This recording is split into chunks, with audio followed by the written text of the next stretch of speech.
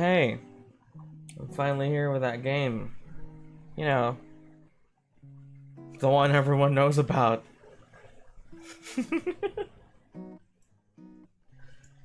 What even is this?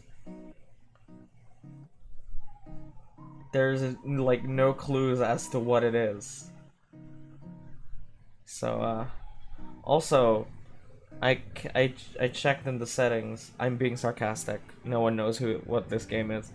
It has 120 followers on Twitch, which is nothing.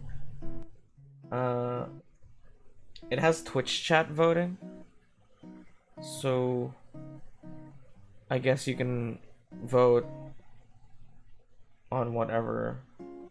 I can also choose to make your vote automatic.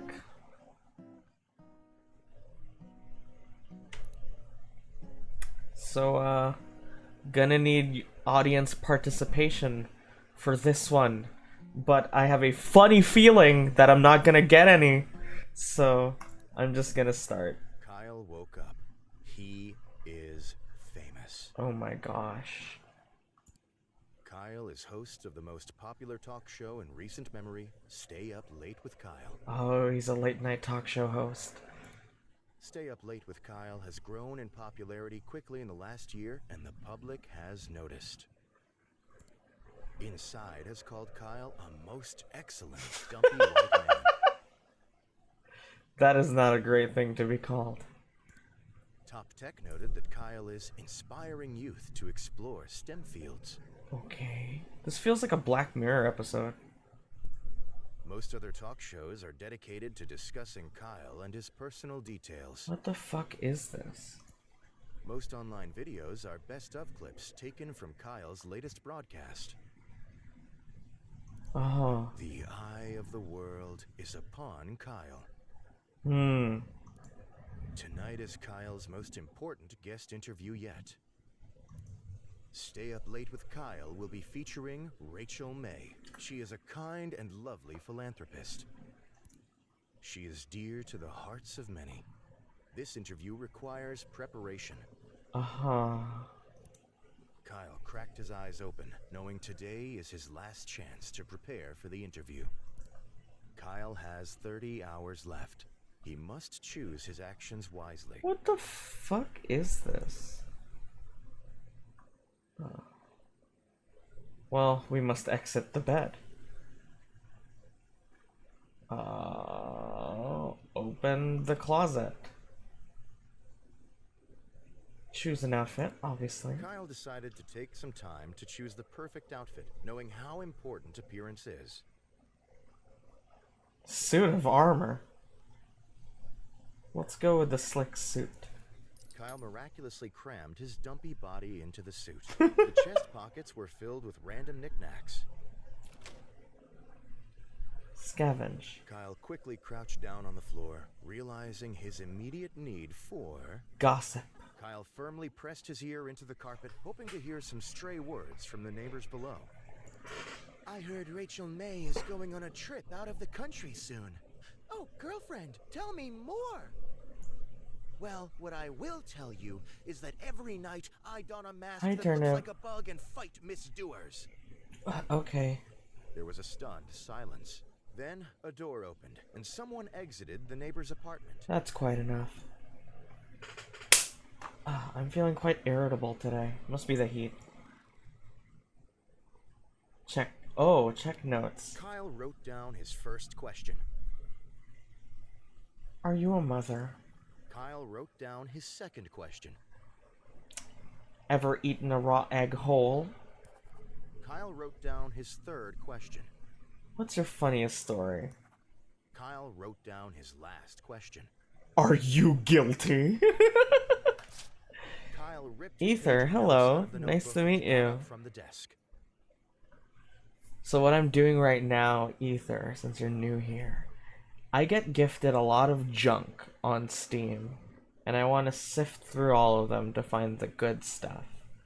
This is the first game I chose for today, and it's very interesting. Cocoa Bean, hi. Nice to meet you. Following since yesterday. Oh, were you from the Ether, were you from a raid? Who gifted you this? Quagga, of course. Back to check in the drawer. A small key. Kyle grabbed the small key he kept in his desk. Lovely. Back to room. Exit bedroom. Move to kitchen. We need something to eat. Kyle opened the fridge, intending to find something to eat. Prepare breakfast.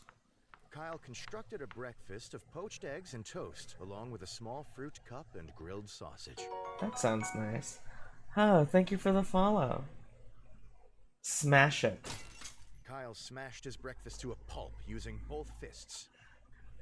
I'm tired of being called dumpy. Kyle wanted to access the pantry, but found it was locked with a small keyhole. I have that. I played this game before. Have you now? The pantry door It's so lock interesting. creaked as if it hadn't moved for years, but eventually opened. I love this little... I love that. I love how textile that is. Kyle hurried to the set. It's Sitting showtime. across from his host chair was a glamorous woman with an air of genuinity. As Kyle approached her, Rachel looked up and smiled. "Good evening, Kyle," she said, looking him in the eyes. "I've been looking forward to being here." Oh, thank you for the hydrate.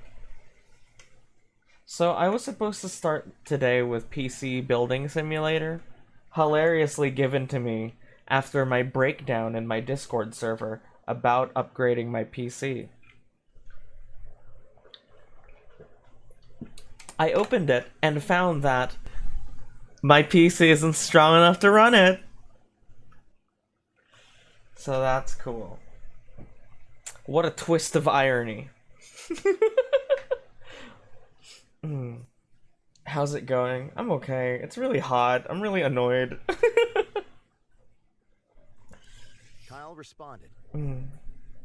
One bago ay si dua ang yoinki. One bago ay si dua ang yoinki.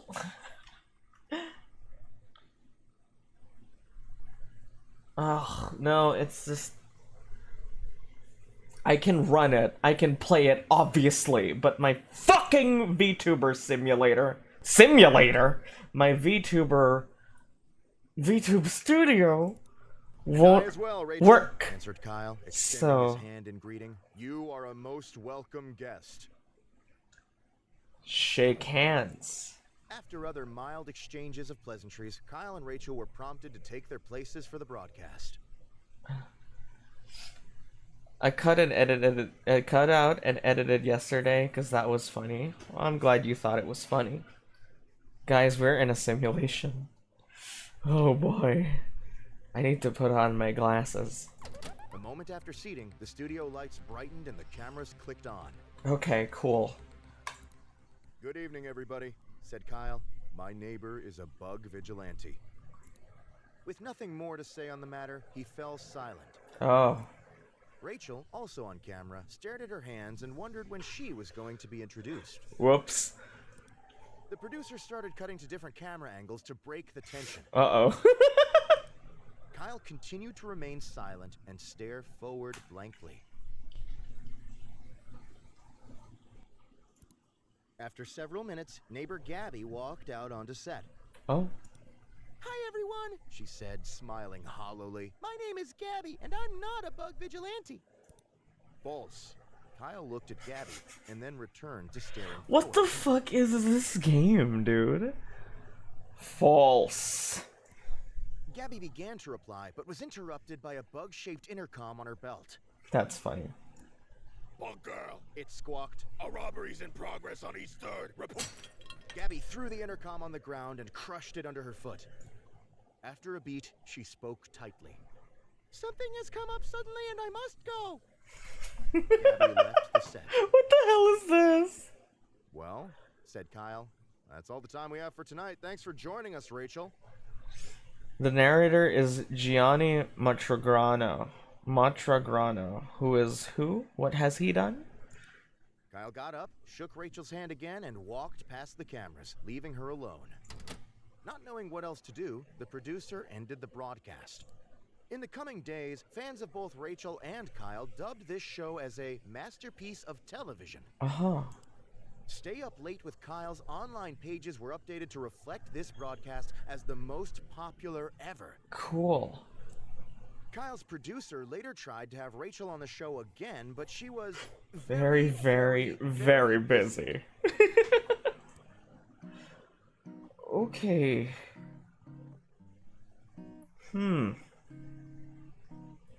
So it's... Huh. You may know him as I Love a Lady Who Can Kick My Ass. Or Oh Hey Baby Shitting Noises. Oh, I know him as Oh Hey Baby Shitting Noises. This is him? Cool. Let's go back to the interview. Kyle, sit as Kyle. Good evening, Kyle. Kyle responded.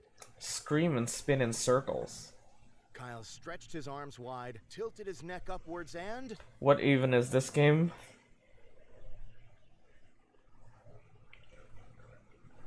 I don't know. It seems to be some sort of make your own adventure sort of vibe. was interrupted by his producer telling him and Rachel that it was time to start the show. I must insist. Kyle shoved his producer out of the way, spread his arms wide, and began to scream loudly. He began to rotate slowly, screaming throughout, lightly brushing his hands against the faces of Rachel and his producer. What the fuck? After several minutes, Kyle was finished. I'm ready. Rachel Cool. blinked at Kyle, shrugged, and walked over to her seat. One bad group and she do one A yoinky. moment after seating, the studio Good evening, everyone, said Kyle, looking at the camera. Welcome back to Stay Up Late with Kyle. Tonight, I have the pleasure of interviewing the lovely Rachel May, who needs no more introduction. Kyle motioned to Rachel, who smiled and waved at the camera. Hello, Kyle, she said. I'm glad to be here. This is some sort of nightmare. This is a nightmare. Can this... What is happening? What is happening in this? Is this some sort of avant-garde art project that I'm too plebeian to understand? In response, Kyle collapsed on the floor. From a combination of stressful preparation and not eating anything, Kyle had passed out. Oh no. Nobody in the studio quite knew what to do with him. After a while, they ended the broadcast, shut off the lights, and went home. Kyle was left face first on the floor. Oh no. Okay, exit the bed, go to the hallway, get to the kitchen, make some breakfast. Kyle opened the fridge, intending to find something to eat. Kyle constructed a... Eat. Kyle ate his breakfast slowly and thoughtfully, enjoying every bite. Very good. Check the pantry. Kyle- I can't. Just kidding. Check the locked door. Kyle walked over to the strange door in the hallway, but found quickly that the door... Leaving was him on the locked floor was the inside. best option. Well, he is very dumpy, so it seems that no one could. Kyle decided it would be best to try to force the door open with use of his face. After smashing his features into solid wood for several minutes, Kyle gained severe short-term amnesia. Oh no. That's bad. I need to return to the kitchen. Kyle wrote down... One bad group and she do a yoinky. Kyle wrote down his last question. Kyle ripped his page of notes. Lovely. Right. And then I scavenge Kyle quickly crouched for down. gossip. Kyle Well, There was a stunned... And then I scavenge for bedroom.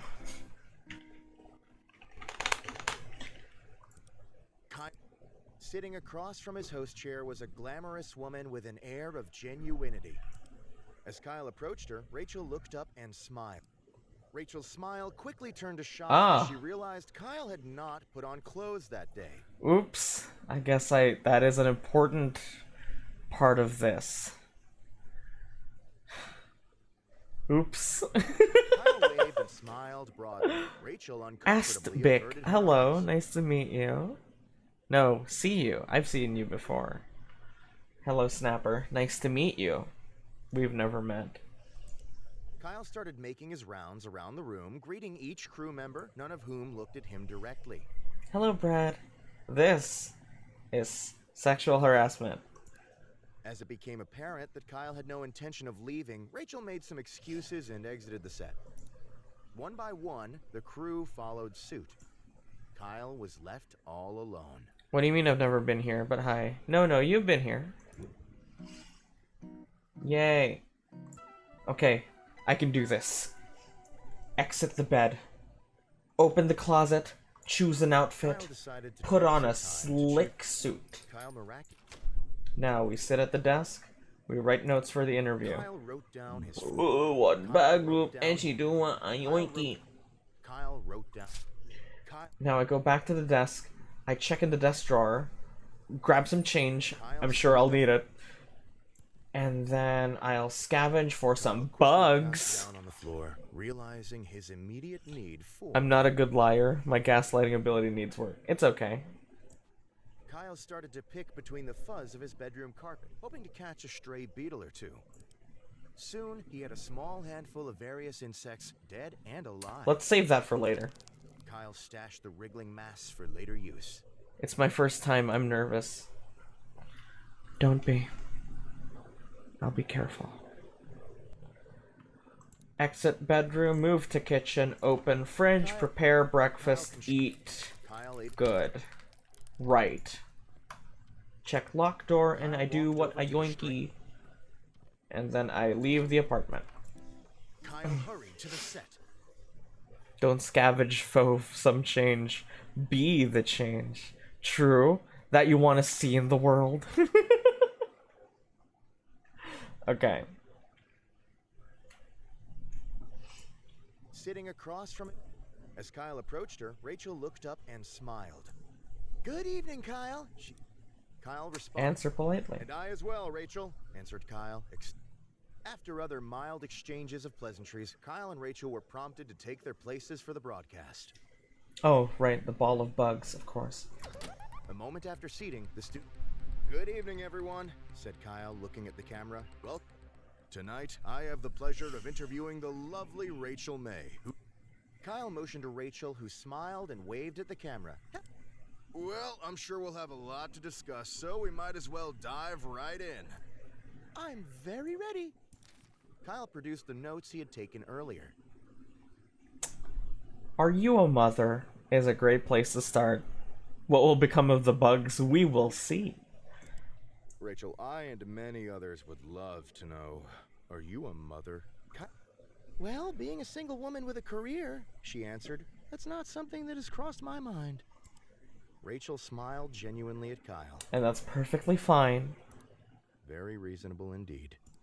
Kyle asked another question. What's your guilty pleasure? "We all have one. What's your guilty pleasure?" Ooh, well, that's an easy answer, said Rachel. "Dipping pickles in chocolate sauce." What, bitch? What, bitch? It might sound strange, but it's tangy and sweet at the same time. I eat it far too often. Rachel smiled sweetly. Criminal electric chair. That's fucked up. Kyle asked another question. What are your diet tips, considering your diet is so strange and alien? "Rachel, you manage to keep such a thin and healthy figure," said Kyle. Well, a good diet starts with a plan, answered Rachel. "And don't break it. Cheat days can turn into a habit." Hello, Muyu. I see you've changed emote combinations. "But," she continued, That doesn't mean a midnight snack here and there isn't allowed. She smiled. Rachel Real. Kyle looked at his flabby self, decided not to comment, and moved on. Getting banned speedrun any percent. Oh, please. Why would I get rid of my #1 toy? Kyle asked another question. You've been involved in a lot of different things, said Kyle, but what's your funniest story? What's your funniest story? Elden Cut. Hello, hey, I haven't seen you in a while. How have you been, man? Huh? Oh, you know what I mean. You're so fun to play around with. Why would I get rid of you when you're so entertaining? Well, that's a great question, Kyle, said Rachel. I think the story I always remember is the first time I tried to make dinner for my family. Okay. In the soup I made, I swapped out the water with milk and tipped the whole jar of salt in the pot. While my family was sick from trying to eat it, I swiped their things and locked myself in my room. What the fuck? Rachel laughed elegantly. What the fuck? Kyle decided to move on. What the fuck? After reading his final question, Kyle looked up from his paper. She has "Well, Rachel," he problems. said, "I think that's all I was planning on asking you." If that's the case, Kyle, may I ask you something in return? Asked Rachel, smiling one more time. Of course. Do you prepare for your interviews in advance? Because you seem very together. I do have a pocket full of insects, yes. It's been a while, I missed your streams. I've been alright. You, Polaris? I'm pretty good. I feel better. It's not as hot anymore. Probably because I'm in my underwear. I'm hungry though. Before Kyle could answer, the camera shut down. The broadcast was over. Kyle returned home knowing the interview had gone well. But what of the ball of bugs, Mr. Narrator? Nice balls, bro. Splendid smell with just the right amount of sweat. Thank you. Were you here before my debut? I feel like it's been a while since I've seen that name. No, this was after. You followed me in February. Do you think the ball of bugs could survive that long a time? That is a fantastic question. But as he lay in bed and drifted to sleep, he felt that perhaps something was still missing. I see. I followed you when you played that priest game. Ah! Mortis. Mortis. Mortis.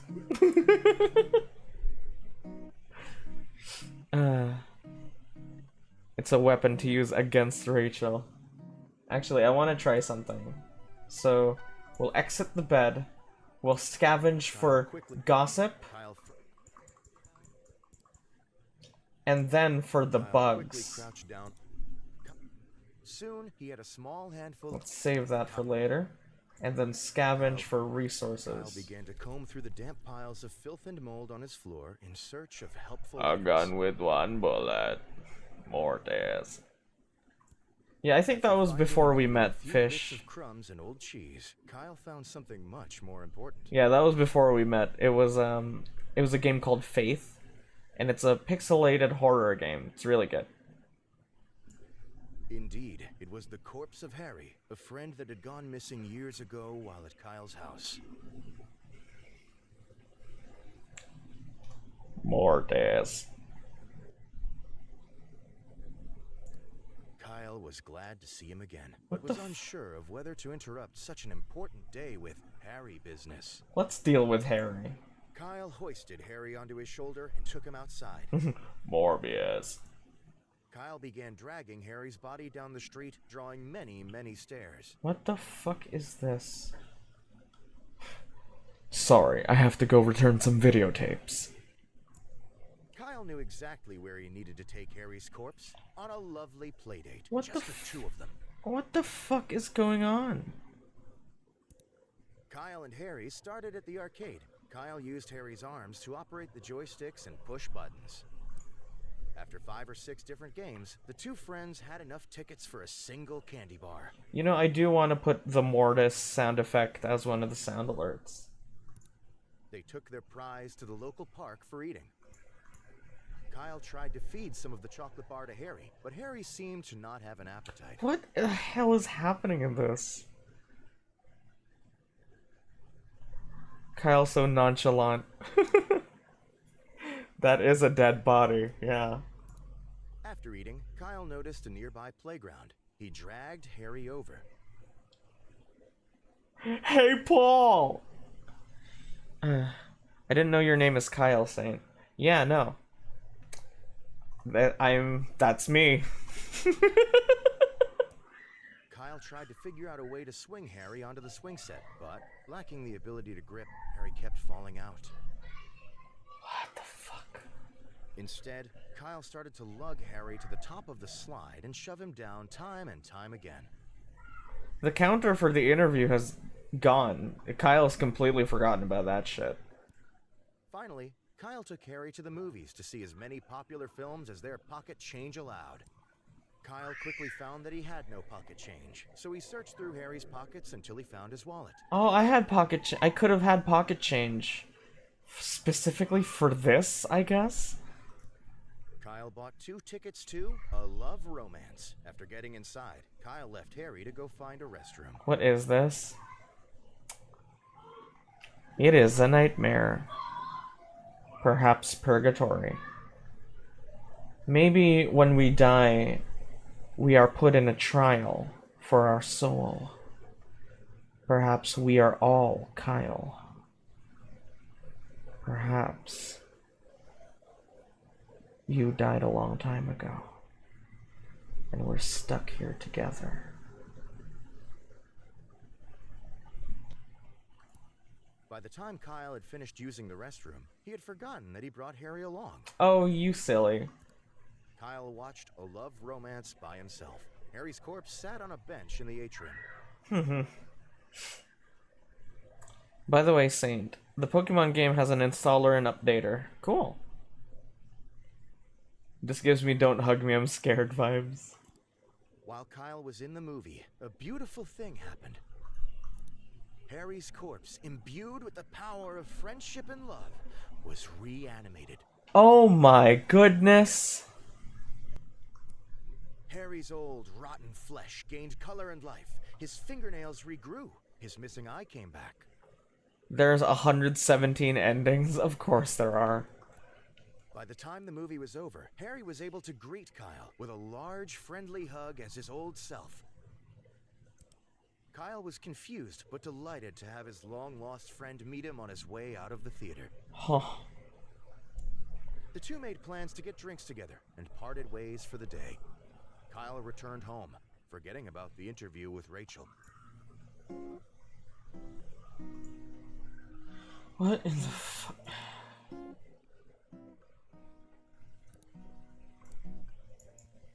Whoa. Whoa. One bagu and you know I'm yoinky. One bagu and you know I'm yoinky. One bagu and you know I'm yoinky. Kyle decided to stay put and wither away. Kyle withered successfully and died. Shucks. Kyle is now a ghost. This does not relieve him of his responsibilities. God damn it. Let's scavenge for some Quickly, gossip. Kyle firmly pressed his... There were... Now let's go get some bugs and Soon, eat a them. small handful of various insects, dead and alive. Kyle threw back his head and crammed the sticky, wriggling mass into his mouth. He felt refreshed. Imagine the game gave you the option to be Harry. Kyle just like me. Saint looks like fish will do what you yoinky if there's one bad gloop. Thoughts? One bagu and you know I'm yoinky. One bagu and you know I'm yoinky. Gianni also voiced my sources that I made it the fuck up. Ooh. Let's open the closet and inspect the rusty locker. That's never been here before. Kyle knelt down and inspected the old, rusty container that had been in his closet for ages. It was locked, but had a blade-shaped slot in the top. Interesting. I'm confused. What is this game? Yeah, honestly, none of us know. That's a great way to explain. No one knows. Okay. The kitchen would have a knife. Kyle Just kidding. Kyle walked over to the strange door in the hallway, but found quickly that the door was locked from the inside. I can float through, as I am a ghost. Kyle used his ghostly powers to walk straight through the door. Oh, check the supernatural artifact, obviously. This was one of the many mysterious artifacts Kyle had been sent over the years. Grab it. Kyle stashed the mysterious artifact for later use. Check sewing machine. Kyle walked over to the dilapidated sewing machine. Its box was only half removed. I like how walking to a room takes a whole hour. The laser claymore! Oh, I couldn't grab Kyle it. hurried to the set. Per normal, he ceased to be a ghost before he arrived. Per normal. Okay. So I stopped being a ghost. Sitting across... As Kyle approached her, Rachel looked up and smiled. Throw artifact at Rachel. As we know, she is walking evil incarnate. So, As she approached to shake his hand, Kyle produced the supernatural artifact and winged it at Rachel's face. Within moments of the artifact colliding with her head, Rachel started to turn into a lizard demon. I knew it. I knew this bitch was not of this earth. Rachel began to cause destruction, tipping over her lights and causing crew members to scatter. Kyle, realizing the disaster he had caused, decided it was up to him to tame the monster. And this is where I use the ball of bugs. Kyle started to grab nearby crew members and hurl them at Rachel. It all comes back to ball of bugs. The crew members rebounded off of Rachel on all sides, causing little to no damage to her or themselves. In a lizard demon rage, Rachel rushed at Kyle and drove him into the opposite wall, face first. Oh my god. She began to pound Kyle's face into the wall repeatedly, littering it with head-sized holes. Kyle, having been in this situation before, felt he knew exactly what to do. P. Balling his fists, Kyle began to punch himself in the stomach repeatedly, causing loud gurgles and pops. Kyle's strategy What? did not help. He continued to be mashed into the wall. After a period of time, the artifact lodged in Rachel's face came loose and fell to the floor. Rachel immediately turned into her normal human self. Huh. The studio, now in shambles, flicked to life. The broadcast had started automatic. Kyle, unable to move properly, became aware that the eyes of many were upon him. I guess it's showtime. Kyle tried to address the audience, but instead spewed some mixture of breakfast phlegm and chunks of plaster. Jesus Christ. Jesus Christ. A visual novel without visual, so it's just a novel. True. Kyle's spewing video became a very hot meme. Haha. Online personalities used it to express distaste about social issues. Teenagers sent it to each other about homework amounts. Rachel's broadcast was rescheduled for the following week. Fans complained about not being able to see Rachel's face as she wore protective headgear the entire time.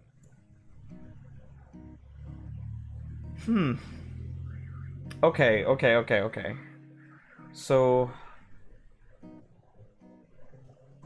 I wither to turn into a ghost, and then I scavenge for bugs. Soon, he had a small... We'll save that for later. And now we exit, go to the kitchen, open the fridge, and eat some shit. Kyle started scraping streaks of crud and spots of mold off of the walls of his fridge. Long time no see. Oh, Haruna, hello. I've been listening for a couple of minutes. I've gained brain damage. How do you think I feel? After wadding it into a crusty, moist ball. Kyle popped it into his mouth and began to chew. Several minutes of crunching later, Kyle finished and swallowed the ball whole. Fantastic. So now we've eaten food. Let's go check the locked door and float through it. Kyle. We will grab the artifact. This was one of the many mysterious artifacts Kyle had been sent over the year. And we will grab the laser claymore, obviously. Expecting a battle, Kyle grabbed the laser claymore. Yes.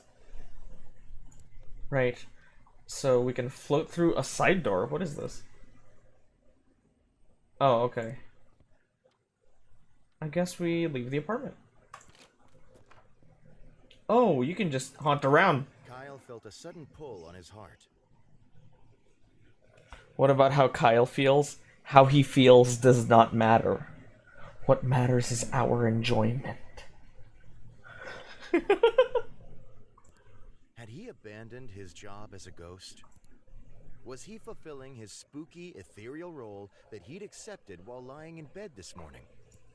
Kyle realized he had no other choice. He must spend his day spooking about. Kyle decided he should make a plan about who or where he should spook. Oh shit. This ruins it. This ruins the whole thing. I need to go back. Wait. Later, it's fine. I will spook neighbor Gabby. Spook himself. Okay. Kyle could think of nobody better to spook than himself. Kyle sat on the sidewalk and looked at the ground. He took a deep breath. Kyle began to scream uncontrollably, as he had managed to spook himself by his very existence. Kyle jumped up from the sidewalk and began to run around, flailing his arms. Unfortunately, Kyle was unable to escape from the fact that he was himself. Damn. That's deep. I'm 14, and that's deep. Actually, cool line. You will never escape the fact that you are yourself. He's so real for that. Kyle spent several minutes screaming. But as he screamed, Kyle realized it was becoming time for Rachel's interview. Oh shit? Continuing to scream, Kyle traveled to his studio. Does he turn back? That evening, Kyle tried to do well Oh. by his duties and conduct the interview with Rachel. Okay. But being able to only express pure terror, the episode consisted only of Rachel watching him scream. Oh. The episode was very popular. Kyle was asked to continue screaming in the next episode, and the next. Kyle's show was rebranded to Kyle is scared with Kyle. The studio went on to produce many episodes. Kyle remained existentially terrified of himself. What the fuck?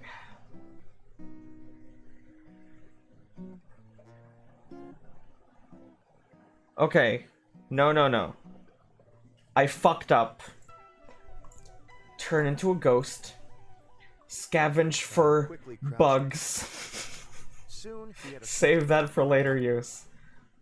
Exit. Go to the kitchen and eat some breakfast. Kyle opened the fridge. Hello, Overlord. Nice to meet you. Thank you for the follow. Kyle ate his. Right. We have breakfast. Now we will check the locked door and float through it. Kyle. Grab the artifact. This. Kyle's And then grab the claymore. expecting a battle. Back to the hallway. We should... I might as well grab some other shit. Check in desk drawer. Flashlight, small key. Flashlight, I guess. Kyle grabbed the flashlight, but after jiggling the switch, he found it was out of batteries. We had a god in this chat, a king, a captain, now an overlord. True.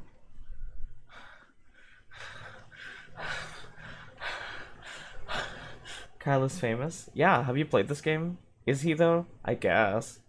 He has 120 followers. CDs. Let's take the carnival music. Here we go. Kyle hurried to the set. Per normal, he ceased to be a ghost before he arrived. Time to best Rachel. Sitting across from it, As Kyle approached her, Rachel looked up and smiled.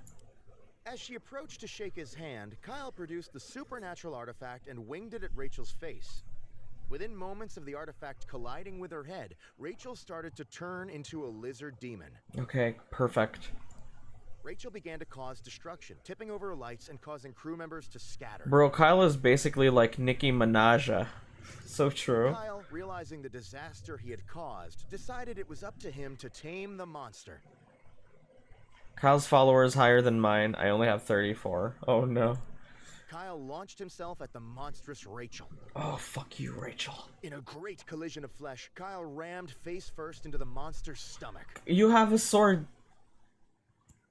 Kyle continued to launch himself into Rachel's stomach with wild abandon. After several dozen collisions, small insignificant bones in Kyle's body began to fracture. Rachel began to lose stamina from the incessant damage Kyle was inflicting upon her. Okay, okay. Kyle continued his assault. Nobody present could tell what parts of his body were bruised and what weren't. Eventually, in one well-placed lunge, the artifact embedded in Rachel's face popped out. Immediately, Rachel turned back into her normal human self. Okay. The studio, now in shambles, flicked to life. Kyle, unable to move properly, became aware that the eyes of many were upon him. Kyle tried to address Kyle's spewed. Fans Turns out I was wrong. My hypothesis was a mistake. Damn it. Let's try something. So I'm gonna turn into a ghost. I'm gonna scavenge for bugs. Kyle.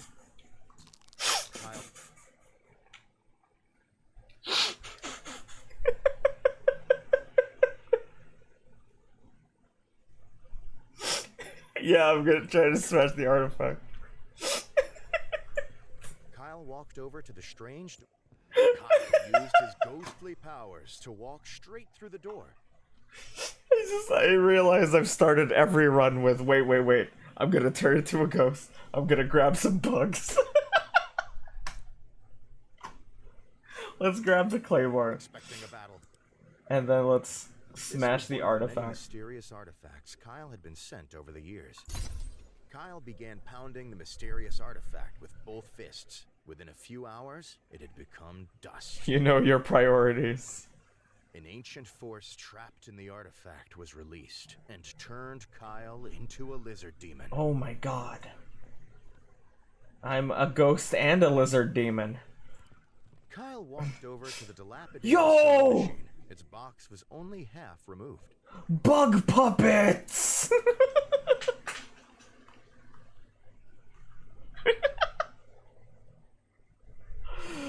Bug puppets! Kyle started sewing dead bugs together to make small, actuated finger puppets. Kyle crafted a bug puppet for each finger. He named them after guests he had previously interviewed on his show. Oh my god. You're Anna Kendrick, you're J-Lo. Okay. Let's leave the apartment and visit the downstairs neighbor. Kyle approached his downstairs neighbor's door and knocked. A middle-aged woman named Gabby answered the door. Okay, so I can greet her, scream, or consume Gabby.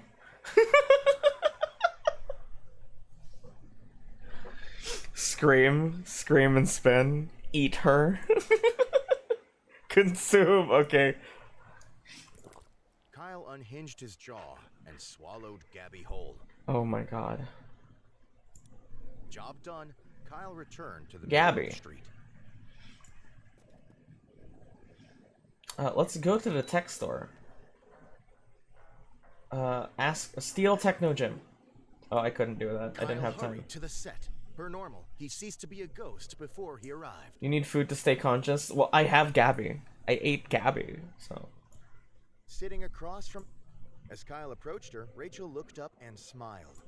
Rachel's smile turned to horror as she realized she was looking not at a human, but a lizard demon. True. Pandemonium ensued. Scripts went flying, crew members ran in all directions, lights were knocked over.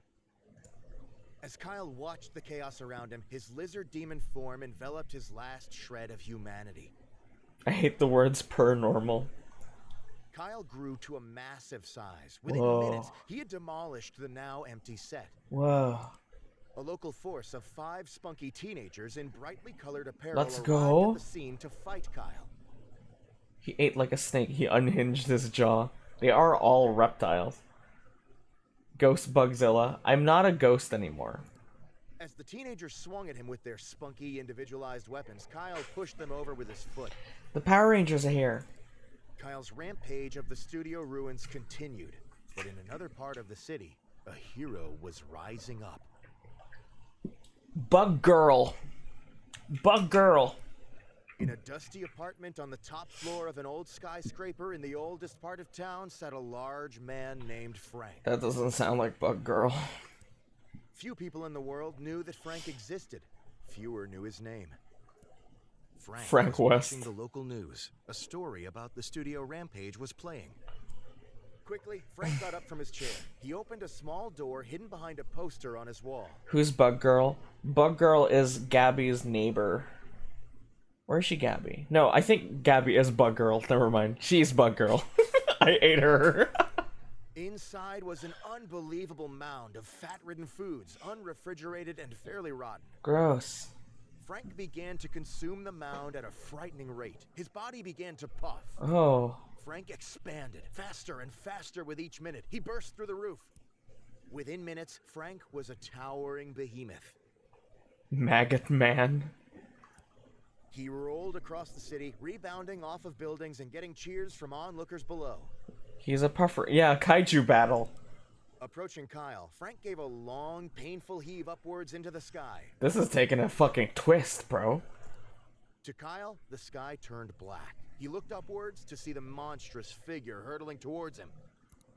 And in a moment, Kyle was completely enveloped in rubbery fat, unable to move or make noise. He's like Fat Gum from MHA. This is his actual power.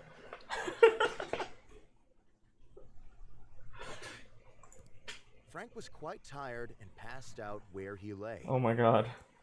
Several years went by as Frank slumbered. Several years. As Kyle was held in Frank's warm, fatty embrace, his humanity began to return. Oh.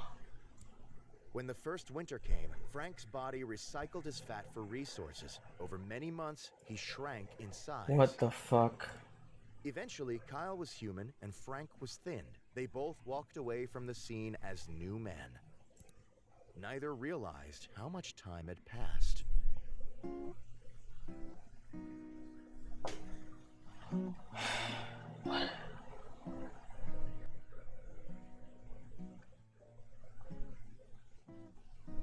And then they got married. Okay, I know what to do. First, I exit the bed, and then I scavenge for the bugs. Soon, he had a small handful of various insects. Let's save that for later. Okay, okay. Now let's go hear the gossip. Kyle firmly pressed his ear into the carpet, hoping to hear some You strange forgot to words become a from ghost? neighbors. No, I don't need to be a ghost anymore. I heard Rachel May is going on a trip out of the country soon. Well, what I will tell you is that every night I don a mask. The bugs are a to canon and event. fight. There was a stunned silence. Alright. Okay. Let's exit, and then let's eat something. Kyle opened the fridge, intending Eat to the find something to eat eat. the prepare breakfast. Kyle, Perfect. Return to the hallway. Leave apartment. Return to apartment. Remember, I didn't put on some clothing. Put on clothing. Kyle decided to take some time to choose the perfect outfit. Skunk Knowing- pasties. Kyle chose the pasties made out of mashed skunk flesh. Getting the slimy garments to stay proved difficult, so Kyle opted to stick them to his body with hot glue. That's great. Right, now I exit. Leave the apartment. Visit Gabby. I don't have the time. Fuck. Kyle hurried to the set. Sitting across... As Kyle approached her, Rachel looked up and smiled. Huh. What am I even listening to? Is a sentence I've said to myself several times. Good evening, Kyle. Kyle responded. Hello. And I as well, Ray. After other mild exchanges, a moment after seating, the studio lights brightened and the cameras clicked on. Gossip about neighbor. Good evening, everybody. With nothing, Rachel also. The producer started cutting to different camera angles to break the tension. Okay. Kyle. After several minutes, neighbor Gabby walked out onto set. Hi, everyone. She said, smiling hollowly. My name is Gabby, and I'm not a bug vigilante. False. Gabby began to reply, but was interrupted by a bug-shaped intercom on her belt. Bug girl! It squawked. Oh. Gabby threw the After a beat, Gabby left the set. I was sure I needed to use Ball of Bugs at some point, but I guess not. Well, Kyle got up. Not knowing what else to do, the producer ended the broadcast. In the coming days, stay up late. Kyle's... Okay, new plan. I exit the bed, I scavenge for a ball of bugs. Soon, he had a... And we save it for later use. The wriggling mass. Right. And then I... Oh, open the closet. Fuck! I need to restart. I fucked up. Exit the bed, scavenge for ball of bugs. Open the closet. Choose an outfit. Kyle decided to take some time to choose A suit of armor. Kyle was unsure of what exactly caused him to decide to wear his armor, but after much like- squeezing and sweating, Kyle managed to wrap the metal suit around his dumpy self. Nice. I like how you wake up, go outside completely nude, and get a ball of bugs. Right. So, we exit, and then go to meet Gabby. Kyle approached his downstairs neighbor. A middle-aged woman named Gabby answered the door. Oh my god, I can consume her as a person. Good morning, neighbor, said Kyle cheerfully. Gabby looked at Kyle expectantly. Ask Gabby about Rachel. Gabby, Kyle asked, what are your true thoughts about Rachel May? Get a ball of arachnids, which are much stronger. True. What else would you do first thing in the morning? Oh, Rachel? Gabby said. She's a wonderful woman. Her generous acts have inspired more good work than bad. Uh-huh. Gabby trailed off, not meeting Kyle's eyes. After several uncomfortable minutes of silence, Kyle turned around and left. Oh. Maybe we're supposed to bring up the gossip there. Restart. I exit the bed, I scavenge for a ball of bugs. Save it for later use. Now we open the closet, choose an outfit, suit of armor.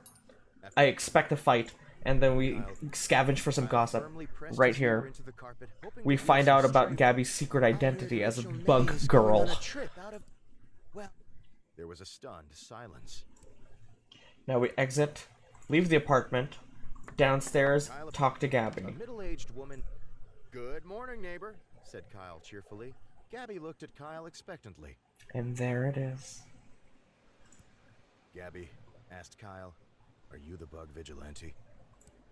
For a moment, Gabby looked stunned, but then she realized his seriousness. Gabby nodded once. The door shut in Kyle's face. Okay. I'm gonna steal Techno Jim. Quickly, before the attendant could acknowledge him, Kyle grabbed Techno Jim by the shoulders. This is turning into Techno Detroit Jim's Become feet Human. were bolted to the ground. Kyle started to heave upwards. After several tugs, Techno Jim broke free. Let's leaving go. 1 foot and 1 leg behind. Kyle glanced at the attendant, who was staring, bewildered, and It is time. Whew, I'm loving the bug scavenging. It's a part of the day. How's it going lately? I'm okay. How are you? I don't recognize your name, I'm sorry. It must have been a while since you've come here. Kyle hurried to the set. As Kyle approached her, good evening, Kyle. she said, looking him in the eyes. No. I've been looking forward to being here. No. Resist. Kyle responded. And I as well, Rachel. After other mild exchange, a moment after Good evening, everybody, said Kyle. My neighbor is a bug vigilante. With nothing more... Rachel, also on camera. The producer Kyle after several. Hi everyone. Ball. Gabby began. Bunker. After a beat. Well, It's the same got up, shit. shook Rachel's hand again, and walked past the cameras. Damn leaving it. her- Not in the coming day. Fuck! It's been a month when I came here. I see. Okay. As Good evening. Interview Kyle, Techno she Jim said, instead. looking him in the eyes. I've been looking forward. Kyle roughly shoved Rachel out of her seat and placed Techno Jim in her stead. There better be an ending where every other ending is combined. Maybe. Hello, Techno Jim. Kyle grasped Techno Jim's hand and tried to shake it, but instead tore it off the cardboard frame. Kyle's producer, sensing viral media, pulled the Viral bewildered media. Rachel out of frame and motioned the crew to go live. Cameramen moved, lights flashed, and suddenly the studio was on air. Literally every visual novel. Hi, I'm Kyle, said Kyle. He pointed at Techno Jim using the dismembered arm. Techno Jim started to smoke from the heat of the lights. Uh-oh. Would you like to introduce yourself? Knowing Jim would probably not speak, Kyle took it upon himself to be his voice as Kyle can top me. Hi, Kyle, he said, raising the pitch of his voice. My name is Rachel May, and I'm a very special guest. Rachel's expression of confusion turned to shock. Well, Rachel, you look way too thin and absolutely terrible, and you should feel ugly. Wow, Kyle, he said. I sure wish I could look like you. Oh, he's like bitter. Techno Jim burst into flames. Oh no. Instantaneously, the sprinkler system initiated. Curtains of water poured down from the rafters. Within seconds, the production equipment was doused in water. The set was soon abuzz with electrical fires. Oh god. Kyle's crew abandoned their posts as cameramen and sound mixers to try to put the fires out. As the crew scrambled around, the cameras continued to run. Eventually, the fires were all put out. Kyle's producer shut off the broadcast, leaving Kyle's vacant stare as the final frame. Hello, Baba Black Sheep. How have you been? I'm okay. I'm okay. How have you been? Kyle's ratings skyrocketed. Nice. Techno Jim became a staple on the show, often ending up destroyed by the end of each episode. Although Rachel did not come back on the show, her cardboard portrayal did. Rachel was very popular. Rachel. Huh. That's special appropriation, Saint. You can't talk like that. It's what? Okay, I exit the bed and I scavenge for a ball of bugs. And I save them for later use. I also scavenge for resources. Kyle, after finding an My old friend Harry. corpse of Harry, Kyle was glad to see him again. I'll leave him for another Kyle time. decided Harry could wait another day and quietly folded a pile of filth back on top. Was one of the options rodents? What? I scavenge Kyle quickly gossip, crouched down on the resources, floor, bugs. I think you realizing saw his immediate resources. need for Bugs. And then we save it for later use. And then we sit at the desk, check in the drawer, grab assorted change, and yeah, okay. And then we back to room, scavenge for resources. After finding and eating a few bits of crumbs and old cheese, Ratual, head of Kyle necromancer of the world of the otherworld. Gotta get to bed for work in the morning. Good night, Ether. Thank you for coming. What's happening in this game? There's probably something to do with that rusty locker, right? I need to find a knife-like object for it. Let's restart. Exit the bed, scavenge for a ball of bugs, and then save that for later use. And then we go to the kitchen, because the kitchen would have a knife. And we open the fridge. Kyle There's opened nothing the fridge, here. intending to find something to eat. Eat the fridge. Kyle pointed his neck directly upwards and hoisted the fridge on top of his face. Somehow, miraculously, he wrapped his mouth around the device. He started to swallow. In one slow, horrible movement, the fridge slid down Kyle's throat. After many gurgles, pops, and snaps, Kyle felt relatively sure the fridge would not come back out. Fantastic. So, yeah, there's no knife here. Tasty fridge. I will return to my bedroom, sit at the desk, check in the drawer for the small key, Kyle grabbed. back to the desk, exit to the kitchen pantry, Kyle walked. unlock that. The pantry door locked. Instead of an assortment of canned goods and grains, Kyle's pantry stored his massive amount of bottled lard. Ayo, Kyle, what that mouth do? Disgusting. Knives would be in a drawer. You're right. Let's grab a bottle. Kyle grabbed a bottle of lard and stashed it on his person for later use. How are you gonna eat a fridge? Also, it's been a while. Hi. Hello, press start. Nice to see you. It has been a while. Kyle, as Kyle, Rachel's smile quickly turned to shock as she realized Kyle had not put on clothes that day. True. Kyle waved and Kyle's, as it became apparent, Kyle was. Fuck. Okay. So I exit the bed and then I scavenge for a ball of bugs, which I will save for later use. And then we sit at the desk. I got it! I got it! I got it! I got it! There is a laser claymore in the basement. That's what we put in the rusty locker. It's the only blade-like thing we have. Wither away to turn into a ghost, and then scavenge for a ball of bugs, which I will use for later use. And then I will exit, check the locked door, float through it, grab the laser claymore, back to the hallway. I did try to stab my interviewee, but it didn't work. So I moved to the bedroom, opened the closet, inspect the rusty Kyle locker. knelt down and inspected the old, rusty container that had been in his closet for ages. It was locked, but had a blade-shaped slot in the top.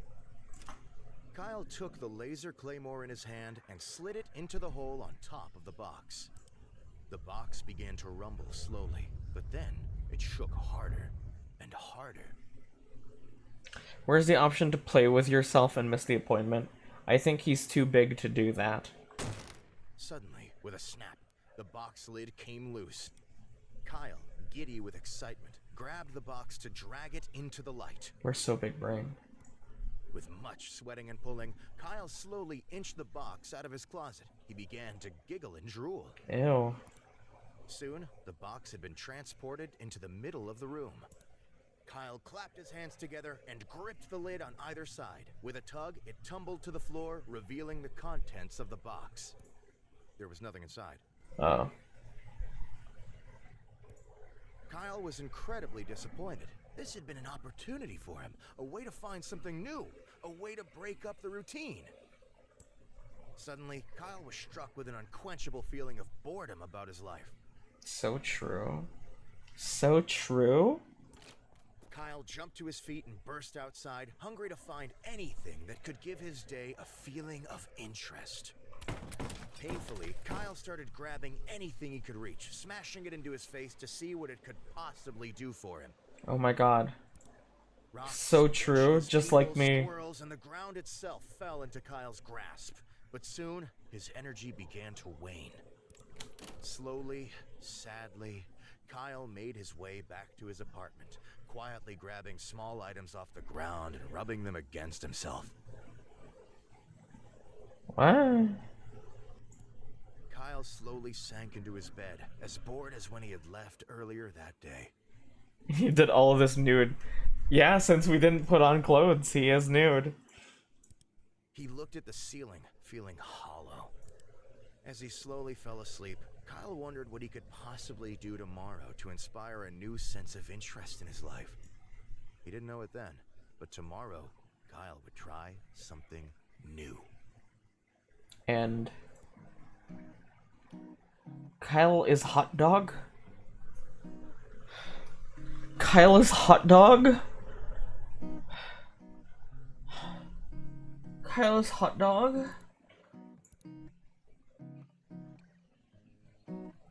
Oh, it's a new storyline.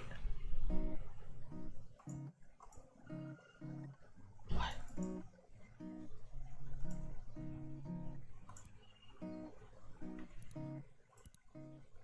Well, Kyle woke up.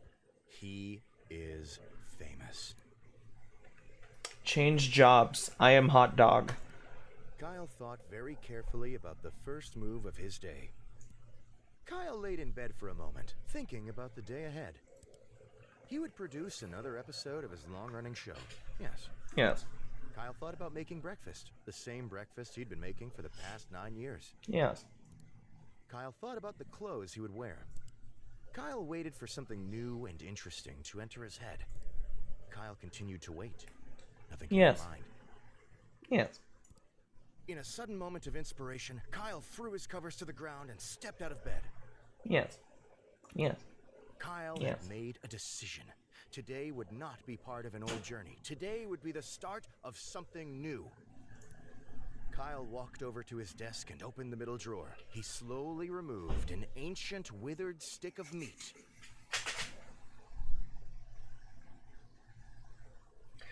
I'll show you my ancient withered stick of meat.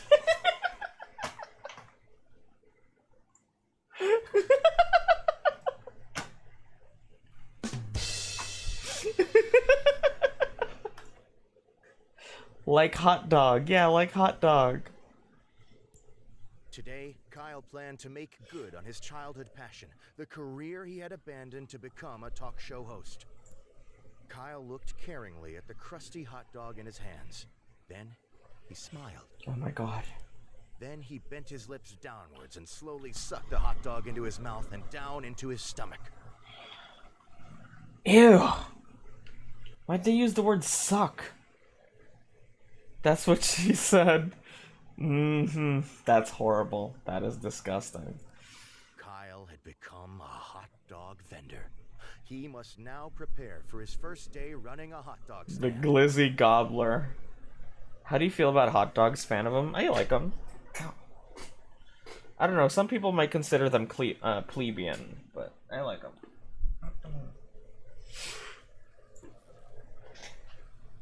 I have 30 hours until it's time for hot dogs, dude. That's a lot of time. Well, obviously, new life or not, I need to go scavenge for some Quickly crouched bugs. down on the floor, realizing his immediate need for...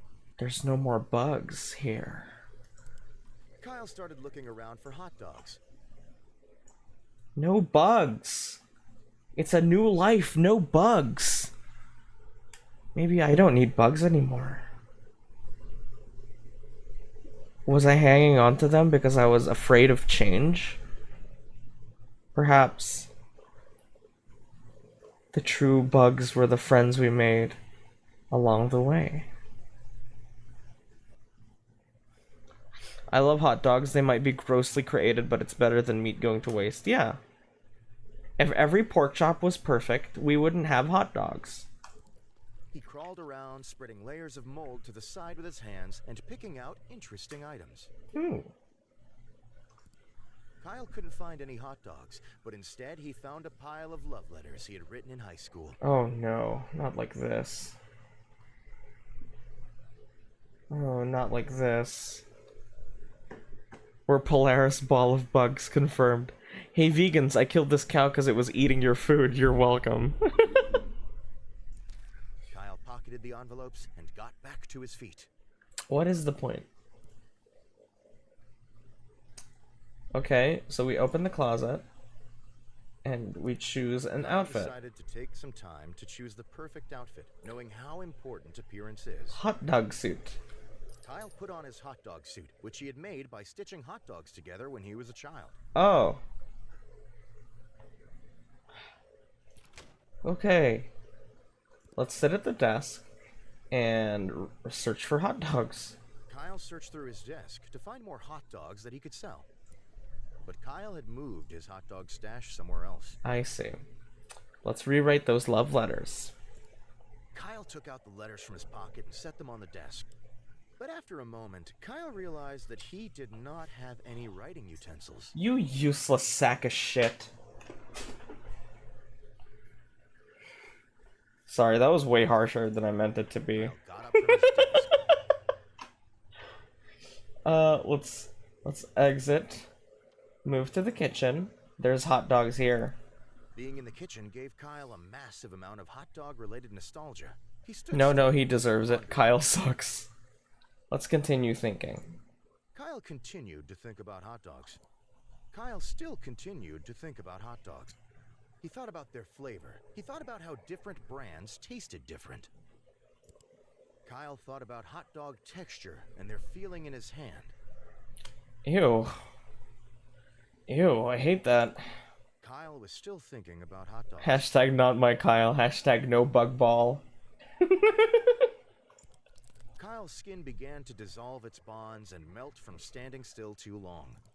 He began to spread across the floor, creating small puddles through the kitchen.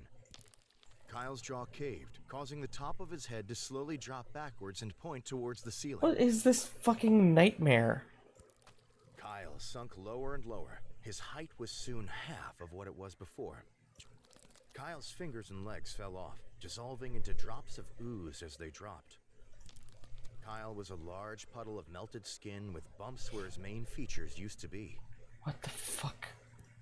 Kyle's atoms had lost all of their bonds. He had turned into nothing more than a meat-based soup.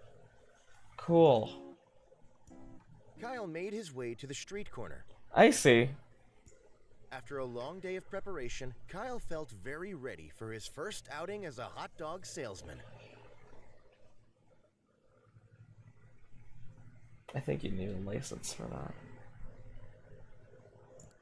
Kyle started to unpack his things onto the corner of the street. Let's unpack the love letters, which are so integral to this.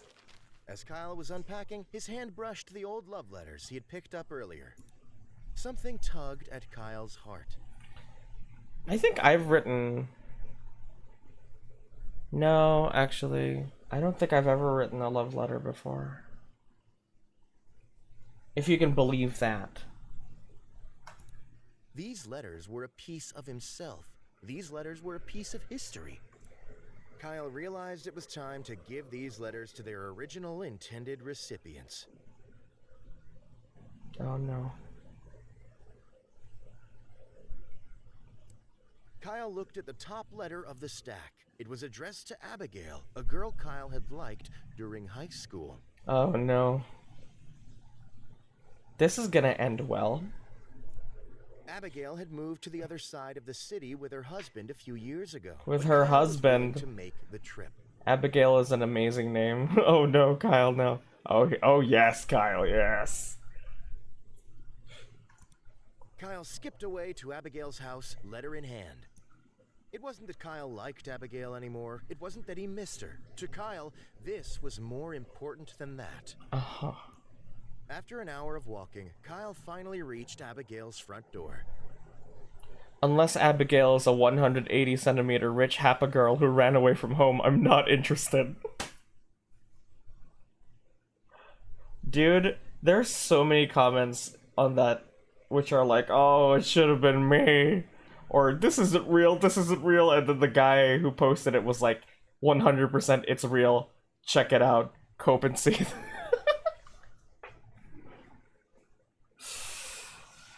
Oh god. I think haram is different from harem. True. With excitement in his heart, Kyle took a breath and knocked on the door. What? Oh, you didn't see the Discord. This Japanese television crew went around interviewing random people and asking if they could go into their homes or whatever. So this guy, for some reason, said yes. And then he was found to be housing this internet friend he made, which was a really tall, pretty, rich white girl who ran away from home.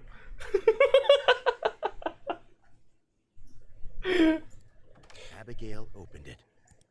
Kyle! She said, smiling. What are you doing here? It's been so long. Abby, said Kyle, I have something I want to read to you. What's a happa? Like a halfie? Like a half Japanese person. Kyle took the letter to Abigail clutched in his hands and opened it for the first time in 14 years. What do you think it's gonna say? What do you think that letter's gonna fucking say, dude? Dear Abby, he read, I feel funny when I look at you. Oh no. Sometimes I think about you when I lie awake at night, but also sometimes not, but that's less often. I also talk about you constantly to everyone when you're not around, but it's not always good things. Sometimes I also steal your lunches when you're not looking and keep them in a drawer at my house to look at when I'm bored. What the fuck? I want you to promise me something. Kyle looked at Abby meaningfully. Promise you like me. Wow, that's painful. Wow, that's painful. Do like me. Please show me by shoving live fish down your throat as a sign of dedication. Abigail shut the door.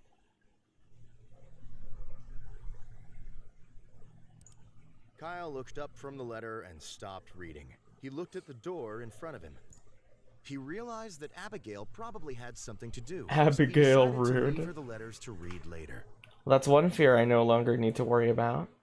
If my man ain't like Kyle, I don't want him. Valid. Valid. Kyle pressed the letters against the door and pushed firmly. He took a nearby rock and drove it through the papers into the door so Abigail could not miss them. With evening dawning, Kyle went home, satisfied that he had finished an old chapter of his life. Jesus Christ. When Kyle got home, he realized that he loved writing letters to Abigail. Oh no. Was this written by ChatGPT? It might have been. Also, where's the music? I figured there would be music, but it's been an hour. We've been playing this for an hour, by the way. Do you think I should just play some, like, smooth jazz in the background? Feels kind of dead, don't you think? He decided that he would continue to do so every day and make her his pen pal. Every day. Kyle fell asleep with a smile. Holy fuck. Hall of the Mountain King would fit this better.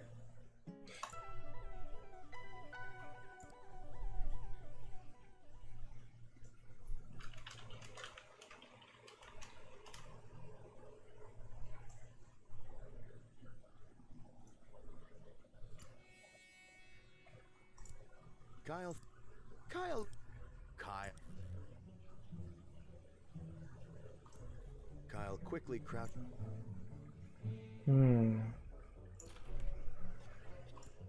Kyle decided to take some time. It's time for hot dog Put on time. his hot dog suit. Feeling fairly hungry, Kyle bent over and took a large bite out of his suit. I think this'll be the last round of this. Maybe something new with the previous story now that we have love letters. I don't think so. Kyle continued to eat his clothing.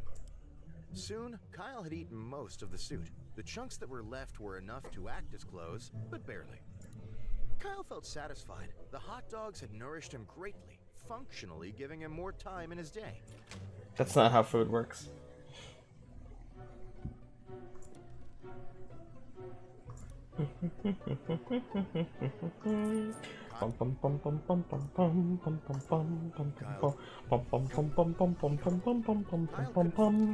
Kyle popped. Right? Kyle walked over to Use the hot dog hallway. magic! With a hum and a pop, Kyle used his massive knowledge of hot dog magic to change the door handle into a hot dog. Kyle sucked the hot dog into his mouth, opened the door, and walked through. Kyle stopped. Kyle rooted around the stool. Soon,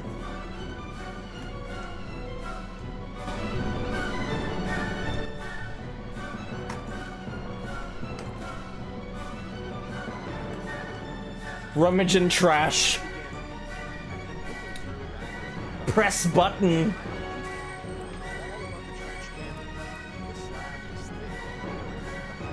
The slab embraces only a true weapon. The laser claymore!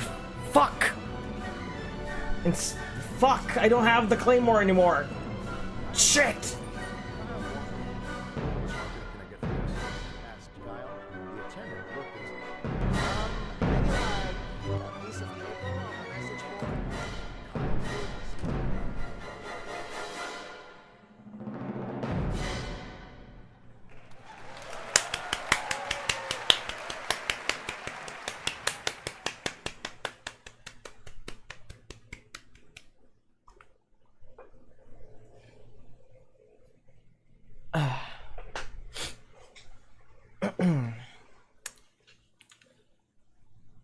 Hi, Saint. Hello, Bat. I thought this was called Flight of the Bumblebees. No, Flight of the Bumblebees is the one that goes, da-na-na-na-na-na-na-na-na-na-na. Wait, that's wrong.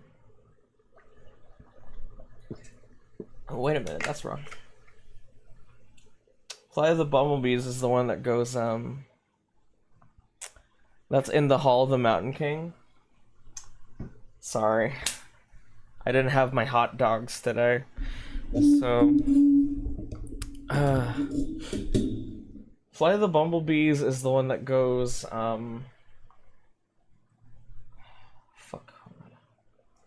Da-na-na-na-na-na-na. No. Kyle made That's his way still to the wrong. street corner.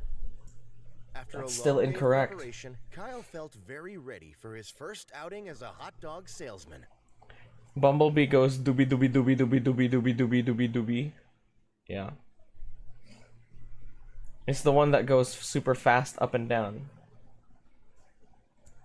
Kyle started to unpack his things, but as he unpacked, Kyle realized he had not taken the important step of actually acquiring any hot dogs. Fuck.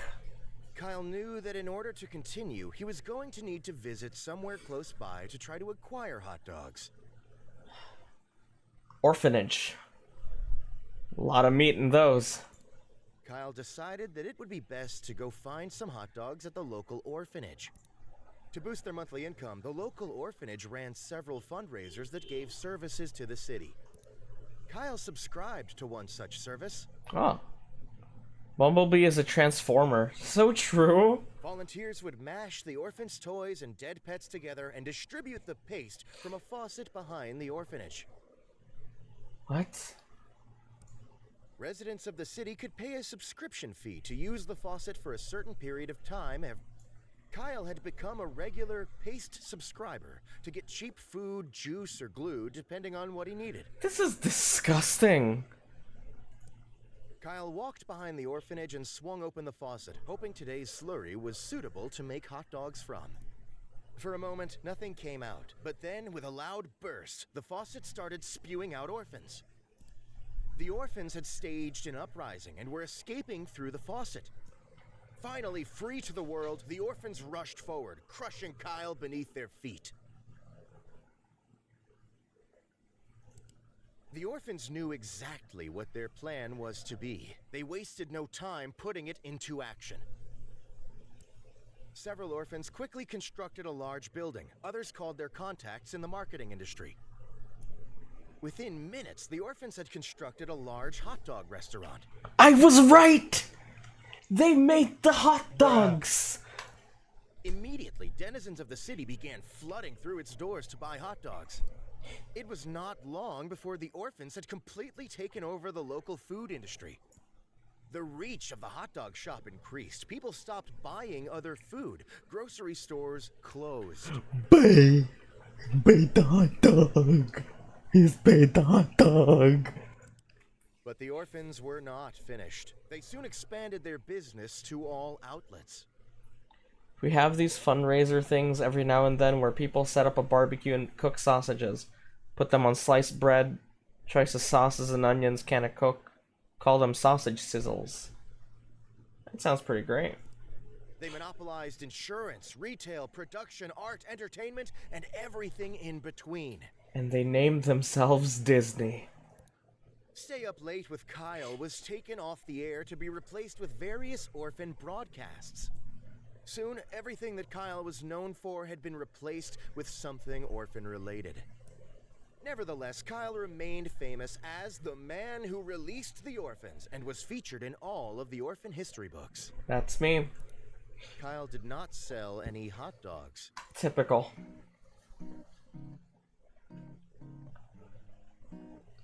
Disney. Let's all be real. Disney is gonna rule the galaxy one day. When we're in space, man, who's gonna be up there but super corporations? It's gonna happen. And I'm gonna die before I see that. It's gonna be in the far future.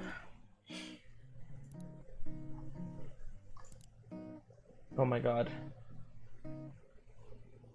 Wow. You can make your own thing.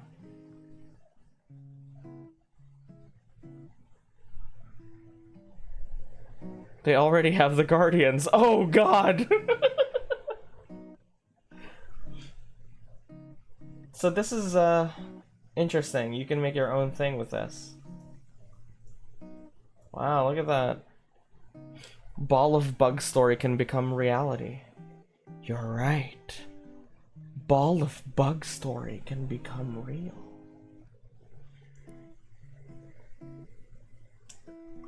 Okay. So that was Kyle is Famous. That was fucking weird. That was really fucking weird. And lasted way longer than I thought it would. Time well spent, true. Imagine if someone makes a custom version of this called The Ballad of St. Polaris. Hey. That's what my thing on the thing is called. Very nice. Time well spent. Okay, let's play an actual game that isn't super weird. So this one is called Traveler's Rest. And I'm sure nothing about it will be odd. Traveler's Rest.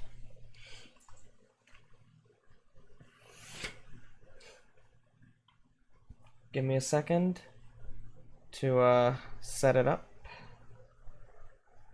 I think in this one I'm like an innkeeper in like a medieval sort of setting. Yeah, you can tell with the music. Dun dun dun dun dun dun dun. Can I? Nope. Okay, perfect. Oh wow, it's making me slow. Really? This game makes me slow? Well, that's fucked. That's not good. Okay.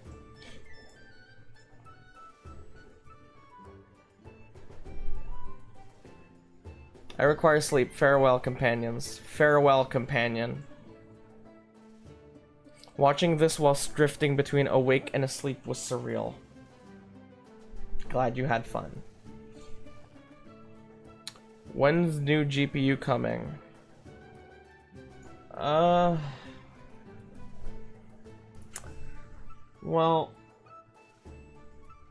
my birthday is in September. Have you played Cooking Companions? I haven't. I've never played it. Why? Is there a chance it'll make me slow? I don't want to. I kind of don't want to play games that'll make me slow because, like, you're here to see me, right? And if I'm like moving sluggishly and I look weird, you know, kind of ruins the whole point, right?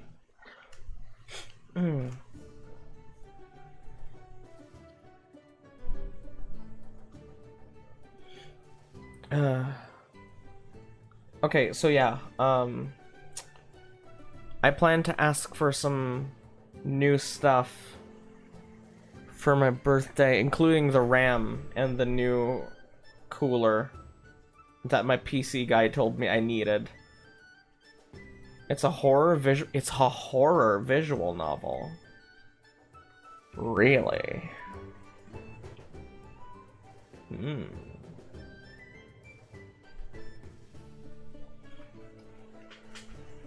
Fuck Traveler's Rest then. I'll play that when I have a better PC. Let's play Cooking Companions.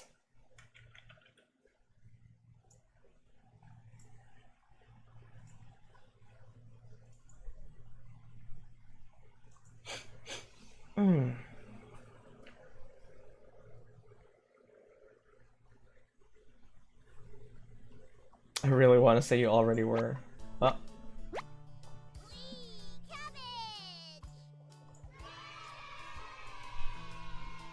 I cannot believe they used that cliche ass sound effect, bro. How dare they? Cooking.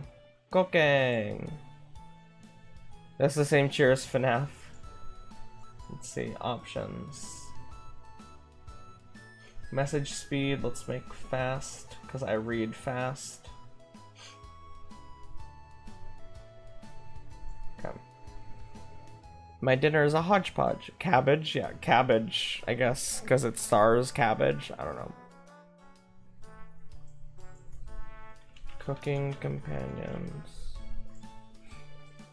Right. Spring rolls, sriracha coleslaw, and potato gratin. Oh. Vegetarian, I see. This game is not suitable for children or those who are easily disturbed.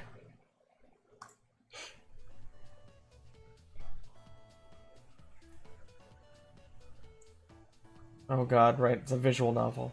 Whoa, she's got boibers, bro. She's got some bongas. Bro, what? Oh, hello, pup. Why? Fuck, I need to voice act. Bazonga. That walk was brutal, but this cabin is amazing. I'm a big guy. Full kitchen, running water, it really has everything. Is that Markiplier? Finally! A gaming system for me! You ever see that? You ever see that JonTron video? It's really old.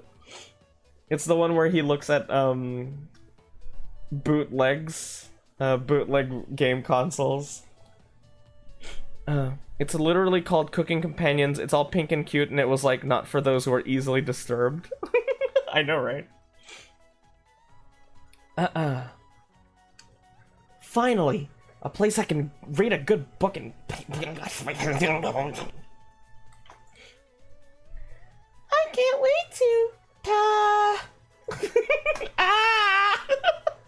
Ow! I'm sorry, everyone. It must be the dust.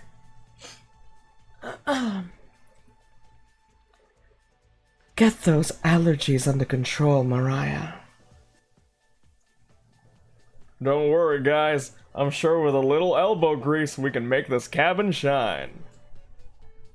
So, are you volunteering to clean, Gregor? No.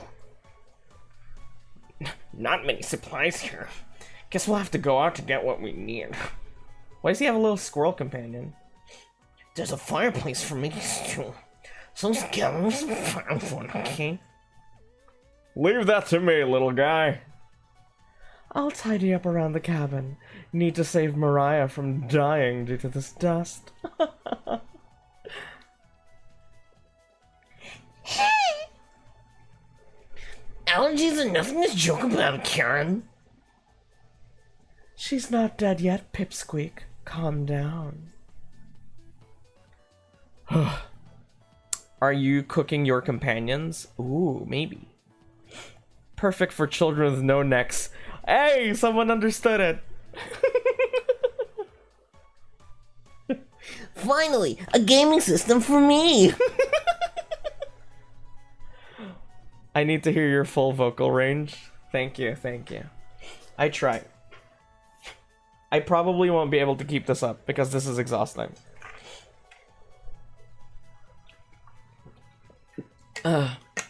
I saw the video, I forgot the context. One of the consoles John was reviewing had a picture of a child excitedly without, like, but they seemed to have no neck.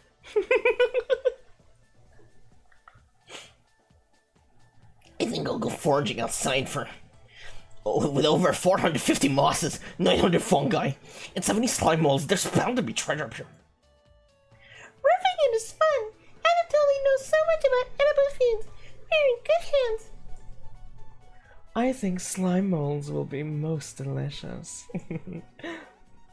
Most certainly not. What about the fungi? Do you even know which ones are poisonous, Anatoly? I could figure it out. You can be the canary in the coal mine, Anatoly. I'm not ending up a corpse here. Ew. Keep both eyes open, little guy. Plenty of wolves and brown bears around. They won't be a problem. I read upon 10 different techniques to get past you. What about the Among Guy? They're talking about plug and play consoles. Yes, one of them had no neck. Number 1 is... Anatoly! Oh yeah. Sorry, Mariah. Got carried away again. I'll have Anatoly look for food. I'm definitely better at warding off wild animals. If we come up empty-handed, we can always eat some of the food, bro. You mean the emergency rations? Bad idea, chump. Hey, Anatoly and Mariah are getting the food, Gregor's gathering the firewood. That makes you our designated chef. Oh shit, I'm like my own guy. I'm here too, I guess. Everyone's looking at you expectantly. You nod. I didn't know I was here. I didn't know I was a character. Very excited to try your cooking. Alright, everybody. Let's get to work while there's sunlight. Later. Mariah, Anatoly, Gregor. The three exit the cabin, leaving you and Karen alone. I think Anatoly put the supplies in the kitchen. Thanks for helping with our cooking. To save the game, right-click. Cool. This menu will allow you to adjust volume levels. Going back to main menu or exiting without saving will remove your progress. Okay. Oh god, you're playing this game. I only saw the JonTron videos before his canon event. Me too. I stopped watching after that. After I grew up, I guess. Around the same time I stopped watching Filthy Frank. Do you have an experience making meals? Of course. Is that so? Looking at you, I think you'd be good at serving up food poisoning. Right. It looks like Karen will remember that. Anyway, going to check out the living room. Let's talk later. Karen heads to the living room and starts dusting a little bit. You decide to look around the kitchen to find ingredients for the meal tonight. You'll never know what you'll find around the cabin. Clues and secrets may be revealed by searching an area more than once. Why not give it a try? First few cupboards are empty. Anatoly must have put the supplies somewhere else. There's nothing but cobwebs back here. Thankfully, no spiders. You check the drawers on the left. Just some dirty knives. Cool.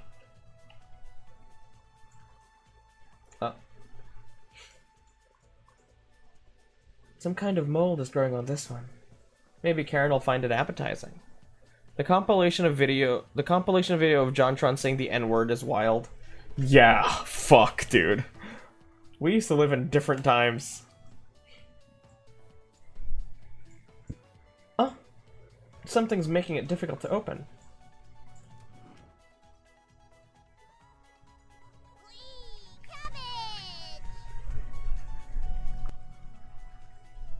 Are these the cooking companions? Trumpets, sound off! Onion! Never fear, Onion is here! Like my cousin Cornbread says, I'll rise to the occasion. Always merry raspberry! Potato? Cabbage stuffed me into this drawer.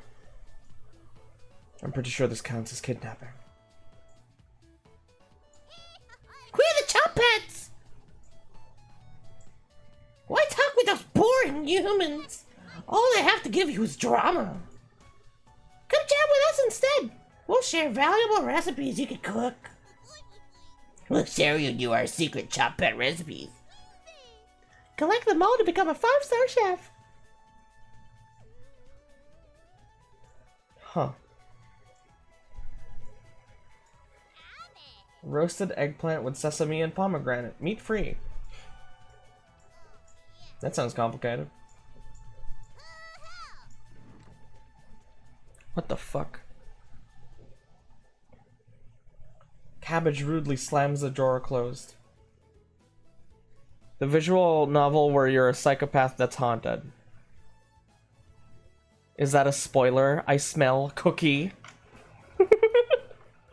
Hey Saint, want to make the dishes from this game? It was eggplant with pomegranate? That sounds super weird. Hey, did you find the supplies? You shake your head. Anatoly lied. He actually put them in the bedroom. Idiot. Here you go. This bitch is up to something. How real are talking vegetables? I mean, it's a visual novel.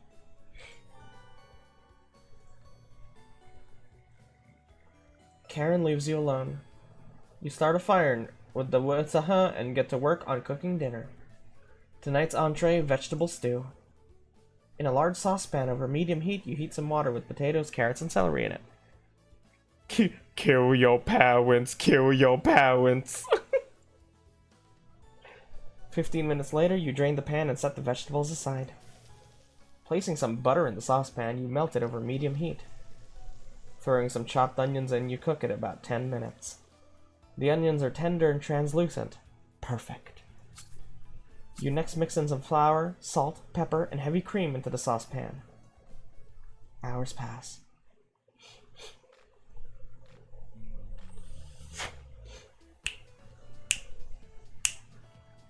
Kill your parents, kill your parents, kill your parents, kill your parents. We've had some wild sorrel. Maybe tomorrow we'll have a bigger bounty. Anatoly's fucking his name is so hard to say. Bearing the lead, we saw a red deer. My Sharona. Yeah, that's great. Anyway, killed 17 spiders today while you were out looking at deer. That should come as no surprise. There's over 160 species of spiders here. Oh,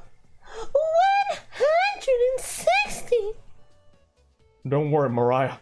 I'm sure they were all in the bathroom or something. Huh. No. Almost all of them were near the couch.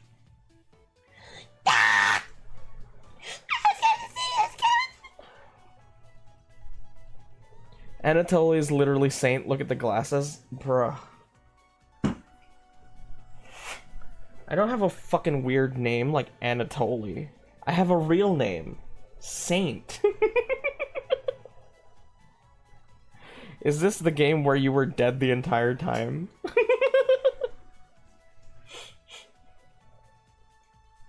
And there's only 2 beds in the bedroom. Don't sweat it, Mariah. I can sleep anywhere, so I'll sleep in the rocking chair. I'll sleep with one eye open, just in case any of them swarm the couch. Thanks, Gregor. Karen and Anatoly, you two take the bedroom.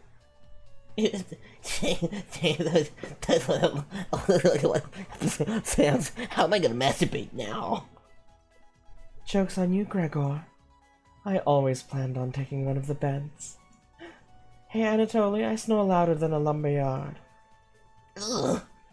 Sweet dreams, chump. Is this the game where Mandor hand hook car door? You turn back to your bubbling vegetable stew and try a bite. My.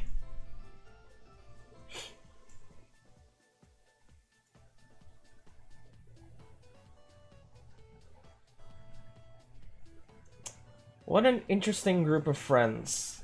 You'd think they were a family, but they don't seem to be. Make him the cutest man car duck hork. Mr. Sandman, give me a sand.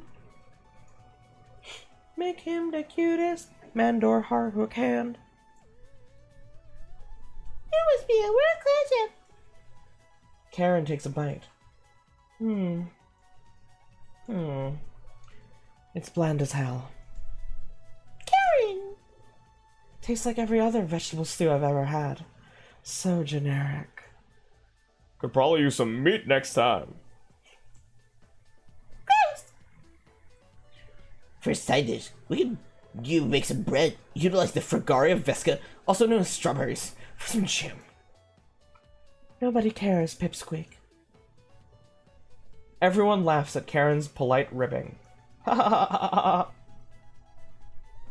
Is this the game where a goat becomes a VTuber and gets murdered while playing a visual novel? Not the visual novel. If they're all eating the stew and you're eating the stew, then who was phone? Okay. I'm doing all the voices. My nose is getting kind of stuffy. This is gonna be difficult. I wonder if I can ask for some help.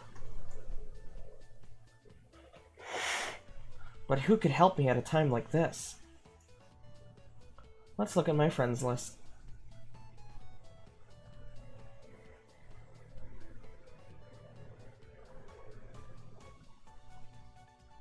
No one. This could very well be the best day you've ever had. You go to bed stuffed. Dio. Voicing Scowy. It's okay.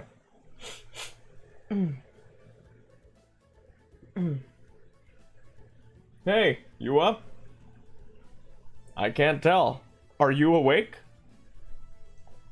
How'd you sleep? I was so warm last night I didn't even need a blanket. What time is it? About 1 hour till dawn. Will you two pipe down? Trying to sleep over here. She's just like me. She is just like me. Until dawn. Gregor, the birds outside are making much noise. We didn't bring many supplies, remember? Better get a head start on gathering food. I honestly can't see the trees outside right now. Gregor, did you see any spiders last night? Haha, it's almost like we're all gonna die or something. Shh, shh, shh. There was a small one in the bedroom. Oh god, my fucking nose is getting so stuffy.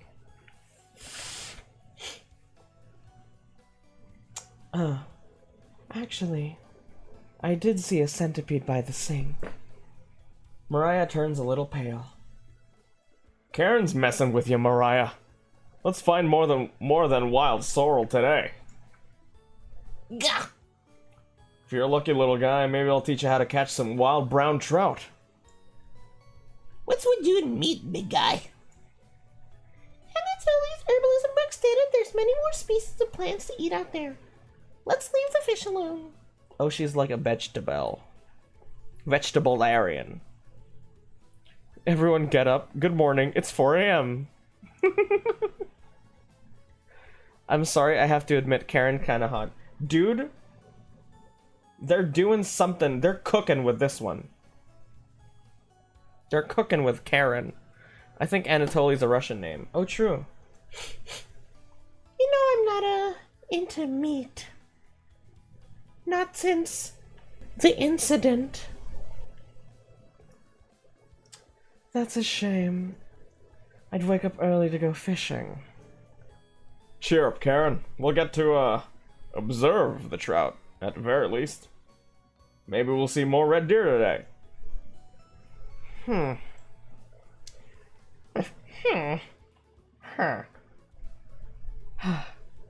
That sounds like a waste of time, Gregor. Maybe we'll find some blackthorn berries? I love blackthorn berries. Fuck, when I do the accent, it just goes down. Haha. We'll be back later. Can you watch our stuff today? You nod. Thank you. Thanks. Don't steal anything, okay? Not into meat, a lesbian perhaps? Maybe. The game is set in Ukraine. Oh. Okay.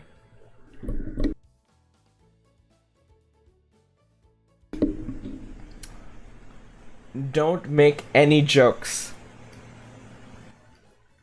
Mariah, Anatoly, Gregor, and Karen leave the cabin with a hop in their step. At 4 a.m. You're alone, but thankfully you have a drawer of chompettes to keep you company.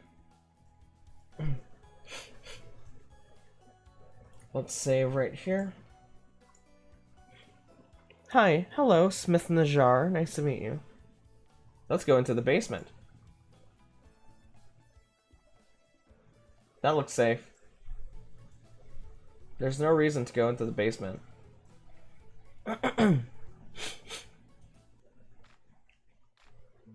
Oh my god, she's so hot, bro. And the fact that she's a mean girl, too. I'm into that. No, Saint, stop.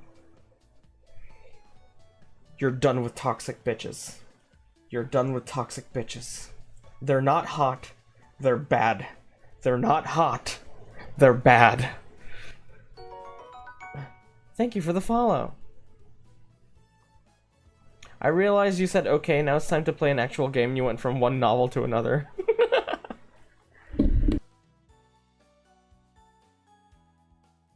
Nice to meet you too. You were in my recommended, looked interesting. Nice to meet you. My name is Saint. This is a guy.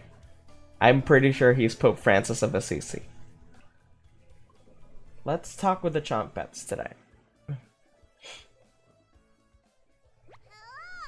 Hello. You almost crapped yourself.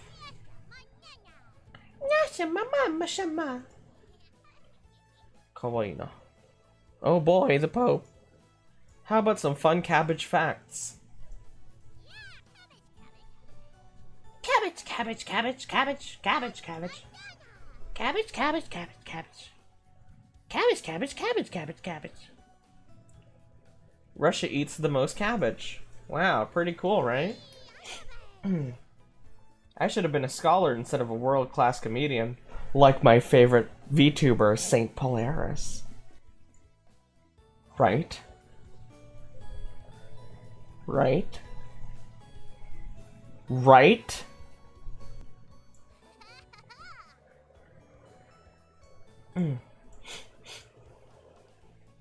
Go to the main menu under the gallery.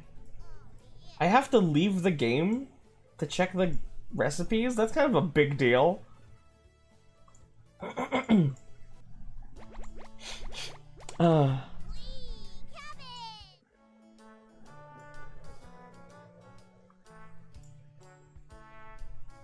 Height, super tall grass of water. Karen will chew you up and spit you out. That's my shit. She's 27 years old, dude. If Gregor thinks the glass is always half full, Karen thinks the glass isn't full enough, needs to be cleaned better, and could use something stronger than water. She's a tough cookie, and a difficult walnut to crack. Maybe you can marinate that away. Skill. Machiavellian nature has a knife. Oh, hey, look. That's the actual dish. Cool. Oh, they actually teach you recipes. That's kind of silly. I like that. They actually give you the recipes. That's what they meant. You don't use them in game, you use them in real life, bro. That's pretty cool. Eggplant. Eggplant is good, honey. Cooking stream 1. The problem with a cooking stream is I'll need to buy like a portable stove and then do all the cooking here. I can't bring it downstairs.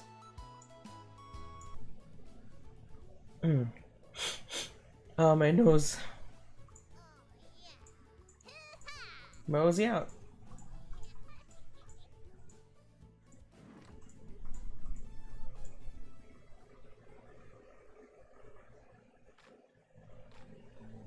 We're back! We tried getting him a portable stove, but all of the ones in his area are shit. Yeah, apparently. I kept seeing the fucking reviews and they kept being like, cannot heat up enough, heats up too fast, will explode if used for cooking, that kind of thing. Oh.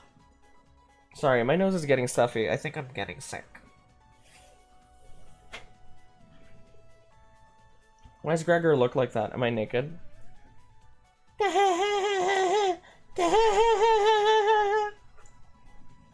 Knock it off, Mariah. It's pretty rare to be scared of one. It's not. Who knew the big guy would be so scared of? Shut up! Shut up! He kills all of them. You don't understand. I don't think anyone understands, Gregor. It was just a marmot, Gregor, not a monster. Mariah laughs so hard that your ears ring. I went to school with a bitch just like this. Except she wasn't cute. She was really annoying and everyone hated her. If you see this, you know who you are. Fuck you. I still hate you. You ruined my thesis, bitch.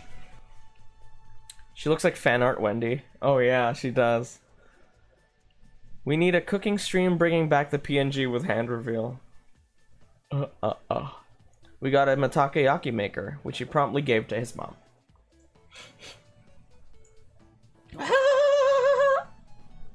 Tears are rolling down Mariah's cheeks. She's laughing so hard she's about to hyperventilate. Stop Mariah from hyperventilating? Absolutely not. Let her die. You don't get it. It's pretty personal. My grandmother was killed by a marmot.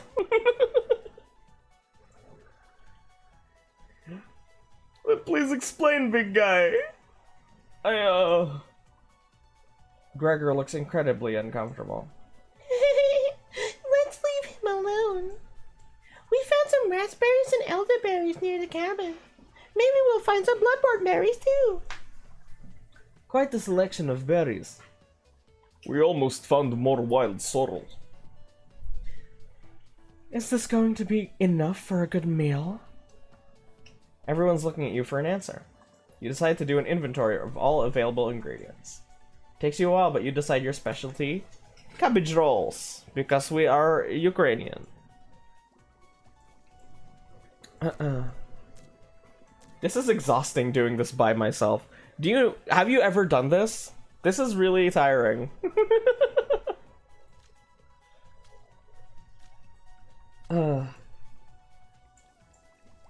Yes.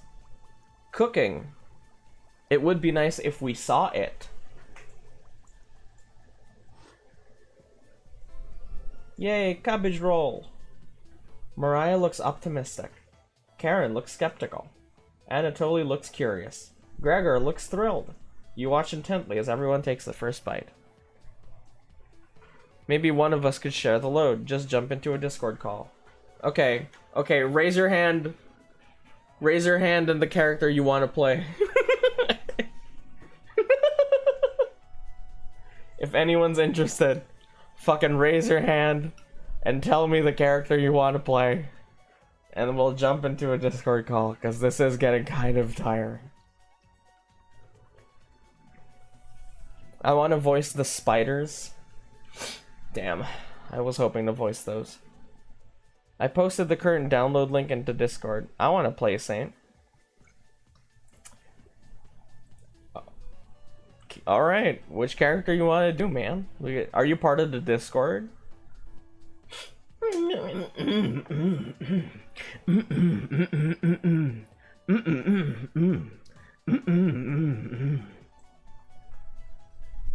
That's pretty darn good.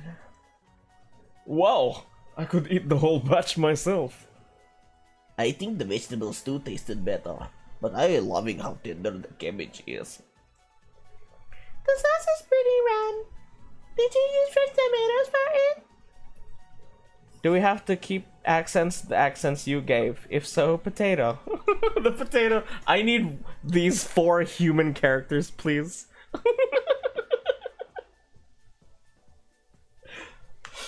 Oh, fuck my nose. Okay, give me a second. Fuck.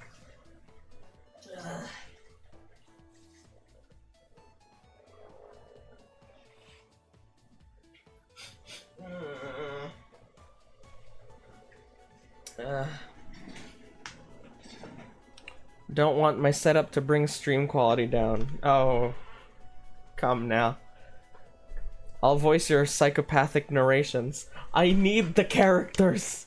The narrations is just my regular voice because they're in my inner thoughts.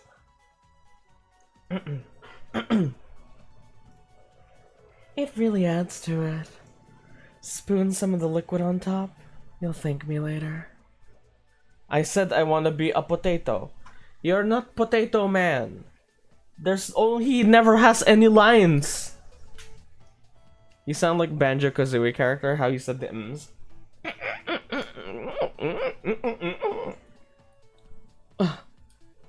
Incredible. It's definitely growing on me. Thanks again for cooking. This really was something special. If you want each to have a unique voice, you need about 12 people. What the fuck? I only need 4. And even then, I can voice the 2 girls just fine. I need 2 dudes.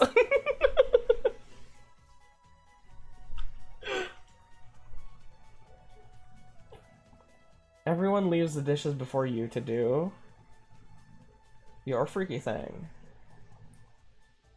What about the talking vegetables? They don't show up a lot.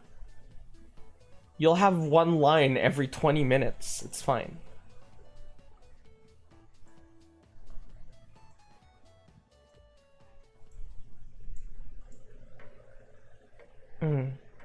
I'm the sandwich boy of multiple Discord servers. Why can't I keep it straight? It's okay. It's okay. Quagga voicing one of the guys. Sudden keyboard ASMR. Good morning, everyone!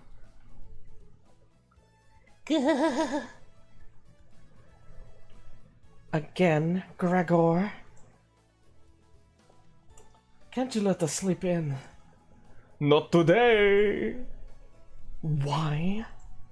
Storm clouds gathering outside. We need to find food before it begins to downpour. Gregor, you're overreacting. We have enough food to last us a while. Enough food! I thought thought we used most of the supplies for last night's dinner. He's right. The meal you made was delicious, but it used a lot of what we had.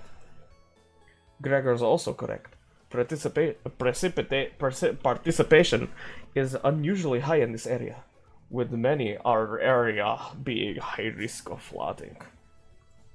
It'd be foolish to not go out and look for food today. You really think it will then? Thankfully, the cabin is on high ground, but that doesn't mean we're safe from floodwater. It's always a possibility, so it can't hurt to be prepared. I am getting really tired.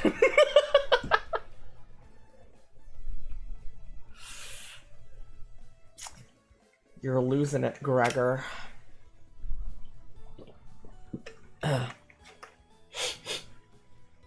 I can go for the girlies if it helps. It's funny because it's like no effort for them, it's the guys that are exhausting to do. Karen! There's nothing to worry about.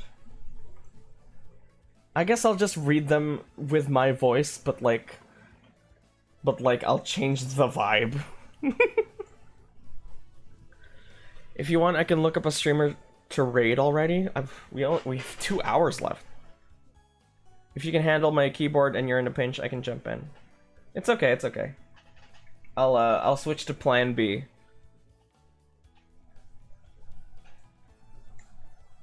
I think Gregor's right, Karen. Huh? It won't hurt to prepare for the worst. I think she's right, Karen. Fail to prepare. Prepare to fail. Anatoly. Let's go out and prepare for the storm.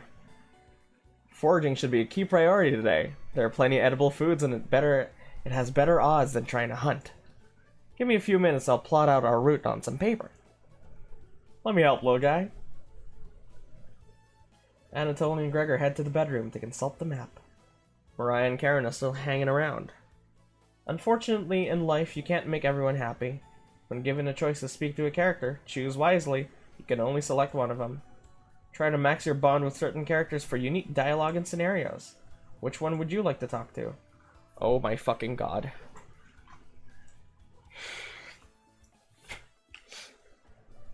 So, like, obviously, I want to talk to the hot one, right?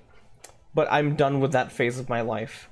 I'm done with toxic bitches who get away with being super mean because they're hot. I'm done. I'm done with that. So I'm gonna talk to the nice, sweet vegetarian one.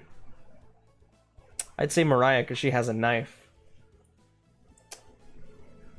Red flag. I'm playing the new Mario Kart dock. Scream if I miss a big lore dump. Okay. No Dommy Mommy this time. Karen has the knife. Oh right, sorry, Mariah. Shit, even my fucking brain subconsciously was like, pick her. No. I choose the sweet vegetarian girl. I will be better. God damn it. I'm better. I'm better now. I'm better. I am better. I'm better. I'm better now.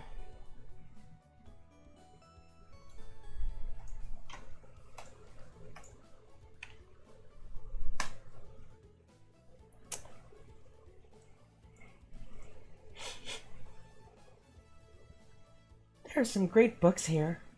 Which one's your favorite? I like the romantic one. Oh yeah? I read a few random pages. Seems pretty melodramatic. Why is everyone crying all the time? You shrug. Maybe the ending redeems it, but from what I've read, this book's hot garbage. Sorry.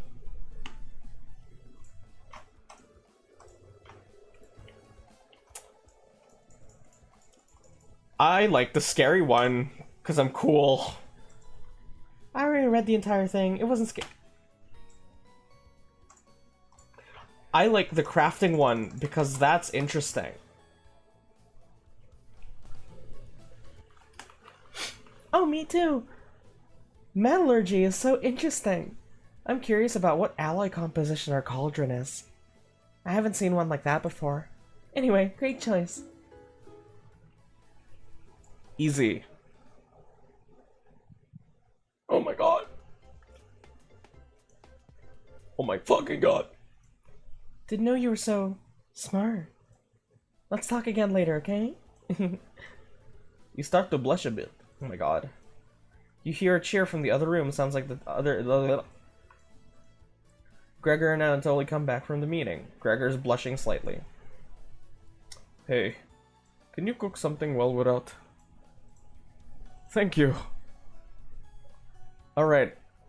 I'll just still give him an accent, fuck it. It's not hard. We have a route now. Let's beat those rain clouds. Gregor x Anatoly. There's probably an end where everyone hates you. Probably. What's that noise? Sounds like it's coming from the kitchen. It sounds like a radio. Radio? What's going on with that radio? You didn't even notice it on the ground when you walked in. Did somebody leave this here? It looks newer than anything you've seen before. Seems to be broken. Better hold on to it.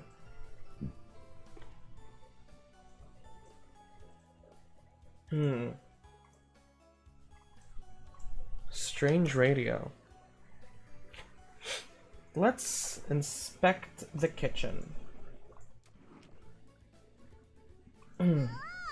Hello. Good to see you again. Onion!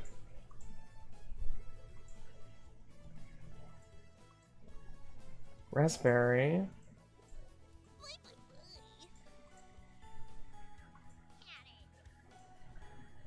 Huh. Aren't you gonna give them the recipe?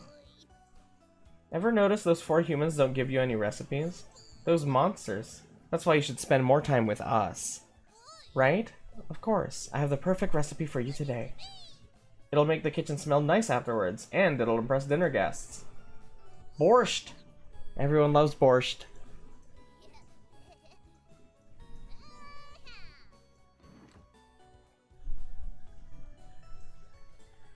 Actually, let me...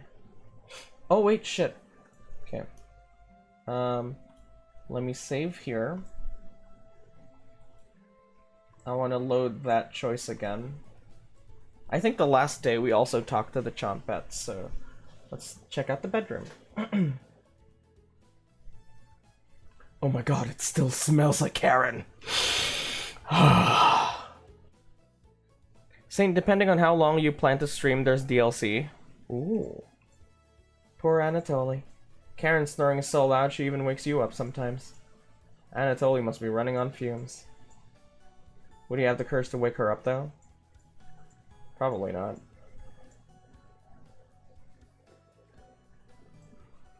Mariah's back early today. Oh. Hey. The others are still looking for food outside. Anatoly found some more berries, but nothing that'll feed all of us. Please don't tell the others, but I'm a little worried about our supplies.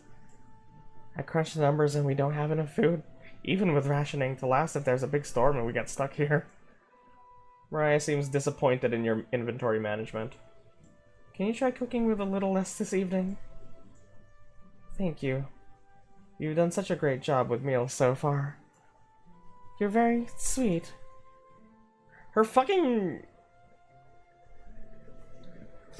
The facial expressions they use are so extreme in this. They should have saved those for the horror bits. Oh. Mariah will remember what, bitch? Oh my god. Maybe you can teach me to cook sometime. What horror bits? True. Looking forward to it. Hey, you could hold cooking classes here someday. Rudely interrupting a tender moment, the others burst into the cabin. Sayori? No. No, no. What if there are no obvious horror bits? Then it would be better to save those for the horror bits, don't you think? Hi, Sunchak, hi. Because they're so extreme, like the facial expressions she makes are so extreme. This is such a, like, a whatever moment. The only psychological horror here is Karen reminding Saint of his past. For the rest of you, it's a regular visual novel, but for me, it's a psychological horror.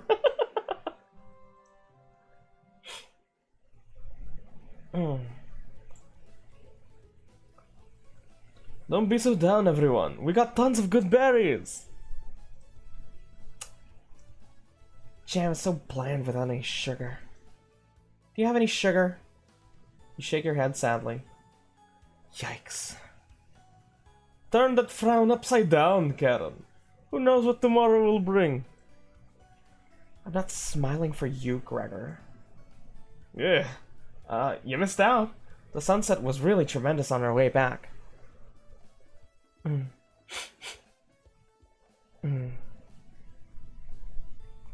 I hope they run out of food and are trapped inside and they have to eat each other. Oh my god. I can tell. Him not sure, but this girl is going to go through what Sayori did in DDLC. Hues of orange, red, and even a little purple poking out. Red sky at night, sailor's delight. Red sky in the morning, sailor takes warning. What the fuck is that supposed to mean? So we can expect a sailor's delight tomorrow. That's awesome! You're such an optimist, big guy. We must have walked a few miles today. Gorgeous sights, you could even see the snow on the tips of the mountains. That rumble sounded like a dying calf. You look from person to person trying to determine who it was. It was definitely Mariah. Mariah! I'd recognize that sound from anywhere. Guilty! Mariah looked embarrassed, but the group laughs at her honesty. Sailors are very superstitious. I see. Ain't no party like a Donner Party. Except for you. You search your mind for something to say, but all you can think of is an old riddle. Ahem. Those who have it do not want it. Those who have it least succeed. Those who have it for too long perish. When you feed it, it gets smaller. What am I? When you feed it, it gets smaller. What gets smaller if you feed it? Dust? Try again, big guy. Greed? I don't think greed gets... Oh! Yeah, hunger! Close. Obama. Soda! I got it. Is it hunger? Sekai. Yeah, I was gonna guess that. So, what's on the menu tonight, chef? Bread and jam. You crush the berries in your small mortar and pestle, spreading it on some crusty bread. That doesn't even look... You cooked raspberry jam and bread. It doesn't look even that bad. It's just... That's not dinner. The bread's a little tough. Gregor, don't look a gift horse in the mouth. That's my future boyfriend you're talking to. This homemade jam is to die for. Haha. Sorry. We're gonna die. That's what I meant. No, you're right, Gregor. This bread stinks. Mariah! Everybody laughs. You're not sure this could be called a meal, but it got the job done. Everyone thanks you for your dinner and heads off to sleep. I'm surprised that bitch Karen didn't say anything. You go to bed wishing you had more. You have a strange dream. Something's riding on your back, and it's becoming a nuisance. You try to see it in the mirror, but you can't get a good look at it. You try almost everything, but it won't get off. The pain between your shoulder blades is getting worse by the minute. You wander away from the cabin, stumbling by a river to soak your pain in cool water. You didn't want things to come to this, but you've exhausted all other options. You swim out to the middle. Rocks on the bottom cut your feet. You slip and fall to your knees. You lean back, trying to submerge the thing underneath the water. But it won't drown. It won't drown. It won't drown.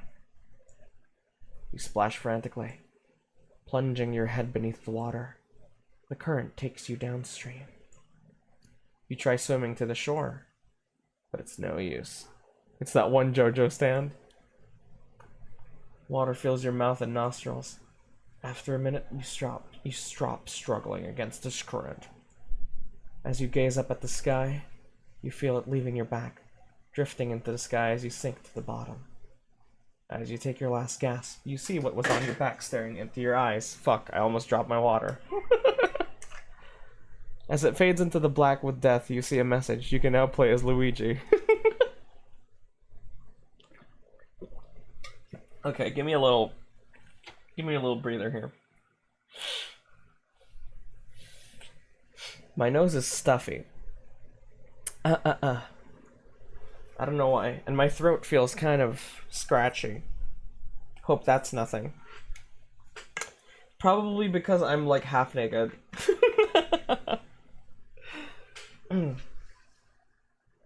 Thank you. You don't even have the air in your lungs to scream. You wake in a cold sweat. Whoa. What the fuck? Whoa, what was that? Your knees are weak, your palms feel somewhat heavy.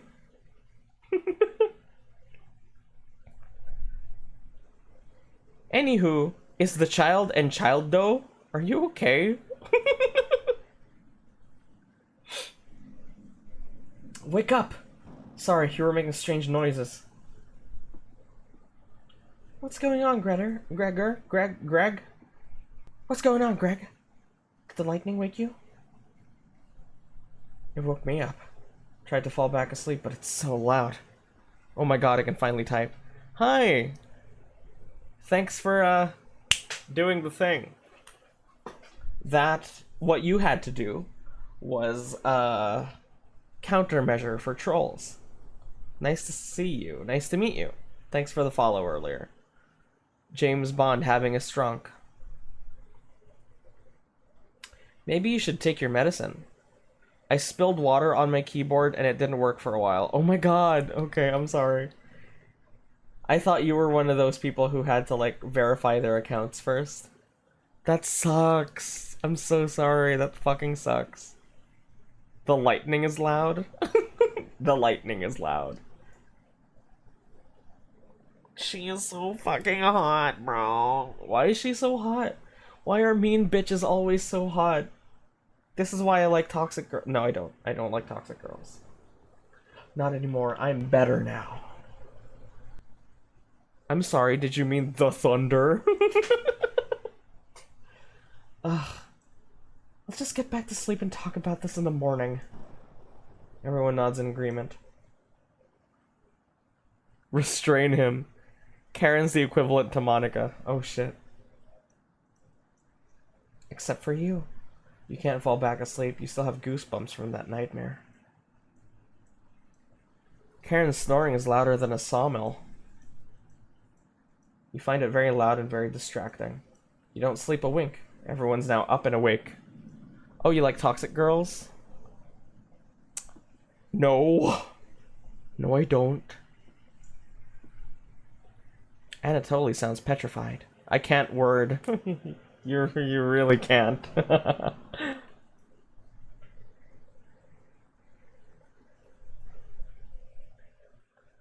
looked at the door and we're completely surrounded by floodwater. Looks like sailors take warning was more appropriate for today. Maybe it'll clear up tomorrow? You can't steal big guy's optimism, Karen. Why the hell not?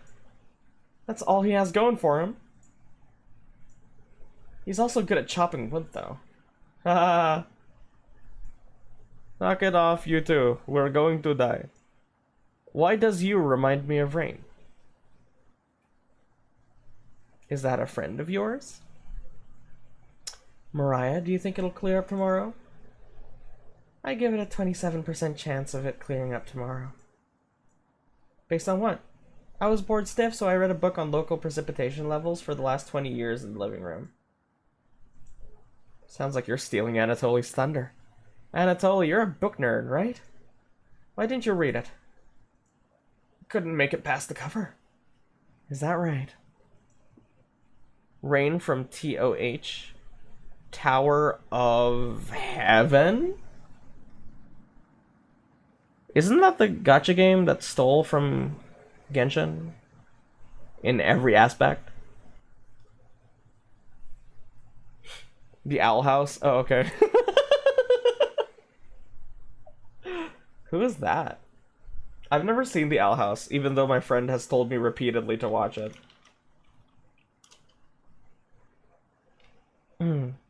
That's Tower of Fantasy. Oh, you're so right. I think Tower of Heaven was that anime, right? Is that Korean anime? That bookshelf has some great books on artisan crafting and natural sciences. Why let them sit there gathering dust?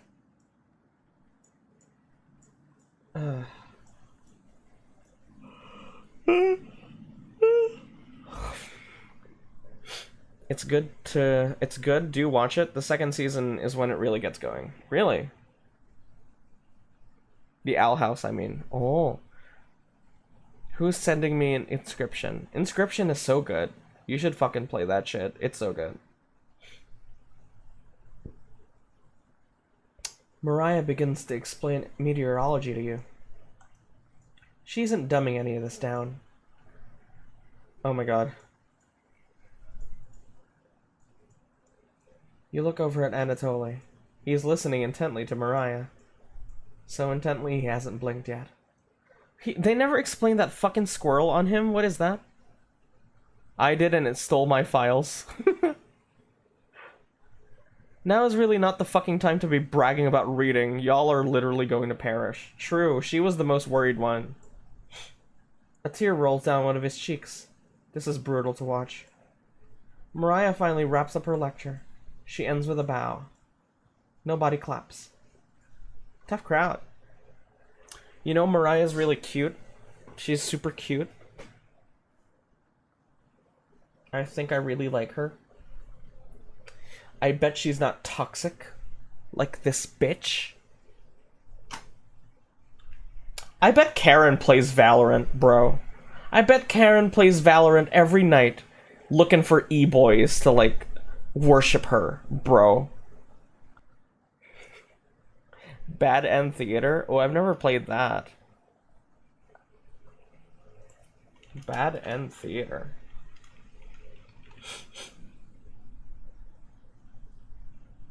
A puzzle visual novel game. Nom Nom Nummy. Ooh. If it's really good, I'll give it a shot. You lost me a few minutes in, but that's okay. I didn't understand a word of it. Haha. Gah! Anatoly turns to you. Anyway, there's no telling how long this'll last. We can't leave the cabin until these floodwaters stop. My username is based off of the Overlord from Bad End Theater. That's why my username is pink, too. Sorry, I've never played it, but Soul played that game. Maybe I'll give it a shot. I believe in you. Me too. Looks like we have enough leftover berries for more bread and raspberry jam. I'll pass on the jam. Just give me more crusty bread. Everyone laughs. Except for you. With everyone stranded in the cabin, you need to keep everyone fed and happy. You sneak out to the kitchen while everyone's talking. The sentence took me 5 minutes to type correctly, but how the fuck is an anime Korean? It was made in Korea.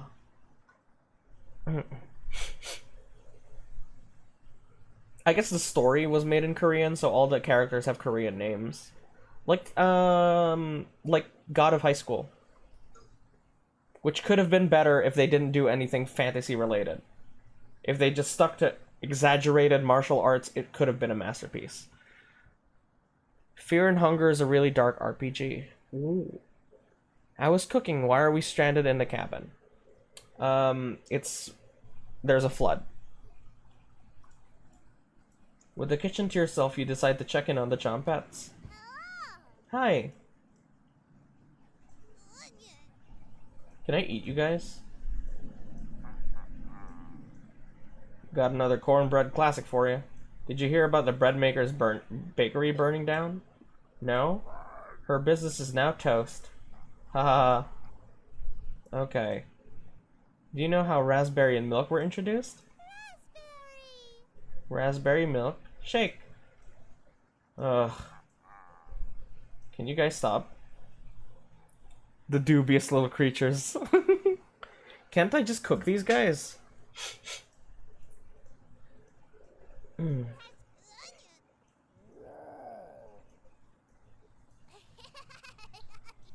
What the fuck? Don't even think about eating us. Oh. Feast and famine. Potato, I swear to God, repeat the line or we're locking you up again. Life or death. That's right. Chompettes, move out. What in the fuck is going on, dude? Karen interrupts you as you bring in the food. Took you long enough. There's mold on these last 2 slices of bread.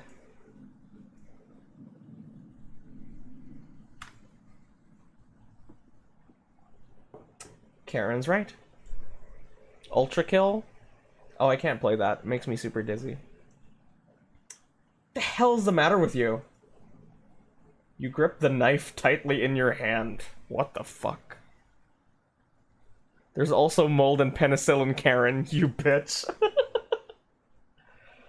What knife? You think this is enough? For 5 of us? Wait. We can't throw this bread away. That's all we have left. Gregor's right. Anatoly, will mold spores give us food poisoning? I'm no scientist. Sorry. Let's pick off as much mold as we can. The knife you cut bread with? We can't leave with the floodwater, so this'll have to last us another day. Everyone grimly nods, ripping apart their piece like a pack of wolves. Gregor seems to unhinge his jaw and eat in one bite. He looks like a duck eating bread. Thanks again. Bread and jam isn't much of a meal, but it's more than we had when we left Ukraine. Plenty of rainwater outside, so at least we won't die of dehydration. But until the storm is over, nobody should leave the cabin. That's what we call a skill issue if it makes you dizzy. That's a massive skill issue. I was born with a massive skill issue. Should clear up if we just give it a chance. Anatoly, where are you getting that information from? One of the books on the shelf about the climate here. You're illiterate, so that's definitely a lie. I've seen him reading. Little guy's been studying. I'm serious. He pretends to read those books because he wants us to think he's smart, but I can tell he's just staring at the page, faking it. What do you think? Karen's right. Karen's right. He can't read. Where is this coming from? Isn't he the smart one? He can read, obviously. Karen's just being a fucking bitch. Obviously he can read. I'm not gonna side with her. Even though I really want to. You must be going blind then. Thanks, I don't know why Karen would make something up like that about me. You aren't fooling anyone at Anatoly, whatever the fuck your name is. Karen stormed off. Thanks for backing me up.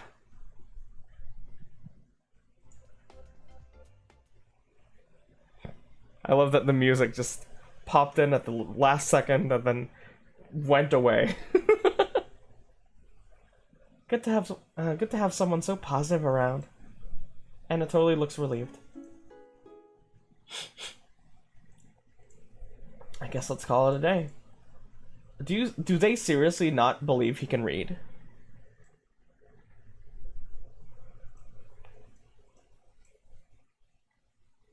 Hey, Karen likes to find somebody's weakness and use it against them when she's frustrated.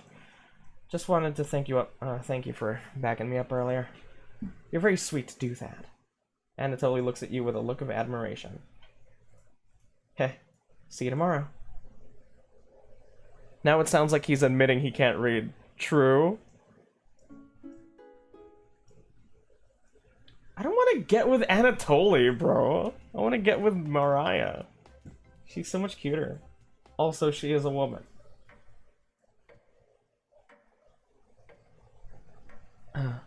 Let's eat Anatoly, hashtag.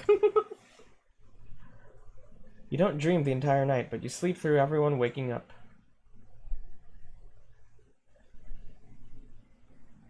And that's how fast a deer could run if startled. Wow, incredible. Impressive. Oh, I wish we had a deer here. With the food getting lower, let's just skip today's meal. No! Hello, Kotari. It's only for one day. Various cultures and religions have practiced fasting throughout history. That doesn't make us feel any better, Anna fucking Tolley. What options do we have? Our food wasn't rationed properly.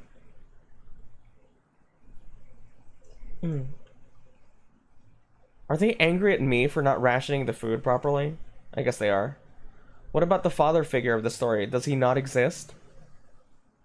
I guess that's him, this guy. Everyone goes to a separate area. Karen in the bedroom, Gregor in the living room, Mariah in the kitchen, and Anatoly in the bathroom. Who do you want to speak to? Mariah, of course. He doesn't do much. He really doesn't.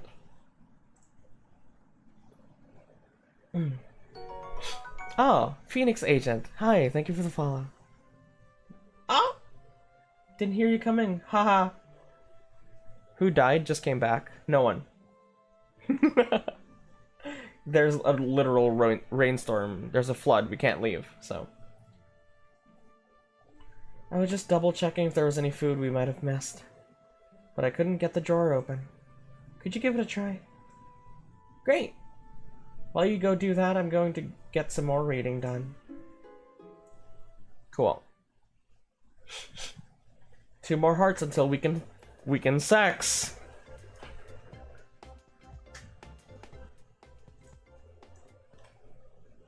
Later. You give the drawer a hard yank open. Hello, Chompents. You just need to roll with it. Raspberry whispers so quietly you lean over to listen to her. We need to talk soon. Please listen to me when the time comes. Anyway, please don't let the others see us. Okay. I mean, sperm has calories in it. Does it occasionally stop and buffer for anyone else? Oh, I hope not. It doesn't say I dropped any frames. Fine for me. Okay, cool. Cabbage. Part of being a chompat is secrecy. Chompats. Yay. I'm okay. I'm good. Okay. So it's just you, puppy. Everyone looks pretty down this evening. Wish the rain would just stop. You're all doing great. We must almost be at the end of this nightmare. I'm so hungry. Me too. You are too. You wish everyone a good night and get ready for bed. I hope you can befriend the potato, that's all I care about. They seem to mistreat him. You go to bed with a growling stomach. Wake up. I said wake up. Raspberry? Hey, Raspberry. The rain falls nonstop again. Did you have anything to do with this? Excuse me? You don't answer her question. Always thinking with your stomach, right? You should reconsider. Might save what little humanity you have left. What? At least I tried. I won't have a guilty conscience by the end of this. Go back to sleep, monster. What? Oh my god, it's because we had raspberry jam, bro. So obviously she's angry at me. Remember? Day 2, we had raspberry jam.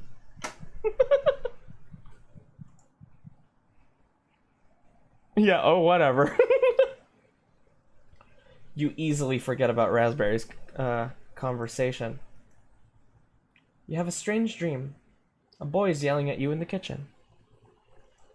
I don't see the bread guy whining. I know, right? The raspberry jam, totally nothing else. What's weird is that she was like, it's raining again. Did you do this? What the fuck is that? What do you mean did I do? Am I some sort of rain god? What the fuck? He keeps shaking his head, calling you names. So you do it. You lie down on the tray and make your body flat as a board. You show him how it's done.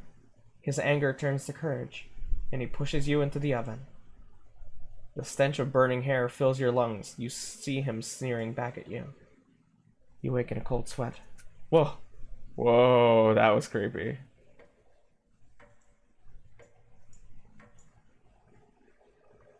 You go to bed hugging a vegetable. The family walks in on you and they scream. Their stomachs must have kept them awake all night. The rain's still pouring. You can barely make out the trees from the windows. You hear a stirring of blankets, arms, and legs. Mariah looks petrified. I couldn't sleep. Anatoly has bags under his eyes. The storm's too loud. Karen looks out of it. The cabin was creaking so much last night. See, that's a different one. It sounded alive. Oh, she's starting to get paranoid. Gregor looks gaunt. I got a good look out the window. And?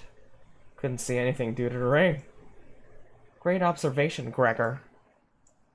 I was so hungry last night. I kept pacing around my bed. Karen turns to you. When is this gonna end? I don't know, bitch! What if the veggies are villains? Maybe. Eat the squirrel, eat the books. Unfortunately, we're gonna need to stay put unless one of us wants to drown in rainwater. As soon as the weather lets up, we'll be able to scavenge for supplies. Fuck that shit, let's go home! How close is the nearest town? I don't know. Didn't you have a map on you? I think I dropped it while we were running after Gregor. I'm sure it'll show up eventually. Ah! Mariah and Anatoly go white as a sheet. How are you gonna find our way back now? We'll have to ride out the storm. Mariah looks at you. We're down to our last slice of bread. I don't know how much longer we can put off eating. Literally just walk. Seriously, it's just a bit of rain. If y'all have ever seen The Platform, you know. I've never seen that platform. Book pages are highly nutritious, except for the unknown, which is highly poisonous for you. Just take tiny little pieces of flesh from everyone. Oh my god. The group stares at you. You look delicious. It'll clear up in no time. Maybe you're right. The group looks worried. They all gravitate to an area. You can tell Gregor's putting on fake optimism, and Mariah's having trouble. Which one do you want to speak with today? I don't give a fuck about Gregor, bro. But just in case. Gah. It's cold as hell over here.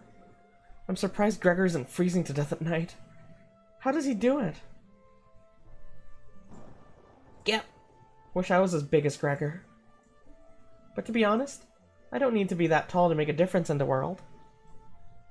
Do you know what he wanted to do for a career? Mariah does her best Gregor impression. Split firewood and gaze at the stars. How boring is that? She's so cute, bro. She's the cutest one, bro. I love her. Depends on the person, but pretty boring. You're so funny. Thanks for coming in and chatting with me. I literally did nothing, but yes. You make it easier to pass the time. Thank you. One more heart till she one sec. Hello, Michi. You thank her and leave the bedroom. I'm gonna lose my shit. The stream keeps stopping and buffering for me. Oh no. You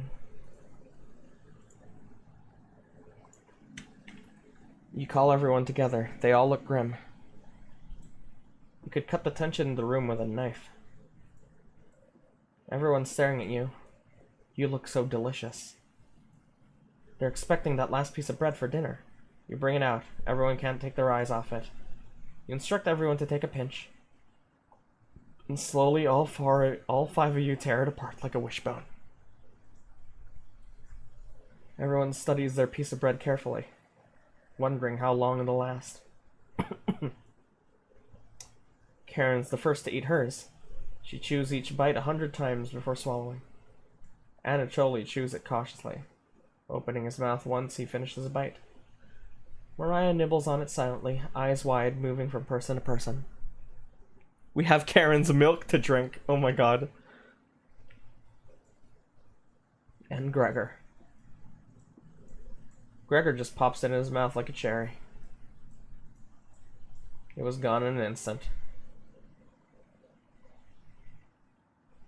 The group thanks you awkwardly. It's not much, but you run out of options. You wish everyone a good night and get ready for bed.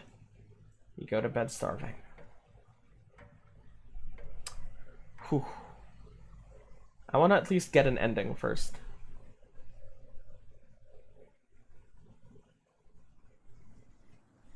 Good morning. Morning. Let me check if the rain has stopped. You can hear it, bitch. It's still flooding. What are we gonna do? Humans can live about 2 to 3 weeks without food. Water isn't a concern. Rainfall should end in a day or two, right? Actually, precipitation can occur more than 250 days a year here. But do you really think it'll rain that long? Anatoly? It's been days already. What makes you think it'll stop soon? Relax, everyone. Let's see how long we can ride this out. Fingers crossed it's done by tomorrow. Panic is slowly creeping in. Everyone's looking scared. But you need to survive. Karen and Gregor begin to discuss next options. Do you want to speak with Mariah in the kitchen? Or Anatoly? Fuck Anatoly. Think about everything you've done wrong and how you've doomed everyone. Oh my god. Is it possible for it to rain that long?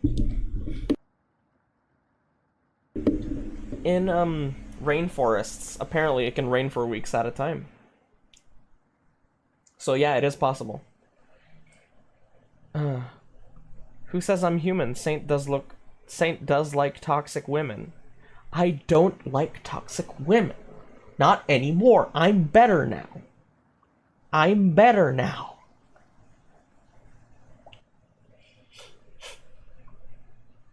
Kinda curious about this option. Could you have rationed the supplies better? You crunch the numbers one more time. You could have reduced the amount of vegetables used in the stew. But it was their first day. You had to impress them. Was there anything you could have done differently? Probably not. Mariah, Anatoly, Gregor, Karen, you wonder if they're upset with you? Okay.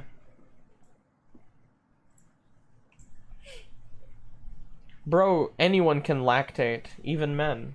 Really? Oh yeah, because we have XY chromosomes. No.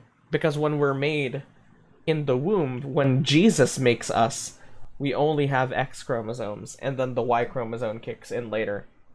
If we didn't have that chromosome, we wouldn't have nipples, period. Because we don't really need them. Men, I mean.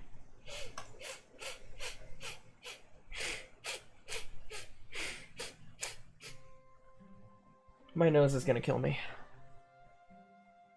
I think you need to take supplements to induce it, but yeah, it's possible. Ugh. Do I not have this ability enabled in the skill tree? Hey. Mariah looks relieved to see you. Wow, I didn't even do anything. I just walked in the room that time. How are you holding up? Better question. How are you holding up? Is this more difficult than Ukraine? No. Not nearly as bad as Ukraine. When was this made? My father was a farmer, extremely bright but extremely stubborn. After they took him, we struggled like other families, but people kept calling him a traitor, even after he was gone. What the fuck is this? It was before the war. Okay. What is this in reference to? Our village went mad from starvation after the rationing got extreme. Parents sending their children to orphanages instead of letting them starve at home. It was terrible. Absolutely terrible. Eventually, we decided we needed to escape. So we stole supplies until we had enough for the journey. To keep our spirits up, Gregor described it as a vacation. You usually don't face death during a vacation, though. Thanks for listening. What the fuck? There was a Soviet genocidal famine called the Holodomor that was enforced upon Ukraine in the 1930s. I see. So that's when this was set then. Mariah walks away, saddened by the memories. You hear Gregor calling everyone for a meeting. We know it's not set in the present day because they ain't on the damn phone. I don't think any of us can take this much longer. I don't want to ask this, but it's time. One of us needs to go outside and search for food. Everyone's silent. I'll go. Mariah! I used to swim all the time near my house. I probably have the best chance of swimming through the floodwater. Taint, yes? Fun fact, between the penis and the anus there's a line, like a scar. Yes. It's the line that makes it look like we were molded out of plastic. You know what I mean? Do you know what I mean? Millions starved to unalive. Okay. Let me go instead. You won't get very far if anything happens to your glasses, Anatoly. You're blind as a mole rat, remember? Little guy, let me go. Sounds good to me. I love that Karen didn't even fucking... She wasn't like, I'll go. Fuck that. Karen? His arms are definitely the longest. He'd probably be the best at climbing trees out of all of us. I've never heard it described like that, but that's so true. Yeah. That's because when Jesus makes you in your mother's womb, he gives you a vagina. And he has to close it first. I see. No, that wouldn't be right, Gregor. Let me go instead. I get that none of these options are good ones, but we need to find food or help. Gregor grabs a branch from the woodpile. He cuts it into different measurements. Since we can't come to a consensus, let's draw for it. We'll each pick one from my hand, and the shortest will go outside to search for food. You're not worried about drawing. You saw Gregor cut the branch lengths, so you can tell which one is the biggest of the bunch. You pick it. You watch the others intently. Will it be Gregor? Anatoly? Karen? Will it be Looks like I've got the shortest. Not my future girlfriend, bro.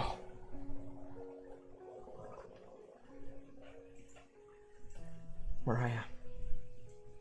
It's okay.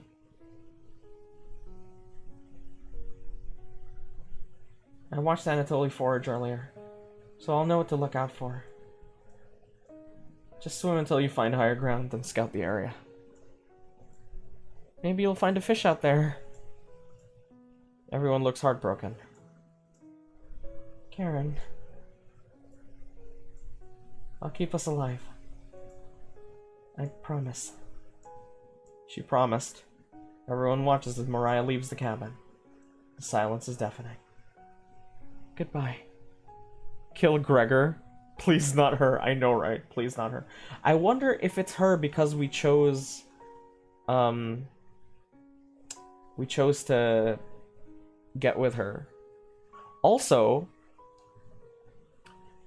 we chose the longest branch. There was no choice to not do that.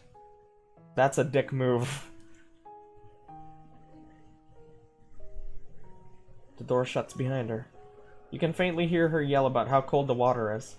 And then silence.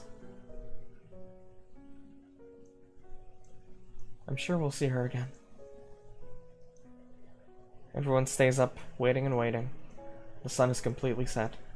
One by one, each person quietly shuffles off to bed. You have a strange dream. The two women in front of you could be twins. One of them you recognize, the other is a guest.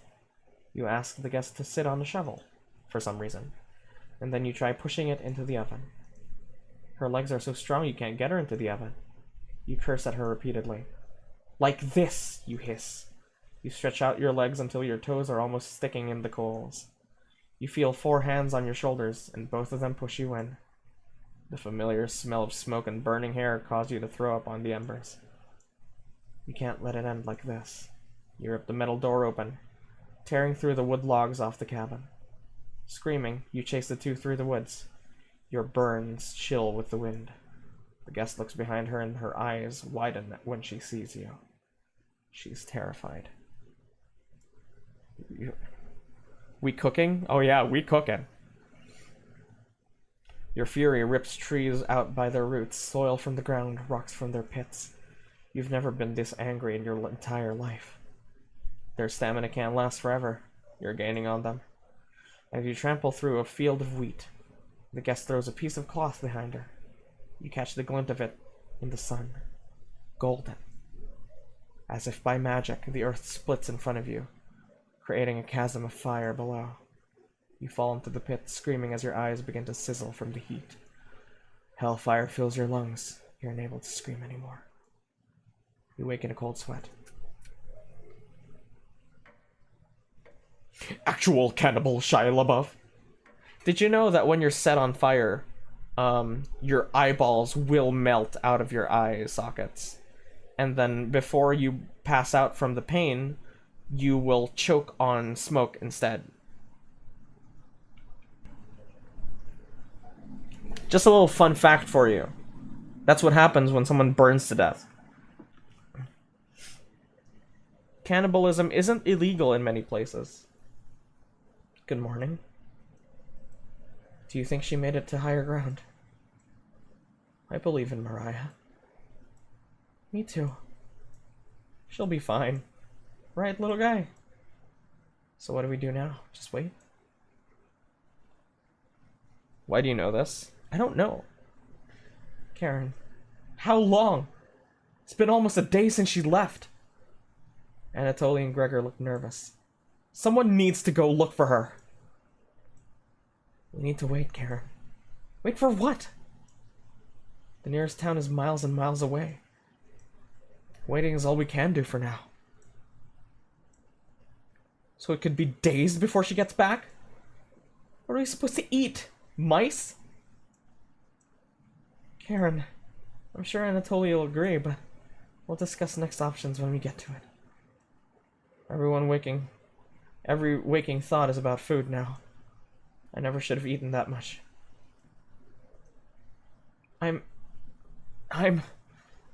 Karen's hands are involuntarily shaking. They don't even need her to elaborate. You're sure Mariah will make it back? She promised. Everyone retreats to their areas. What do you want to do today? Let's talk to Karen. She's the only girl left. And the only character that matters.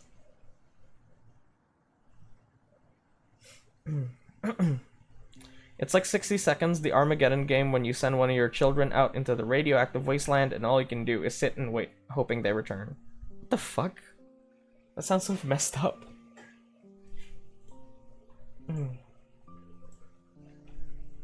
Hey.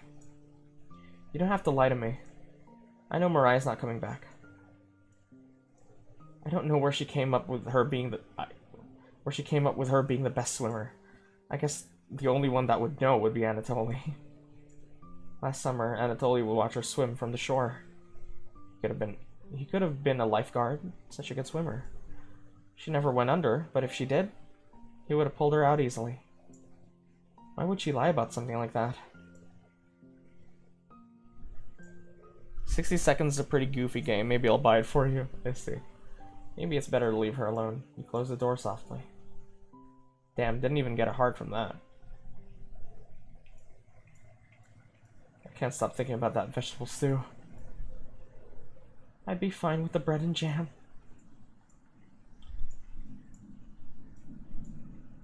I would kill for some vegetables right now. You would too. I'm gonna try and get some sleep. Good night. This Mario Kart music goes hard. You fall asleep quickly, but you only dream about desecrating a corpse. You wake in a cold sweat, in a completely different room. In a different room. This is intriguing.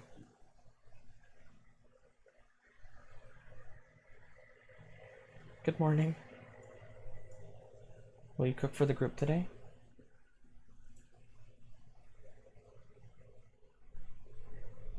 You take out a cutlet of meat and begin to cook it in the oven. You cooked meat.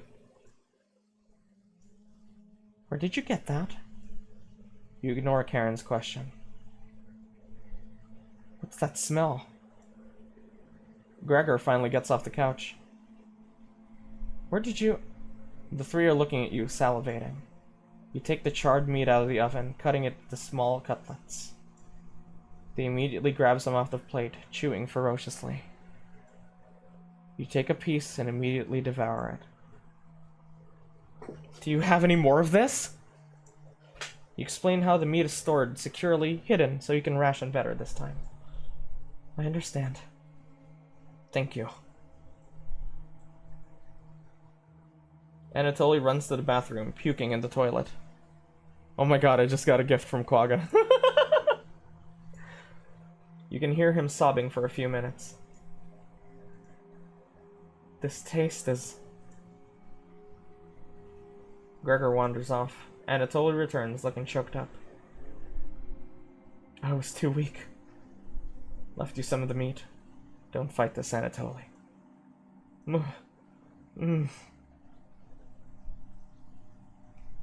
There's no way that's Mariah. First of all, how did I even find her? Anatoly takes a cutlet from the plate, turning his back to the group as he devours it. You can hear him crying. Finally, my focus is coming back. Going to read some of those books. Keep them occupied, okay? Karen leaves you with the men. I guess we can talk to Gregor this time.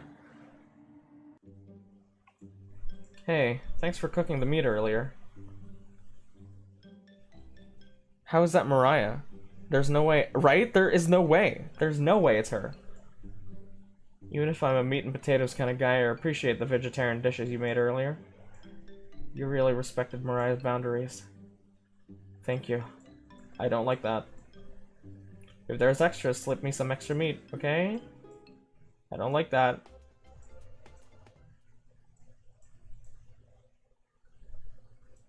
You have the bedroom to all to yourself. Where do you want to check first?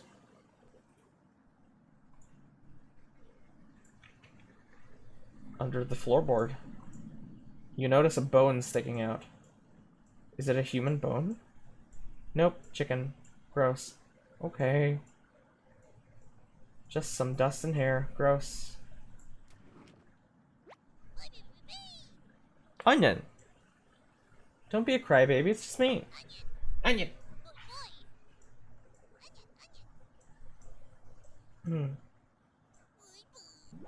Bye-bye. Whoa. 1862. Another body of a child has been discovered within the city of Zakopane, with the remains stuffed in a barrel full of potatoes. Oh my god. The cause of death was identical to earlier victims, with significant blood loss due to multiple stab wounds to the stomach. This marks the 4th victim by the butcher of Zakopane in less than a month. Jesus.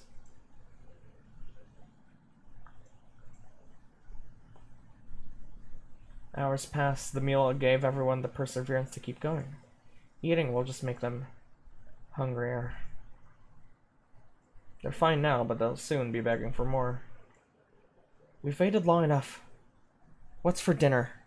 Haha, lore. You couldn't check the birdcage? It's okay, we can save right here and then check the birdcage.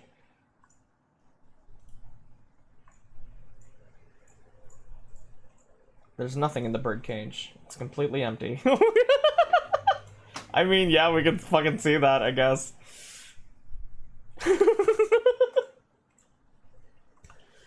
You calmly explain you want to ration the meat better this time, and there will be no dinner. Fine. I understand. I guess I'd rather eat tomorrow than more today.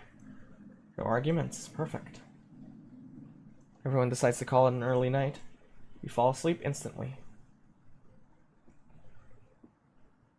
You have a strange dream. You're having dinner with a blacksmith, but he's not touching his food. Remember the game said you could check things multiple times for new results. Oh my fucking god. You're right. You're right. Whose meat is that? Whose meat is that?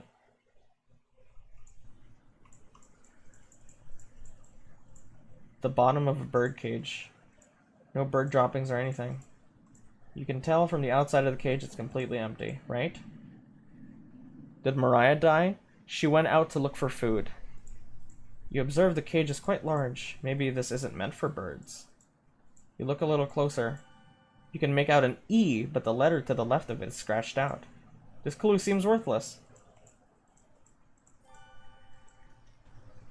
We found a clue.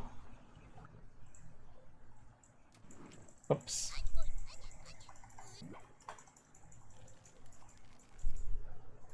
Ah.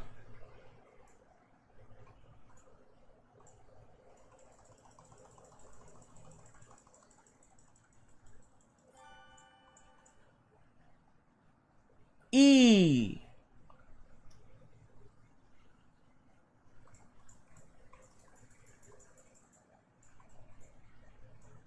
You could probably try to pull it up to see under it.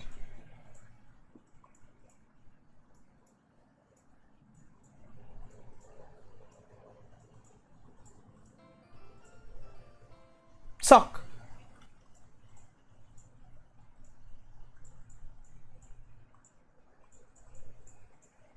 Damn. Dude, I should have been checking multiple times every time. Fuck. I totally forgot that was a thing. It's long and red. Has to be Karen's. Appears to be black. Anatoly? Small box. I'm getting so much shit right now.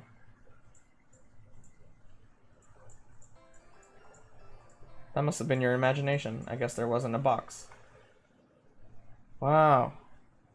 Small box, just kidding. And then onion, onion, onion. Okay.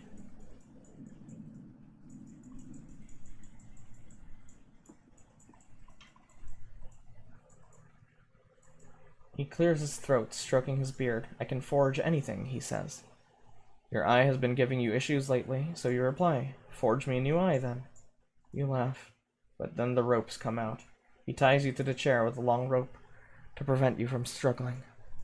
You rip the rope apart without even trying, so the blacksmith uses a thicker rope. Thank you, Skull. No turning back now. He takes a hot poker out of the coals. Holding it in front of his face, you can see his beard and eyes watching you. He slowly brings the poker, aiming carefully for your eye, before plunging it through your skull with a sickening crunch. The force of the blow throws you backwards a few feet. You're unable to break the ropes. You vomit all over your chest, as the smell of your decimated eye floods your nostrils. The blacksmith stands over you, spitting on your body. You wake in a cold sweat. I wonder what those mean. These are such random dreams.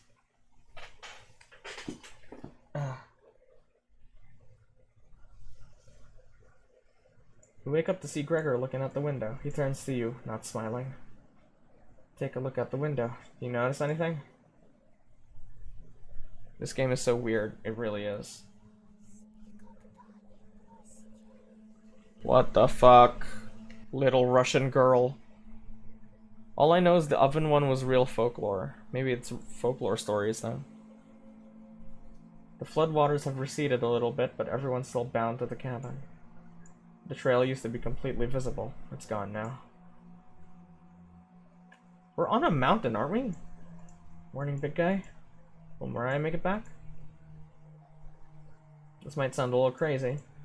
Every night, around 2 a.m., I can hear her outside. She makes this awful gurgling noise like she's trying to get water out of her lungs. Oh my god. Have you heard her, Gregor? Sometimes when the rain gets faint, I think I can hear her whispering. I haven't heard anything like that. When she's whispering, it's like she's trying to tell you something, right? Whoa!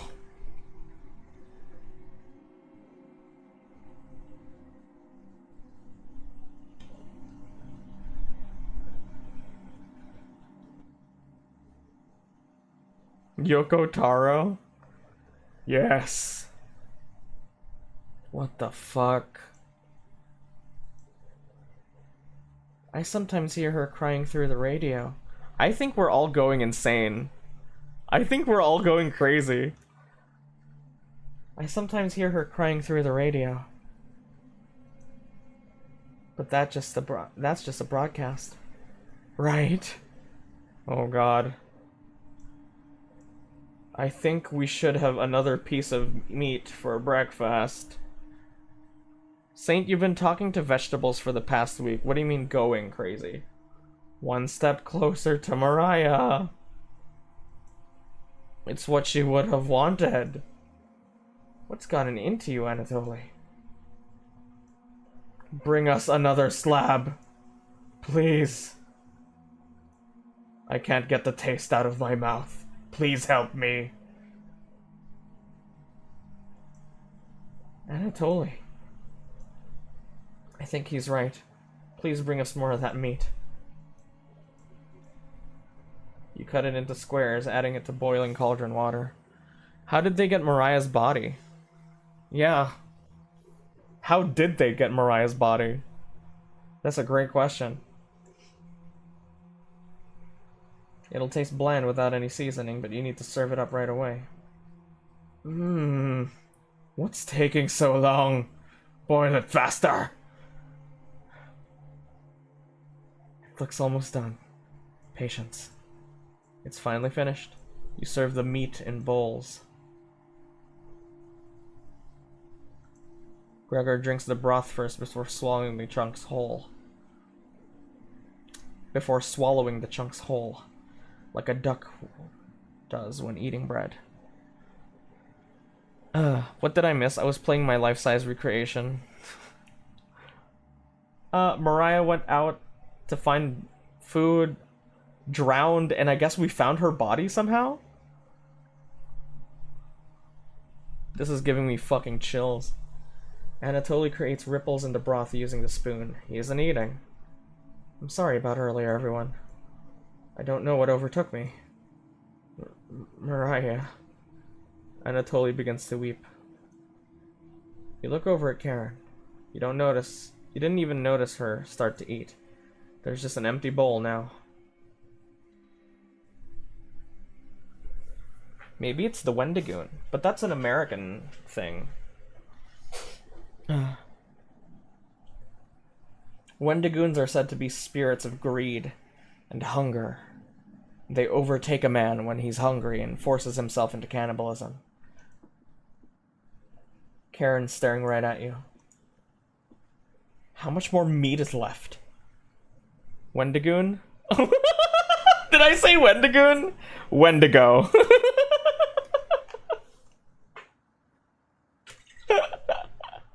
I love Wendigoon. He is so great. I want him to adopt me.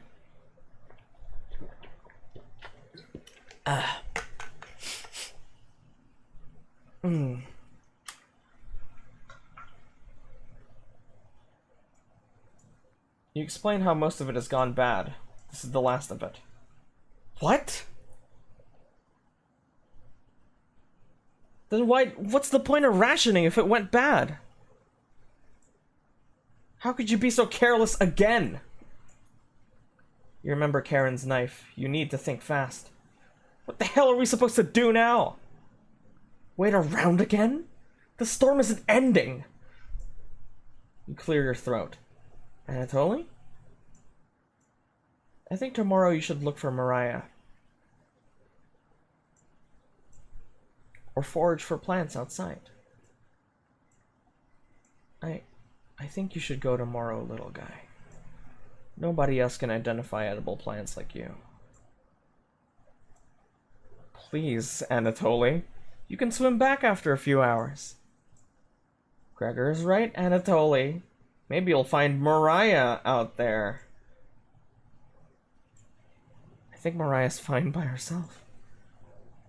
He still hasn't accepted what happened yet. She doesn't need anyone's help.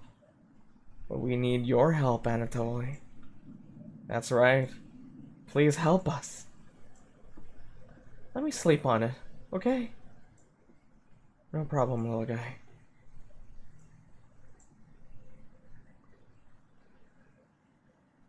Everyone shuffles off to their rooms, reading books and knitting. Knitting? You go to bed ravenous.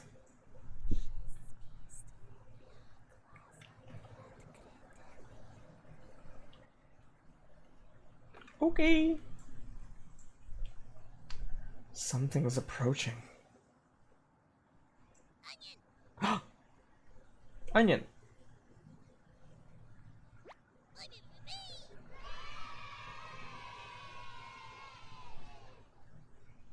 This is fucked. This whole thing is fucked.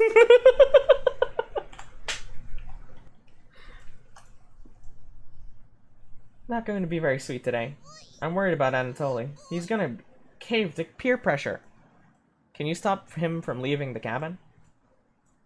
Please? Don't you trust me? Got a fun factoid for you. Did you know leaving out an unpeeled onion in your room absorbs bacteria? It'll help prevent cold and ward off virus. That was a lie. The fun factoid of that myth, people actually believed it in the 1500s. How embarrassing. Who would believe that? Haha. There even was a doctor in 1919 who caused a surge of people believing it. Ha ha ha. Anyway. You know what smells like raw onion left in a room? You! It's been a while since your last bath, right? Could smell you before I came into the room. Ha! Yikes. Can you stop Anatoly from leaving? I know he has cabin fever, but this is ridiculous. It'll be impossible to stop a grown man from leaving. We don't need another one stalking the hallways. Tapping on the windows. Crying through the radio. What the fuck? Is it just ghosts? Is it ghosts? No, I hate that. I hate it. Yeah, I hate that too. You have the sudden urge to scream. Why do you think I've been using the mouse holes to get around? Scared to death that I'll run into her. Don't make me tattle to Cabbage about you. She can be as mean as Potato if you get on her bad side. Just kidding, she's great. Anyway, when time comes, just tell Anatoly you care about him and don't want him to leave. Even it's for me, okay? You can trust me. Now if you excuse me, I need to work on some new ice skates. They're made of butter slices, so I'll get to skate around the frying pan tomorrow. Later!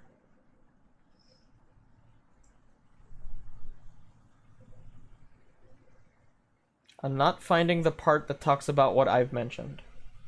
Me too. Your mind forgets everything that happened. You fall asleep, still ravenous.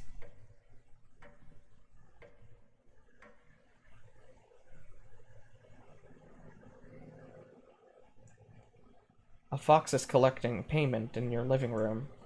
You despise him, so you put 2 dogs at the bottom of a sack, then add 6 chickens on top. What the fuck? Potato killed all those people in the 1500s. The fox smiles at you and leaves. At some point in his journey, the fox will eventually open the sack, and the dogs tear the fox in half. Filled with such loathing for the fox, you give him the only things you had for food. All those chickens. As the snow piles up outside, you begin to eat whatever you can find. Pillowcases, candles, leather. One day you wake up and you have nothing left to eat. Absolutely nothing. Just an insatiable hunger. A few days later, you go mad and leave the cabin, completely ravenous. Look at all those chickens! A nearby tree looks like charred meat. Your iron teeth cut through the tree bark, tearing your gums apart by the splinters. Your mouth quickly fills with blood. Days later, a deer gallops by, the first creature in the woods to see your corpse. You wake in a cold sweat. No picture this time. Something smells terrible in the living room.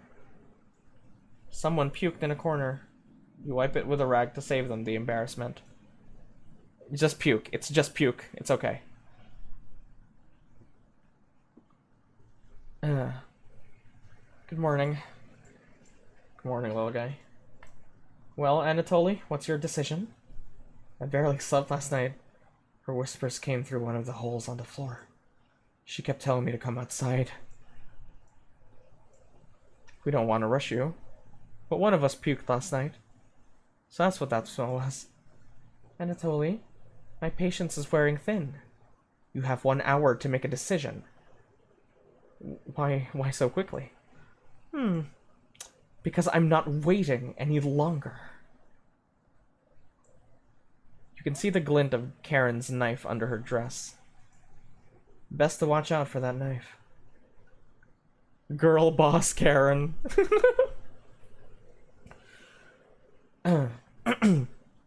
Why the fuck is it daytime outside? Because it's daytime. The group disperses. Tensions seem to be rising. You have 1 hour to kill. You have 1 hour to kill. Oh my god. Save the game here. Let's talk to Karen. I'm gonna make instant noodles. Okay. Hi. Keep this between us. I'm not giving Anatoly a choice today. He's going outside. Do I make myself clear? Yes. Why do you have the stream cleaning tag? That's what we're doing. Even though this is only the second game we have done. Save and do what Onion asked you to do.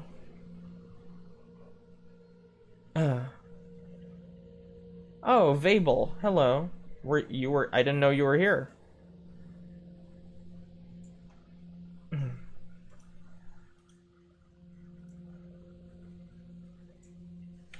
I guess, yeah. I'll do what Onion told me to do.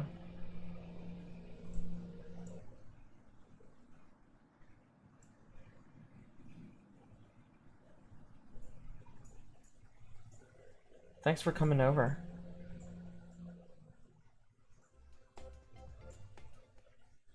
Gregor told me he's heard Mariah. I'm sure Karen isn't being honest with me. Have you checked out the basement door closely? Every so often I can see her peeking at me through the holes. I really don't want to drown outside, but at least I won't have her tormenting me anymore. You know what's in the basement, don't you? No? Wow. You aren't kidding anyone. You're just lying to yourself. Please get away from me. What? I completely forgot about the basement. Yeah, me too.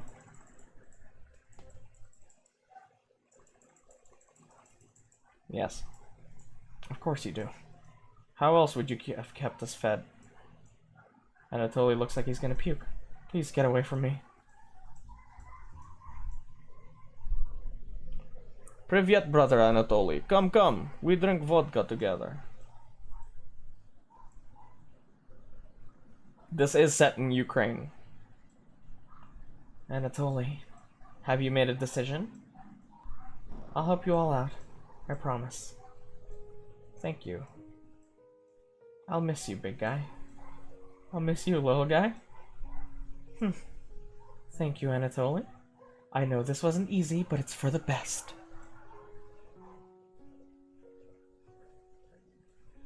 Karen? Yes. Did you want to say anything to Anatoly? You say nothing. Damn, I don't say shit. Fuck him. Goodbye, Anatoly. Damn, Karen does not give a fuck, dude.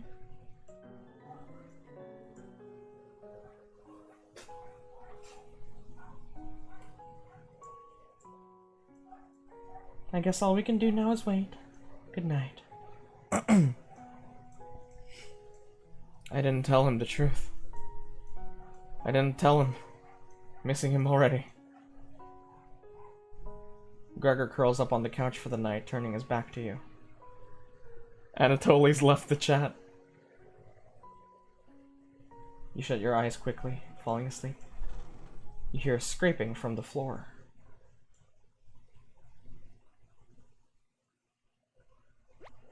Oh, it's Brad. Oh my god. This isn't a good time.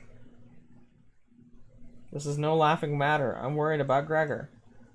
He is as tall as a tree, but dumb as a brick. What's the root of that? Haha. You're being very unpopular right now. That's a tree reference, get it? Haha. Anyway, you need to protect Gregor from the red-haired woman. Cabbage called an emergency Chompette meeting and told me to give you this mission. Watch out for the knife and protect Gregor at all costs. Understood? Okay. It's the yeast you can do. On a roll today. See you around.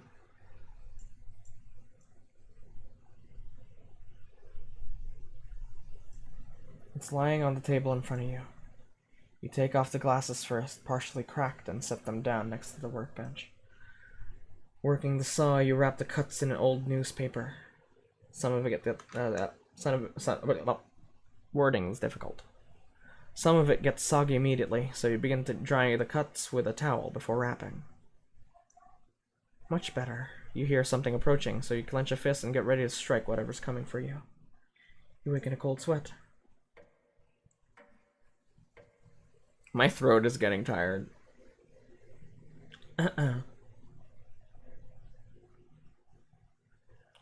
Chompette. Oh my god, I hear Mariah's chanting. Chompette reminds me of the cardboards and spooky house of jump scares. Hello, Kiana. You wake up in a completely different place. Did you sleepwalk? You found some meat. You found more meat. Everybody's still asleep. This would be a nice surprise after yesterday's events. Decide to cook breakfast for everyone. Cutting each slice fairly thin. You brown each side in the oven. The smell is unique. Karen runs into the kitchen. Oh god. What is that smell? Karen is the wild one. Give it to me. Now. You don't argue. Karen grabs a cutlet, burning her hands before bringing it to her mouth. Yikes.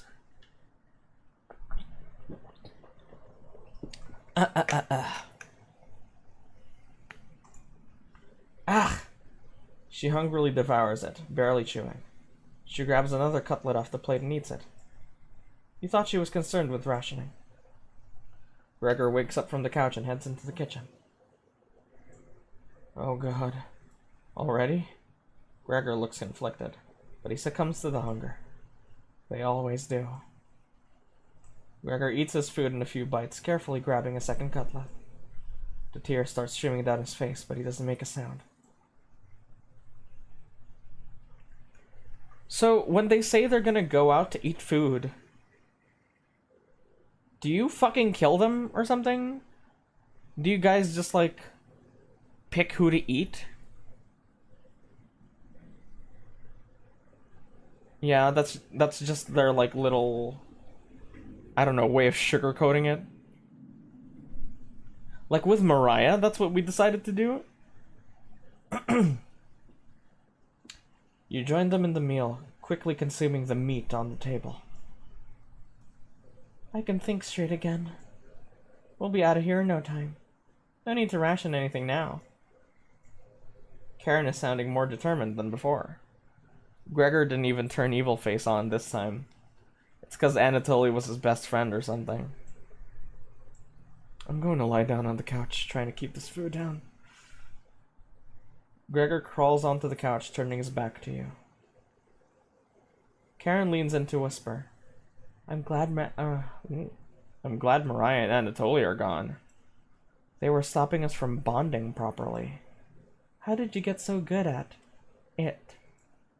You tell Karen. After one bite, it just made me feel whole again. Even with the nightmares, it's worth it. Took a few nights, but I fought back. Now it's all I can think about. I read the book on necropsy. The text is ancient, but the diagrams are beautifully drawn. I knew Karen was the true waifu. Oh my god. We don't choose who to kill, they just happen to go first no matter what happens. Really? Very descriptive. Yandere? I don't think she's a yandere. No, doesn't fit. She's very mean. If anything, she's a tsundere who went insane.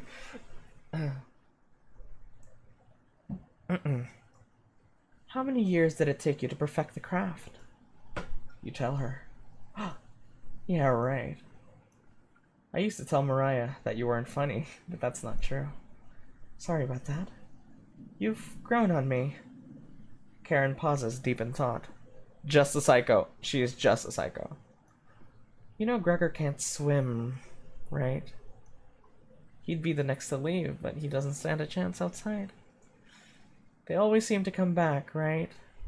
In one way or another. Why wait for him to come back? Karen hands you a vial of liquid. I think you know what needs to be done. This is a strong anesthetic. Don't ask me how I found it. I want you to slip this into Gregor's mug tonight. This is for the best. He won't feel any pain until he wakes up. All you have to do is stand back and let me work on him. This request is beyond extreme. Will you do this for me? This is giving me psychic damage, dude. A hot girl asking me to do something unforgivable? Why don't you do it? I need to psych myself up for what's next. This is my first time and I want it to be perfect.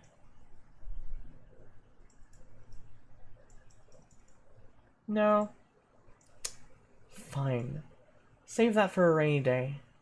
I have everything set by the couch. You don't have to watch. The restraint should be easy to apply myself. Gregor's strength is a farce. Gregor? Hi. What are you doing? Untie me. Wow, that was quick. Oh my god. This will be over soon, Gregor.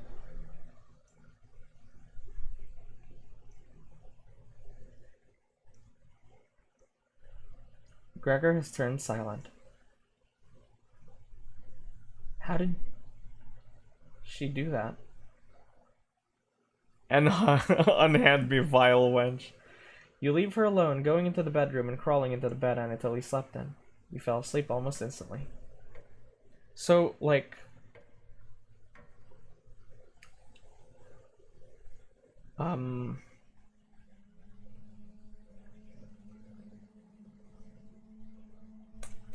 It seems there was no way to do what the Chompets asked me to do, or maybe there was. It's just hard. There were no choices there. The only choices was... You know, we saw him. Congrats, you killed everyone flawlessly. Wake up, sleepyhead. Whoa. Whoa! That's Mariah. Back there. That's her silhouette. I remember her hair. That's how it fell. There wasn't a choice. This was destined to happen.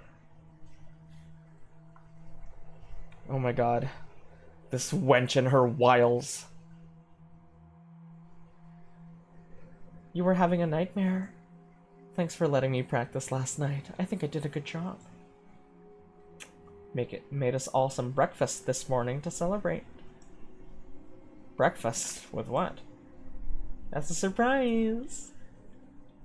Gregor already finished his. Took a few hours, but he caved.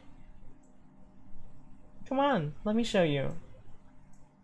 You get out of bed and head to the living room. Oh, God!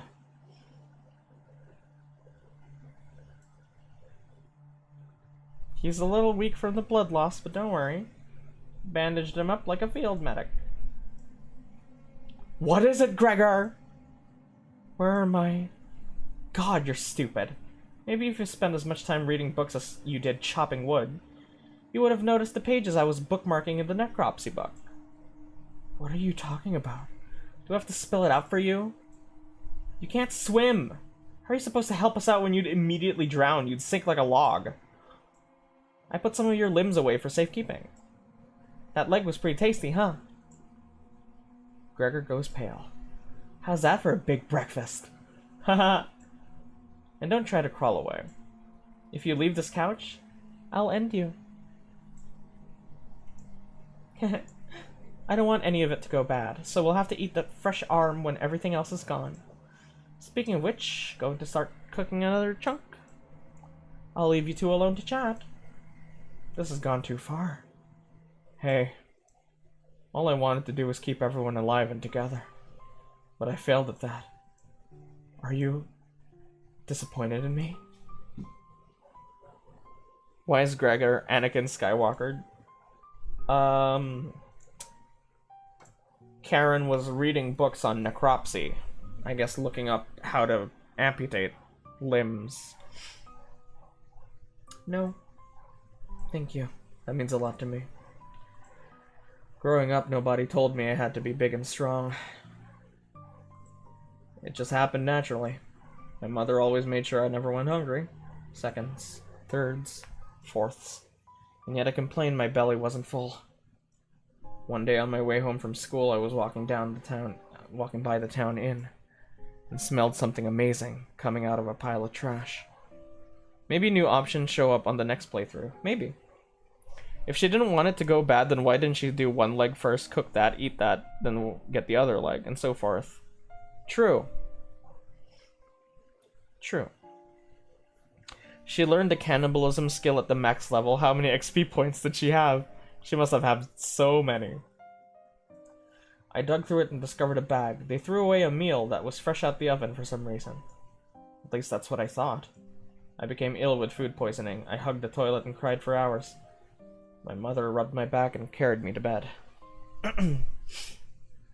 She probably had 2 kills worth of XP. Yikes.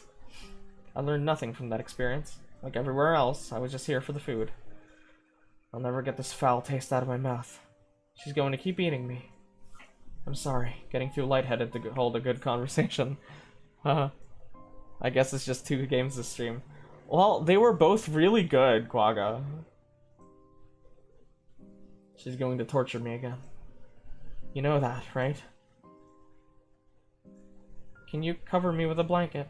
I've never been this cold. This cabinet chills me to the bones. Or what's left of them. Please, consider it my dying wish. Much warmer now.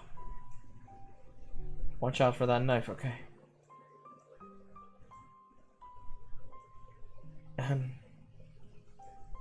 Oh. You watch the last of Gregor's air escape his lungs. He is dead. What the hell do you think you're doing? You tell Karen that Gregor gave up.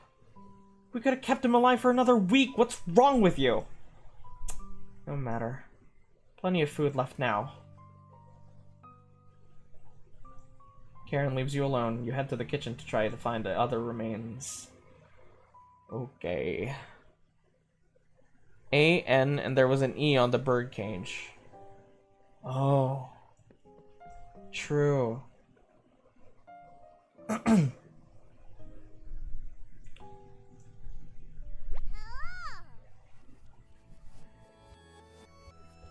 Hi, I almost forgot you were part of this. There's 5 of us to find. Can you find all of us? The red-haired woman should know where the basement key is, and I bet one of us is hiding down there. She's whittling something in the rocking chair now. Watch out for that knife. Isn't that your knife? Why did you let her have it? You shrug. As the leader of the Chompettes, it's important you find all of us. So please don't forget any. Good luck. Why would Cabbage want to play hide and seek right now? You've been neglecting the Chompettes lately. Can't hurt to play along with them, right?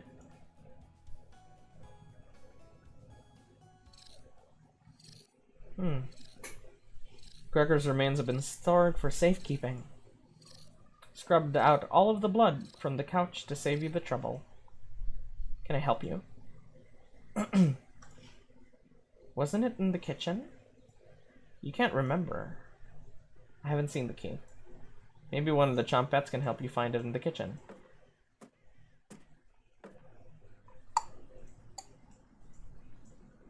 Cupboards. Dried blood. These would have been great places to store spare meat. L. Hello, gay. You're just in time for the last 20 minutes. Lane.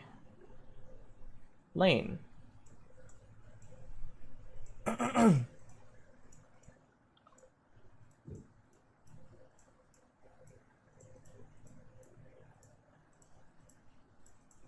Okay. X. Ooh. Lennox. Whatever the fuck that means. I wander off for like 3 hours and what in the murder mystery is going on here. Hello, Chris. Yay! Ugh. Cabbage.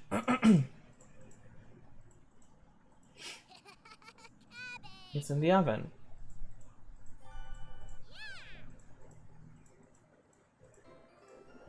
Oh.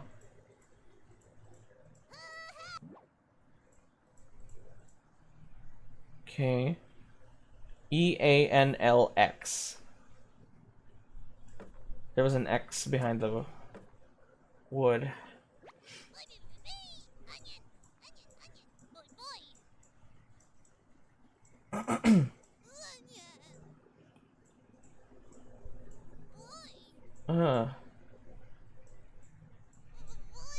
That's 3 people gone in less than a month.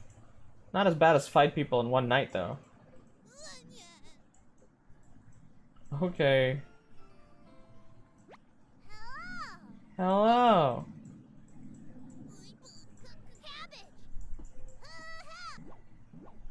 What the fuck? You're getting a terrible headache. Your face is feeling numb. Your legs aren't moving. Oh well. Cool. Haha, right?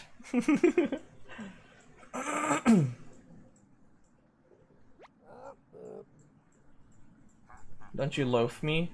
I loathe you.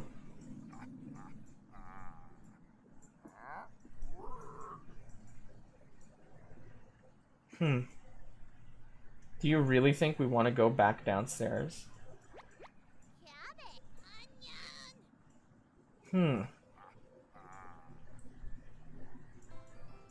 Okay. Are you drooling? All 3 chompets are staring at you. Are you thinking of eating us? You accidentally lick your lips. Snap out of it.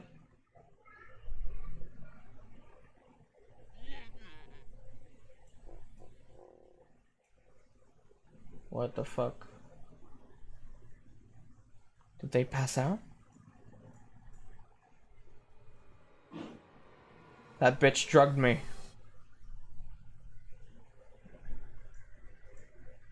Let's go find Raspberry and never speak of this again. Perfect. Okay. Your hands have gone completely numb. This one's lasting longer than the others. You focus on wiggling your toes for a minute. You didn't pass out cold on the floor. 2 more to go. What the fuck is happening? You feel a chill run up your spine. Goosebumps all over your body. Knees are weak, palms are sweaty. Mom's spaghetti. She's here. The birds turn out silent. You can almost hear her breathing. You feel the sudden urge to scream. You can't sneak up on me. Don't ever try that again. I'm actually scared for the MC right now. I have no idea what's happening. Raspberry! A red woman.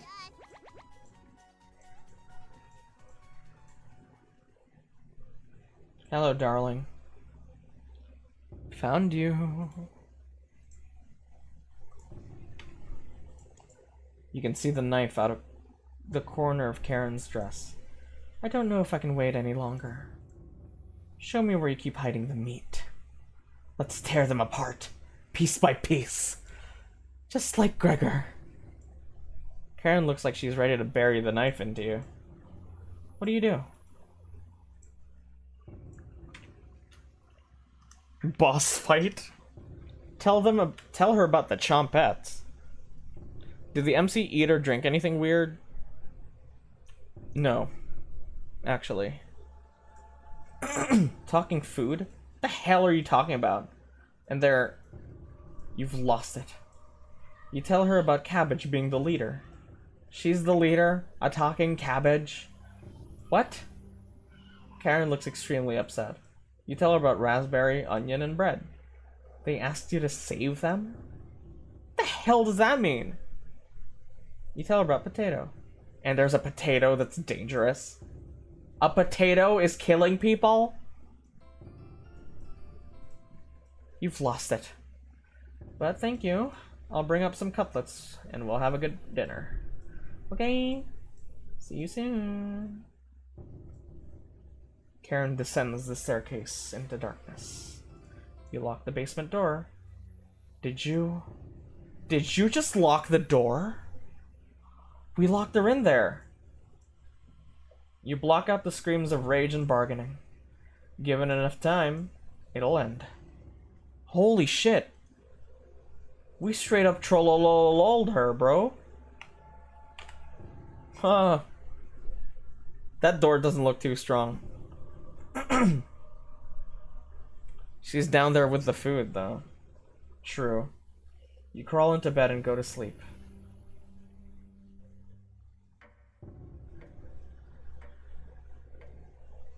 We trollolololed her so hard. Did you just win? I'm not sure.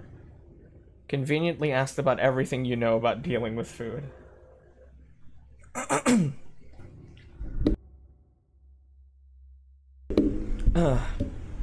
Whew. You slept in today. The pounding has completely stopped. You really need to go to the bathroom. You decide to open your eyes. Whoa, first time. Since she's down there with Potato, is Potato gonna kill her? Maybe. Gee, almost like she wouldn't need you to prepare the food anymore. Look, what matters is that she can't hurt anybody. You must have sleptwalked to the bathroom. The glow of the candle is oddly comforting.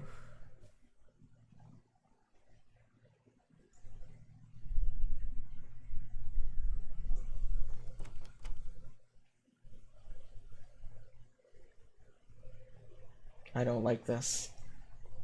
You find a flashlight in the corner of the bathroom and turn it on. Oh god. Oh god. You're in the dark, but you're not alone! Click on objects around the bathroom to get more information. No, no. No. If you're stuck, just wait around a little bit to see the glint of objects to inspect. Fuck! Cabbage! I wasn't alone because Cabbage was here. It's fine. Everything's okay. It was just Cabbage. Are you locked in the bathroom again? Haha. Maybe you just need to try wiggling it a little bit. I don't remember this part of Pajama Sam. Sometimes the simplest method is the best one. Now, if you excuse me, you need to conduct the next secret Chompette meeting. Later! Quickly make your escape. Well, that wasn't, too scary?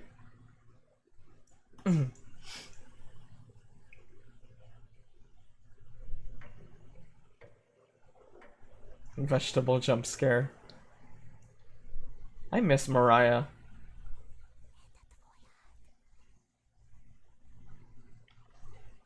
No. Karen.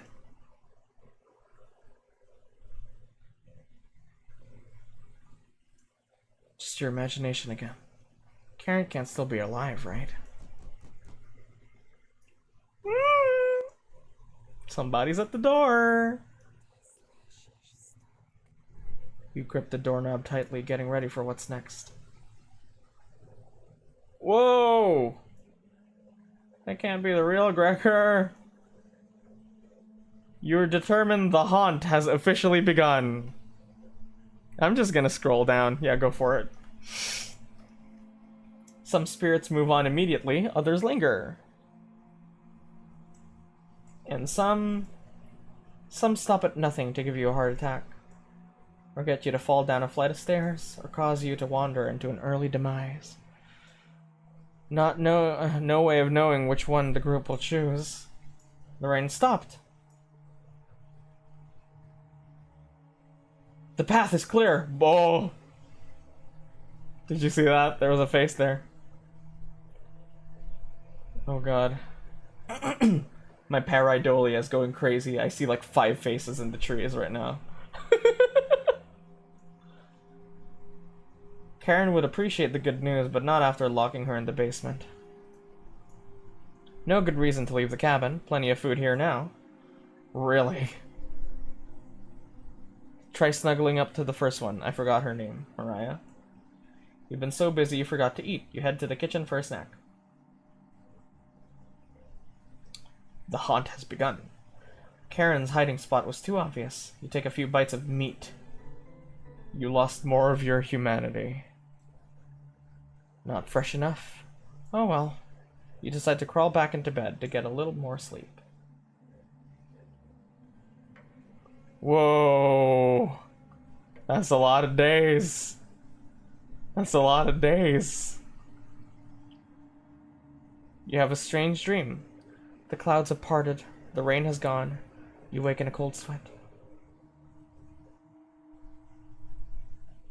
Sunlight. Is this another trick?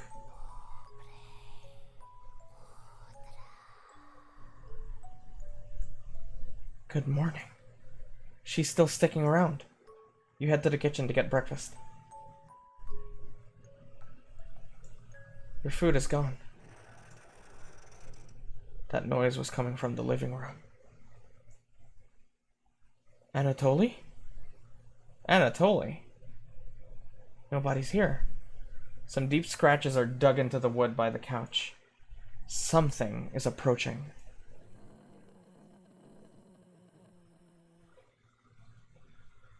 The rain's over, just leave. I know, right?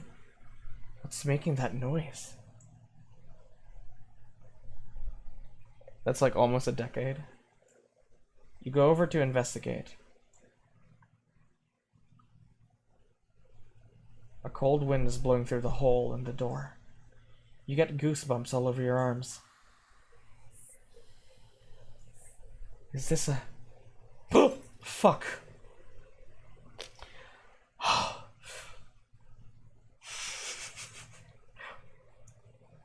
God damn it. That got me. That got me. That fucking gave me a little fright there. You wake in a cold sweat. It was a dream. Damn. It was a dream. That makes sense. It's raining again. They're taunting you with dreams of a sunny day. You get out of bed and head to the living room. You can still smell Gregor here. Should you have intervened with Karen? It probably wouldn't have changed the outcome. It also might have led to your death. Rain not over. The sun was a dream. The couch is still comfortable, even after Gregor imprinted on it. You decide to take a nap, which quickly turns into a sleep.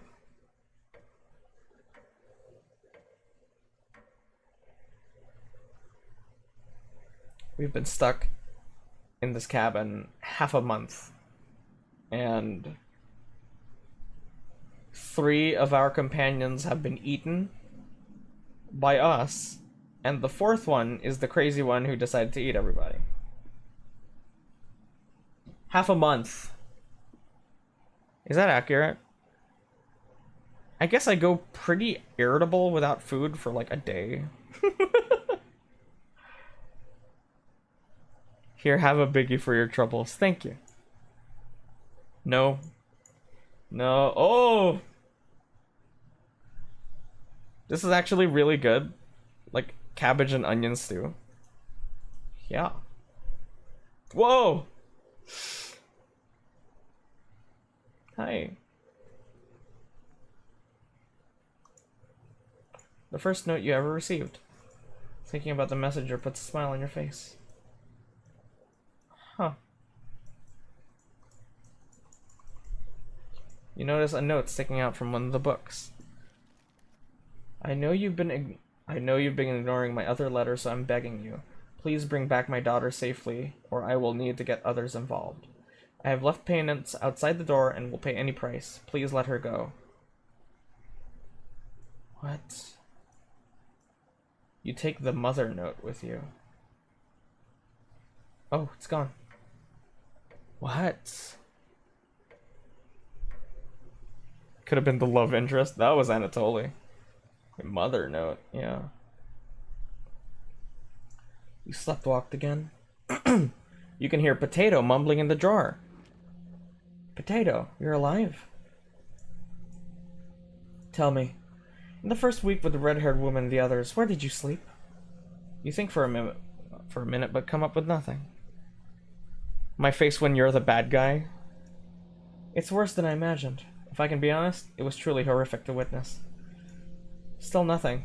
You would routinely collapse in the middle of the hallway, sleepwalking into walls, or worse, going down into the basement.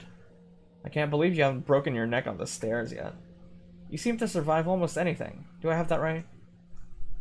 Must be that addiction to meat. Or something else. Would you share that secret with me?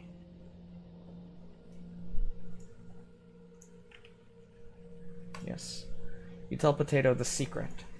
Wow, didn't think you'd be foolish enough to tell me. I'm living longer than expected already, but this is a good information to take. Thank you. That's why we save first. I don't know what the secret is. Still have some common sense left in you. Tell me, what was the plan after locking her in the basement? Having her starve to death? With 3 corpses already down there? Plenty of rainwater? She'll be much stronger than last time you saw her. Go downstairs. Put an end to this. I don't care if you come back alive. Maybe the red-haired woman will let us all move on. Or will she act like you? What?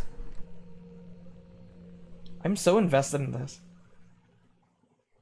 You quickly do the math and determine Karen will be dead. It's been enough days. Right? No, bitch, she has food and water. You open the door and prepare for the worst. It's just a staircase. Nothing to be scared of. You begin your descent. Something's approaching. She's been doing push-ups too. Something's approaching.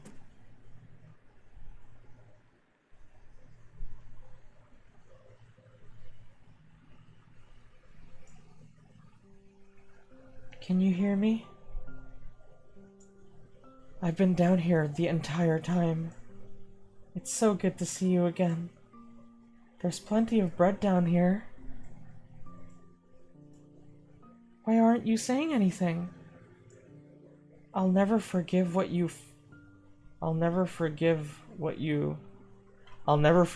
for what you did. There's a typo. You put Anatoly through hell.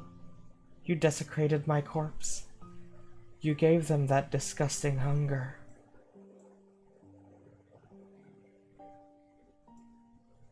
All of that is water under the bridge now. Anatoly's down here. Come have some bread with us. They always try things like this. Their anger, concentrated near their grave, leads to tricks and traps. You're not falling for this one. Why aren't you listening to me? There's bread down here. Loaves of it. Fine. I won't stop you from finding the others down here. One piece of advice? Beware of Karen. She is ill beyond repair. Gregor will try to talk you out of reaching their room. Anatoly will try to talk you into leaving the cabin. And Karen will rip the flesh from your bones. We'll talk again. Thank you for being kind to me. I didn't believe the whispers at first. You feel Mariah leaving the staircase. What the fuck?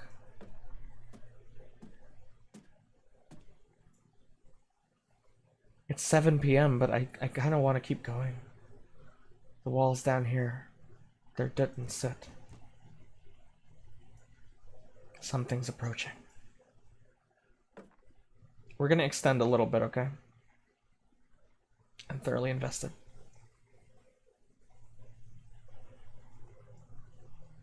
I'm glad I found you. The rain outside has stopped. Did you hear that knocking? You're basically at the end. Okay. I kind of regret coming into this so late. This is some good shit. It's okay. Another trap.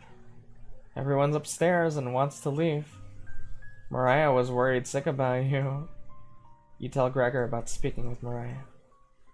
Guess I can't lie to you, huh? The cutesy game was evil and cursed all along? I mean, we knew that. But I didn't know this was what it entailed. I love that I was here for the whole game. I really liked it. She's gone. She moved on, which is good. You just stood there while Karen took my limbs, doing nothing. Are you frightened by her? If you won't come upstairs with me, please turn on the light when you reach the room. I want to see the look on your face when that light bulb turns on. Can you do that for me? You nod. Thank you. Thanks for letting me lick the bowls clean. That was enough to keep him at bay. We'll meet again soon. Beware, Karen. You feel Gregor leaving the staircase.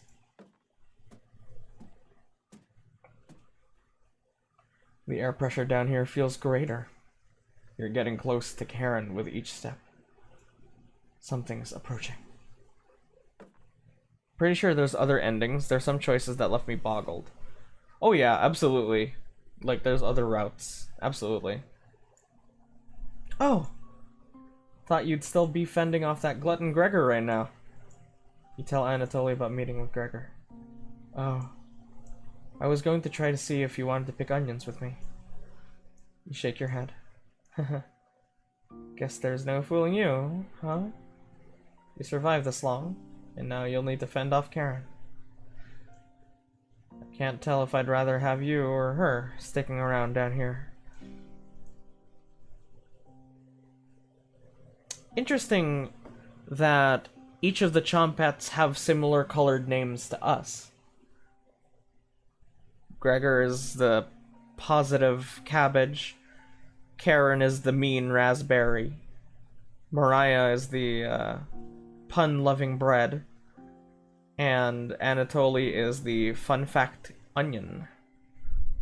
I ate your meat, and I'm proud of it. Referring to cannibalism, of course.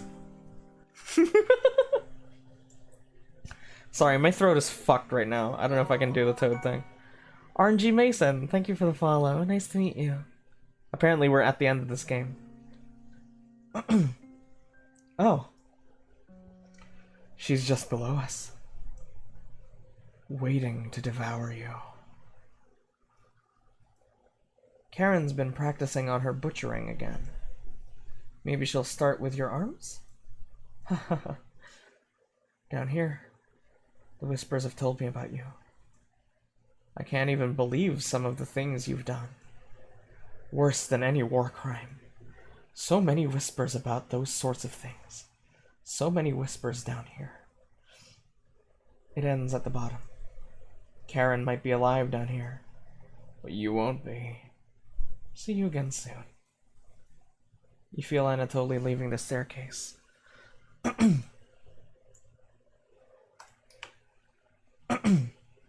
You leave to fight Karen. You'll have to fight Karen. We will see. Your feet hit solid ground in the basement. Something doesn't feel right.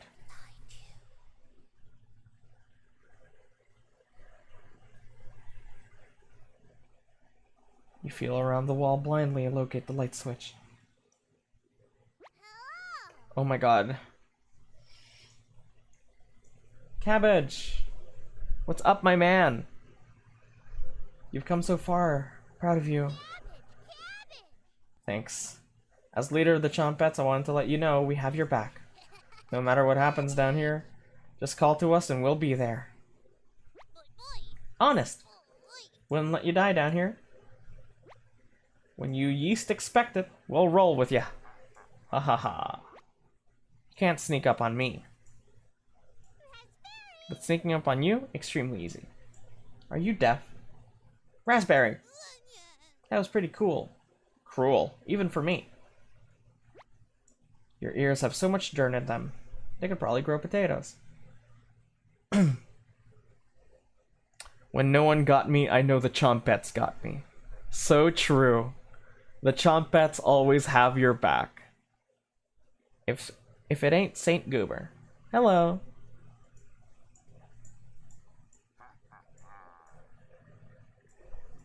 Sure. Weren't you hiding in the basement room? Circumstances have changed. I wouldn't miss a killing for the world. Hi there, how's it going? I guess we're at the end of this horror game. It's been quite intriguing. I still don't know half of what happened. Just remember, down here, you can call on us. We'll help you out in a bind. And if you get lost down here later, please avoid the room where it happened. I can't speak for the others, but I'd like to forget what happened here. I don't think we'll ever forget that, Potato. But thank you for coming along with us. I wouldn't call it a change of heart, because you really never had one. You should have rotted down here, but I'm glad you're here to help. Wish I had a joke here, but what you did was no joking matter.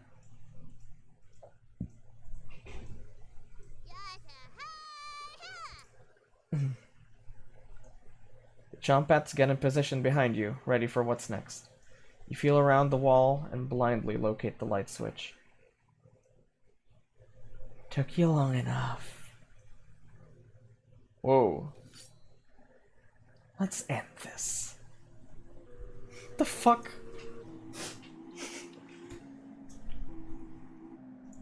Whoa. What the fuck? Okay. It's literally a boss. I didn't expect this. It's literally just a boss fight. Okay. Attack. Dude, she has 2 HP bars.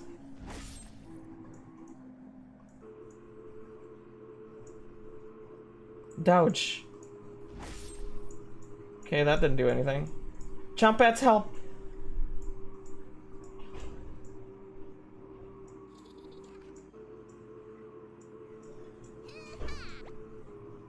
Cabbage has filled you with hope. Nice.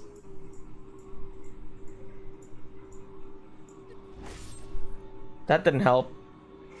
Kill her ass. Whoa.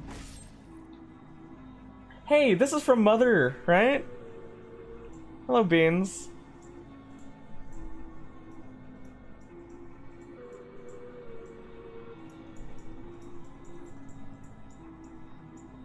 Should have never left Ukraine. Is this possible? I guess it is possible. Should have killed me earlier. No chance of that now. Onion, help! It's possible. Yeah, yeah. He was talking about... Cabbage said something about the knife. So... there must have been a way where I could have her not have the knife.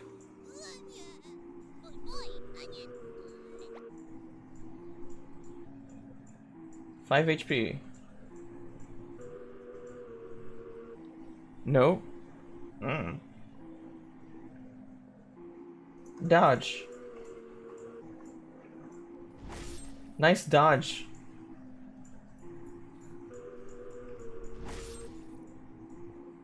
I'm gonna eat the ears first? Why the ears? Oh my god, she devours your body on the floor of the basement. Your corpse lasts a week. Took you long enough. Oh! If you lose, you just... Okay. Yeah, I'm not sure what to do, so I'm just, I see.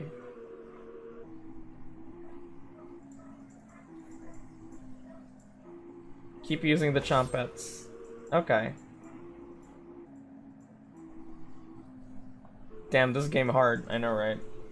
You're both pretty awful. Good luck.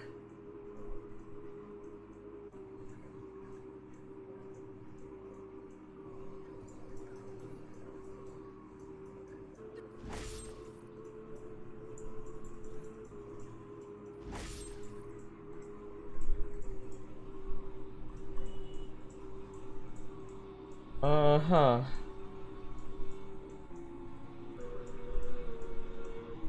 Onion, my sibling? Okay. You're both pretty awful.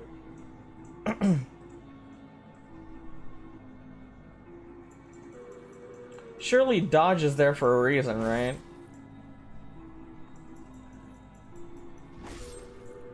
Shit. Karen looks winded.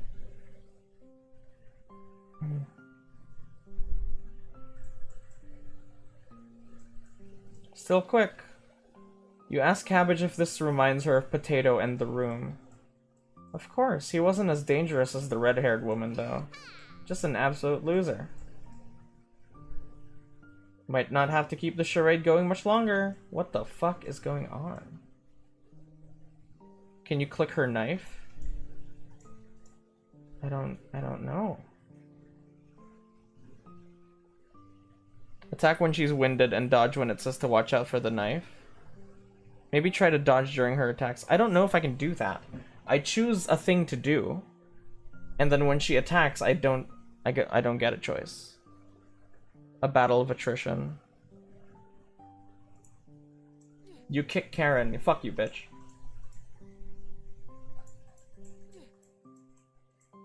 Whoa!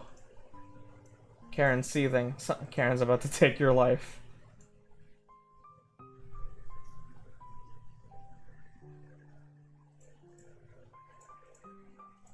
You didn't help us much down either.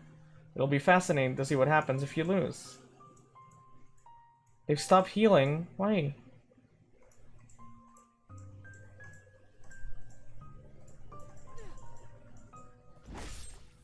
You taste copper? Oh god. Here we go again. God forbid a woman has hobbies.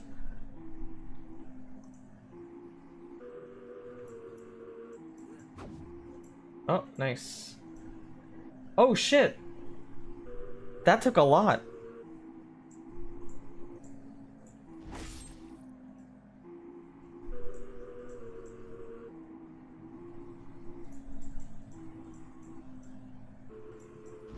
Whoa. Okay, the dodge didn't work.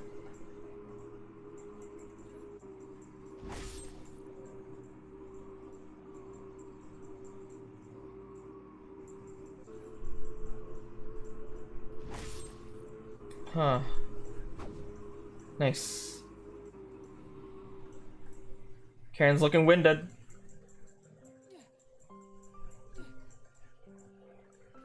Whoa.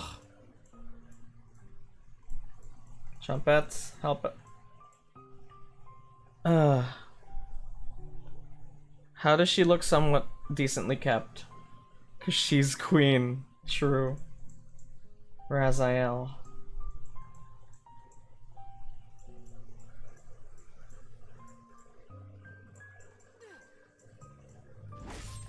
Whoa.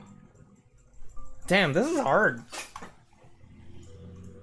A tear rolls down Karen's cheeks. Should have never left Ukraine. Okay, so that's always gonna happen.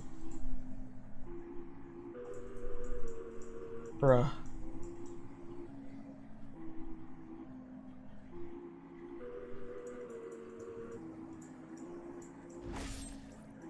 Hmm.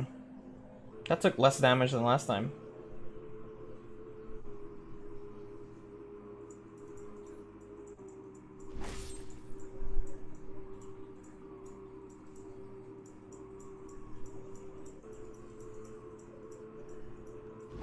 Oh, this is hard, man.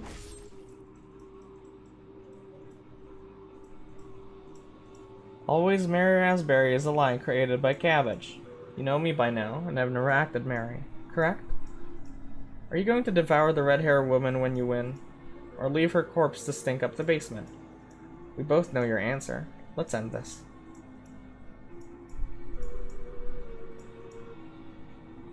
Ooh. Whoa! Animation! I'm filled with determination! Oh, fuck.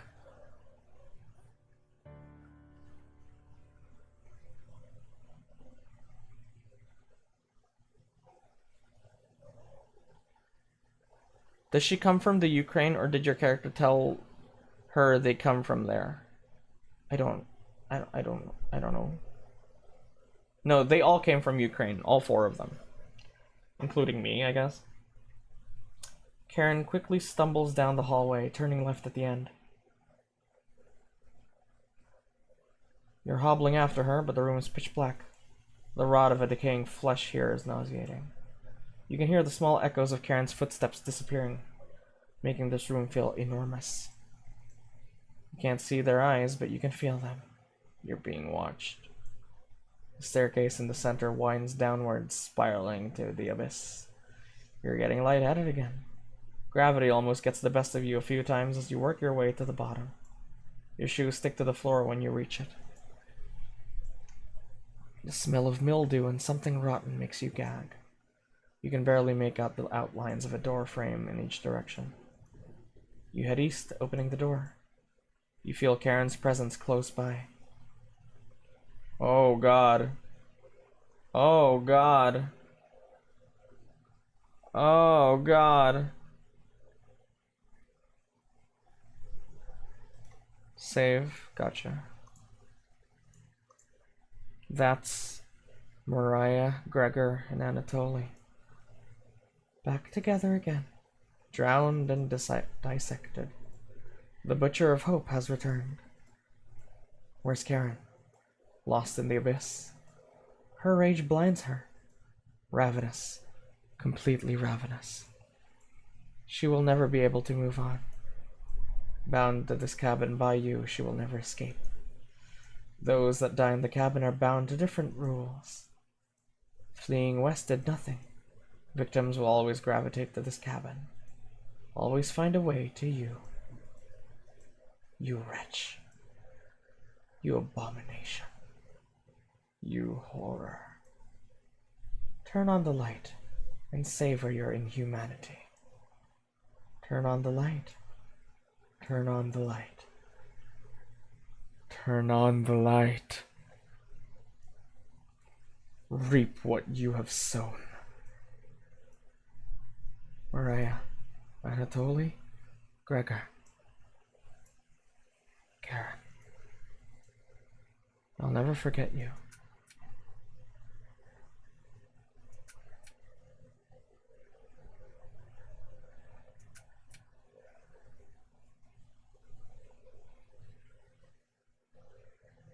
Me sewing. Yeah, haha, this is awesome. Me reaping. What the fuck? That's funny.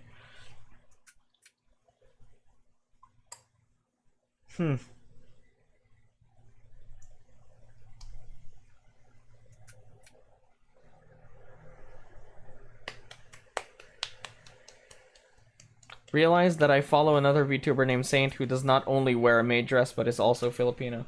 How could you? How could you? How could you?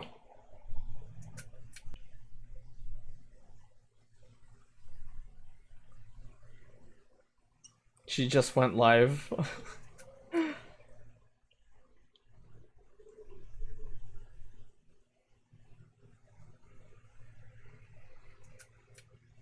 Oh god. Yeah, what a fucking game. Octavia.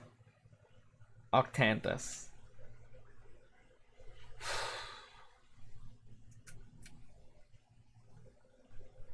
I think it started off super weak, but it got pretty good. Yeah, me too. The choices were kind of difficult. Like, I don't know if any choice we made actually made a difference.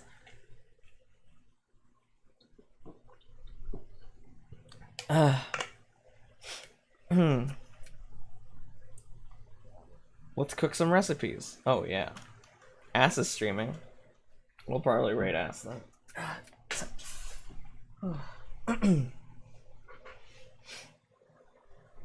Ugh. Oh, that's a good stretch. I just felt bones cracking. Oh. That was I definitely want to see more of it. There was a lot of emphasis on cooking considering you ate 2 things the whole game.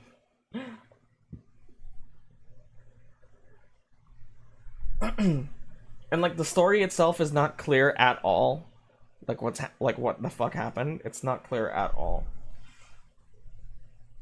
You hear talking upstairs. Thieves? You grab your flaying knife and silently go upstairs. Who are the Chompettes? They never talked about that either. You'll eat well tonight.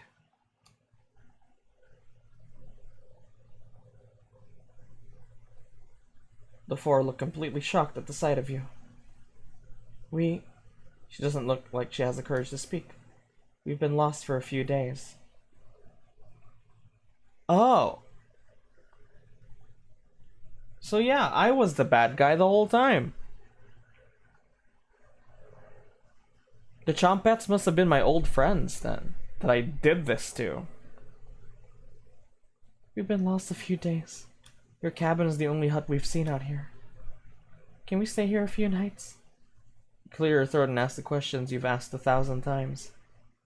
Did you come here on your own free will, or were you sent? We were technically sent.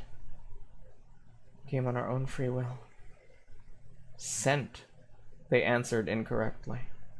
You clear your throat again, coughing profusely. You may stay in my cabin until you're ready to leave.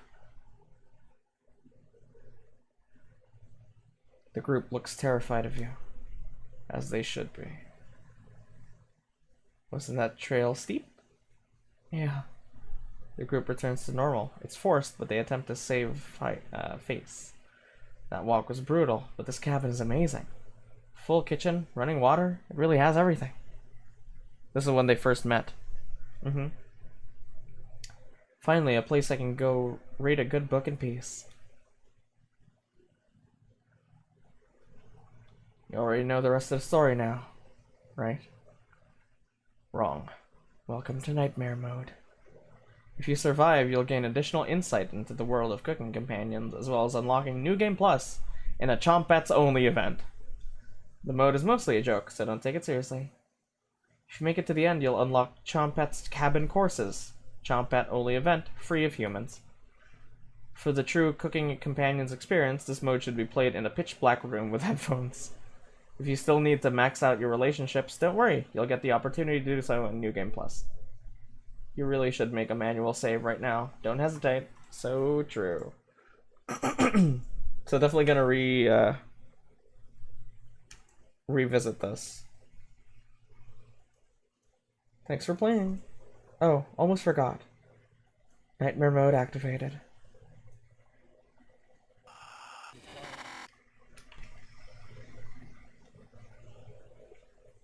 I don't like nightmare mode. I don't think I like nightmare mode.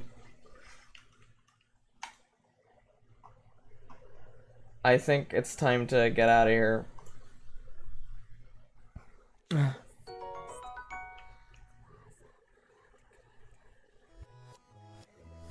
Thank you for the follow!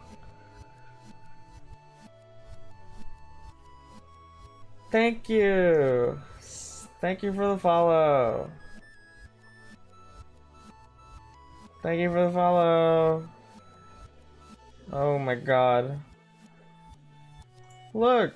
Cute concept art.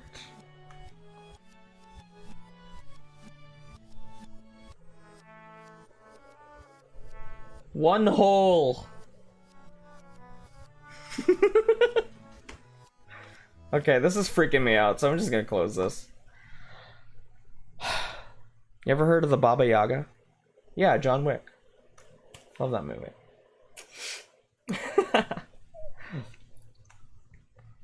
Let's see.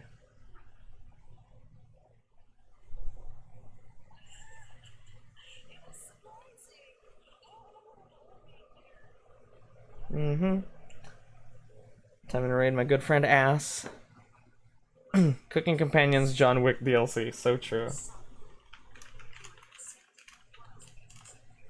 Acetone's stream title is vile. Plap, plap, plap, plap, plap. Get diamond, get diamond. I hate that. Yeah, it is vile. Okay, so I know we only played 2 games for this Steam cleaning, but I think they were 2 really good ones. Thank you, Quagga, for gifting me the first one. I think the second one was just something I had for a while and was curious about. I'm glad I finally gave it a shot, because it was totally worth it. Even though we did go slightly overtime. So, tomorrow morning will be Pokemon, and in the afternoon, Minecraft. No stream on Thursday. Tomorrow's Wednesday. No stream on Thursday, because I'll be busy all day. I'll be out. So, I'll see you guys then. I'll see you guys tomorrow. Yeah? Hope you had fun. Hope that wasn't scary. More cleaning next stream? No, tomorrow's Pokemon. Afternoon is Minecraft. I don't know, if we get bored of Minecraft, yeah, we could do more Steam cleaning. Because that is fun. Doesn't help I misheard ass instead of axe. Ace? No, I did say ass. I said ass. That's what I call him. Okay. See you guys later. Bye bye. I love you all.